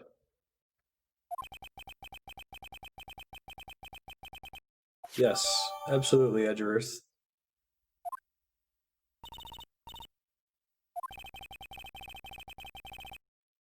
Don't tell me you don't know what things go where in this shop. I guess this is why we don't have Rhoda with us, because she would just know, because she said she saw it in the display case earlier.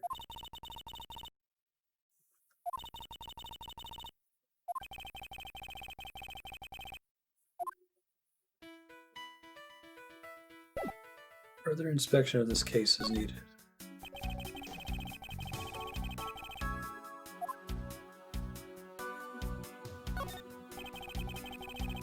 Glass on the door is broken.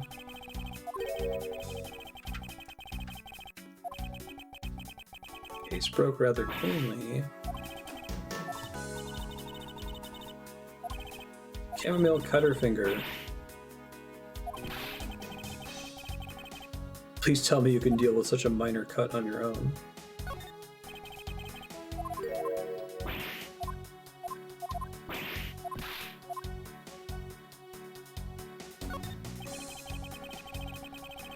Is this the same man as the one portrayed by the statues around the elevator? It's a paperweight of the founder of iFly Airlines, Mr. Hugo iFly. The bottom shelf is the cute one, the middle shelf is the realistic one, and on the top shelf, the floral version. What? And the one in the middle pretty clearly looks like a Buddha statue.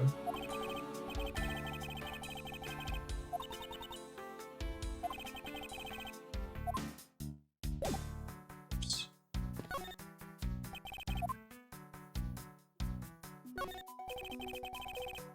Nothing of interest here. iFly Airlines related books lie on the shelf. The history of iFly Airlines. The future of iFly Airlines. 7 Wonders of iFly. Fight on, iFly Airlines. Working name, Go You.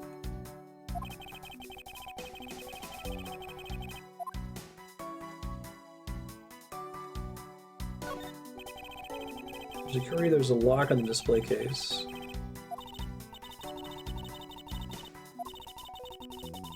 She's got the keys to the display cases.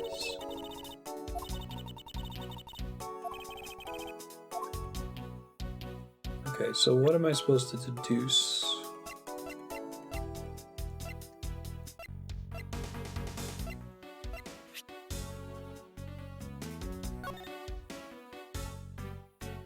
Fueling and junk fob. What's the thing at the bottom? Presents for our readers? No. We'll be serving free juice.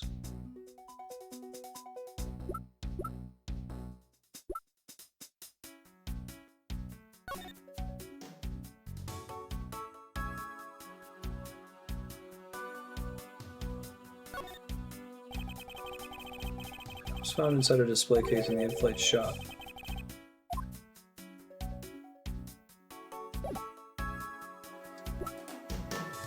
There's no glass on the inside.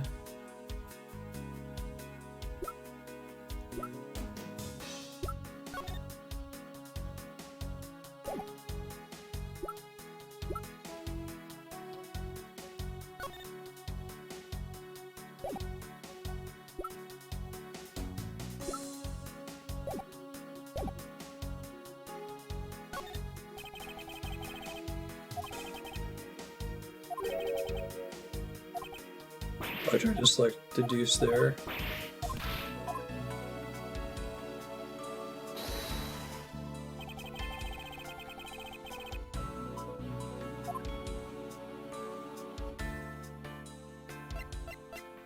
I think it would be.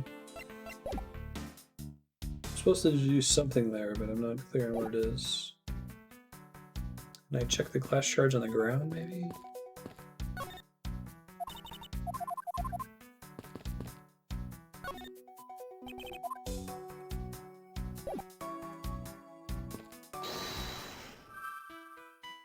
See anything else like in logic?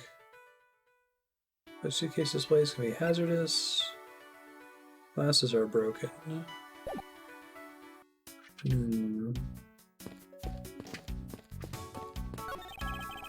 Beautiful flowers and a beautiful arrangements. feel cleansed just by looking at them. What?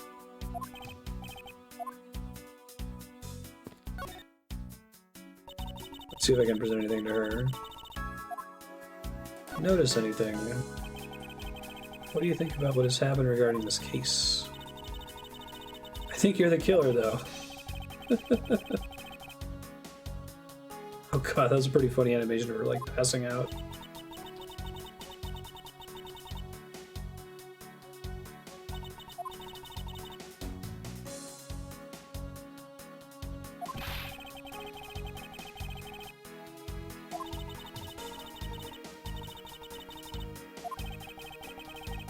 See that item for sale over there?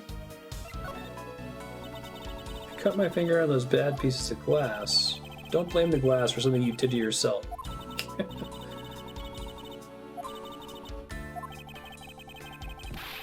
Oh, she's just completely fine with me being the murderer.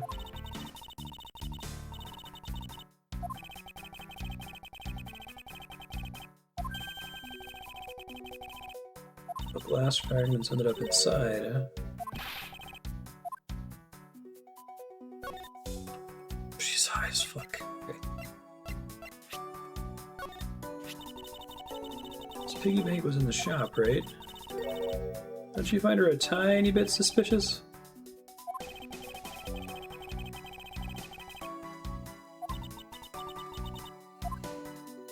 Are you sure about that?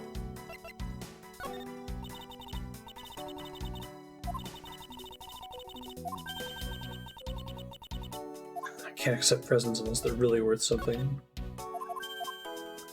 So now, brute force presents.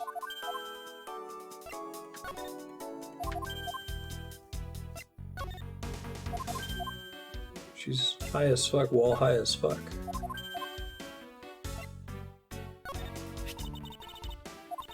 He was the one answering people's calls while we were refueling. Mr. Hicks was in his seat at that time. What time was that again? He called at 5 a.m.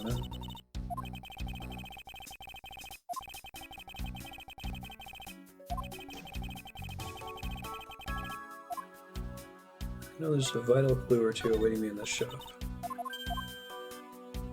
Okay, so presenting stuff to her was pointless.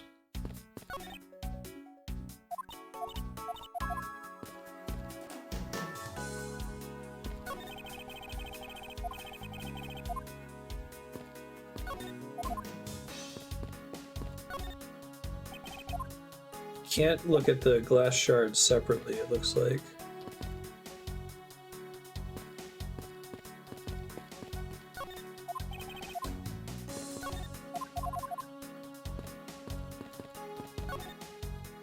I don't think I have the tools to deduce here, but I can try.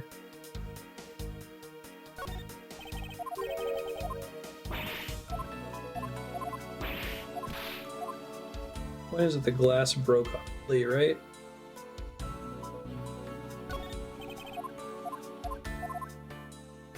Might want to ask chat for a hint on this one. Do I have all of the items that I need in order to deduce on this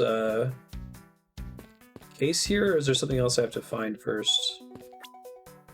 I do.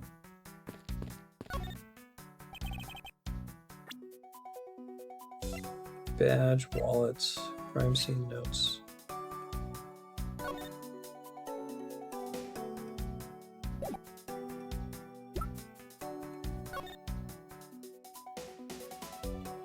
Meals, drinks, movie, that doesn't make sense. Souvenir picture where he's got the cell phone on the lanyard.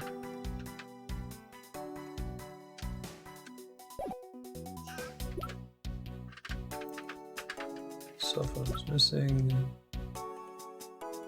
Color must have shattered the display glass to take it.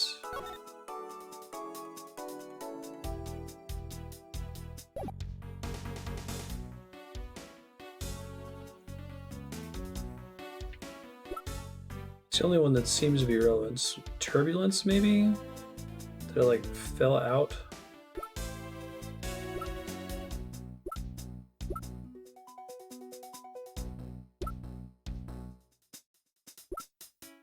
But I don't have anything that specifically talks about the turbulence that I can present on it. I can't present profiles.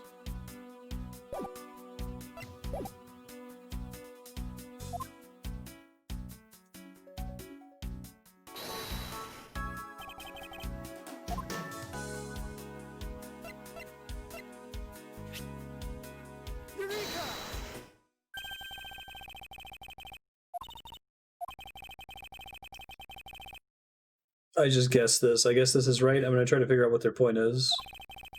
Should be shards of glass inside the case. Yeah, he said that earlier when I inspected it. Not a single piece of glass inside the display case. During the turbulence, it fell forward. Why does it matter? The hat was knocked off the head at the time.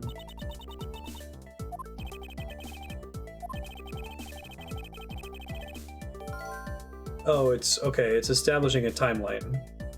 All right. Like, why? Who cares? Like, why does it matter if he broke into it or if it fell out, picked it up off the ground? Yeah, that's a stretch. This one has a couple things where it's like, shit, we need to give the player something to do.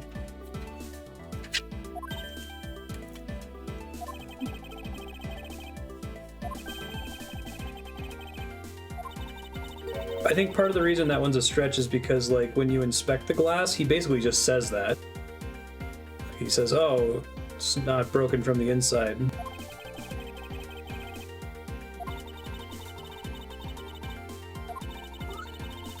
I guess I don't know how you would establish that connection. That might have been a better connection to establish with logic, I think, instead of with deduce and then present. Like if you had a logic option for turbulence and a logic option for display case shards, right?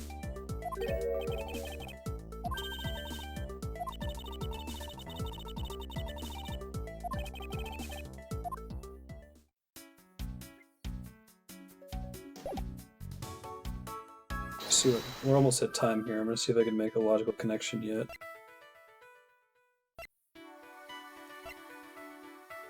This doesn't really matter that if his glasses broke because of turbulence.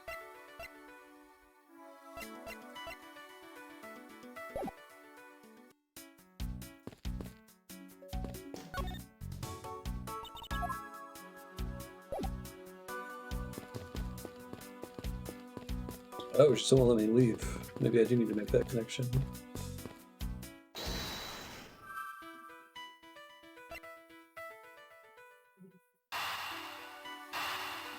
If there was all this turbulence, the suitcases are still there. Shouldn't have the turbulence made them like completely fall over? So someone must have picked them up and put them back. Hey! Definitely something wrong here. See, there's something strange about these suitcases?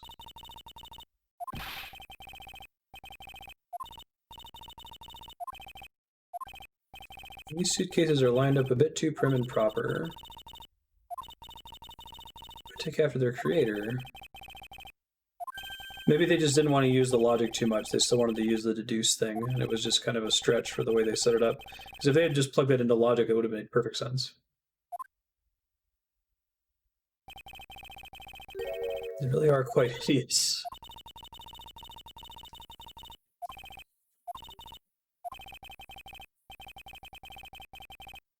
Be wise of me to watch what I say out loud. I'm gonna get to the end of this conversation. I'll leave notes for my future self. It's got stoppers. Take that. This is what is so. Oh, does it have to be the one that doesn't have the stoppers? Okay. This is highlights magazine.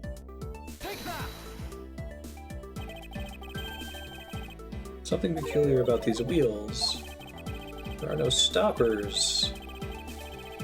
I think turbulence would have sent it flying. So maybe the suitcase was placed here after we hit the turbulence.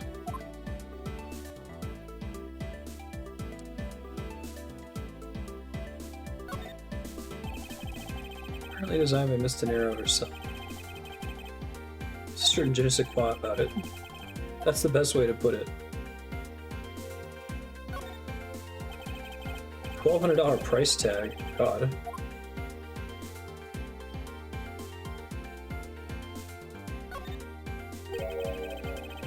Be unlocked. Let's take a look at what's inside. It's a human head. It's a piece of cloth. Soaked with blood. The suitcase is very strongly tied to our murder after all. Hey, that'll be a good stopping point if it lets me save here. Okay, Future Marstead. I guess let me back out of this so we can see the screen. Future Marstead, you are investigating a crime that happened on a plane. Let's quickly review what's going on. There's the victim who is from this fictional European country. There's a picture of him in front of a weird looking statue, and he used to have a lanyard with a phone on it, but the phone is missing. No idea who killed him. Edgeworth was accused of it, but obviously he didn't do it. Cammy Meal is the super sleepy, weirdo, high flight attendant we're dealing with here. Rhoda is our assistant. She's kind of playing the role of Gumshoe / Maya / Mia in this case, and Zinc LeBlanc is like an arts collector guy from Virginia.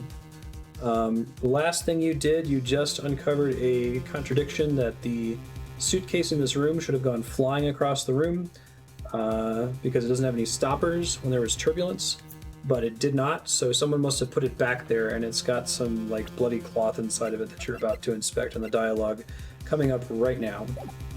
So talk more with Cammy Meal here and progress the case. Good luck. As far as my thoughts on this, I like this game a lot. As with any Phoenix Wright game, there's a couple janky leaps that they ask you to make, but it's kind of comes with the territory. You can't be perfect. But I really like the new logic system, and I really like the new sprites that you're not having to imagine everything, that they're actually showing you most of it.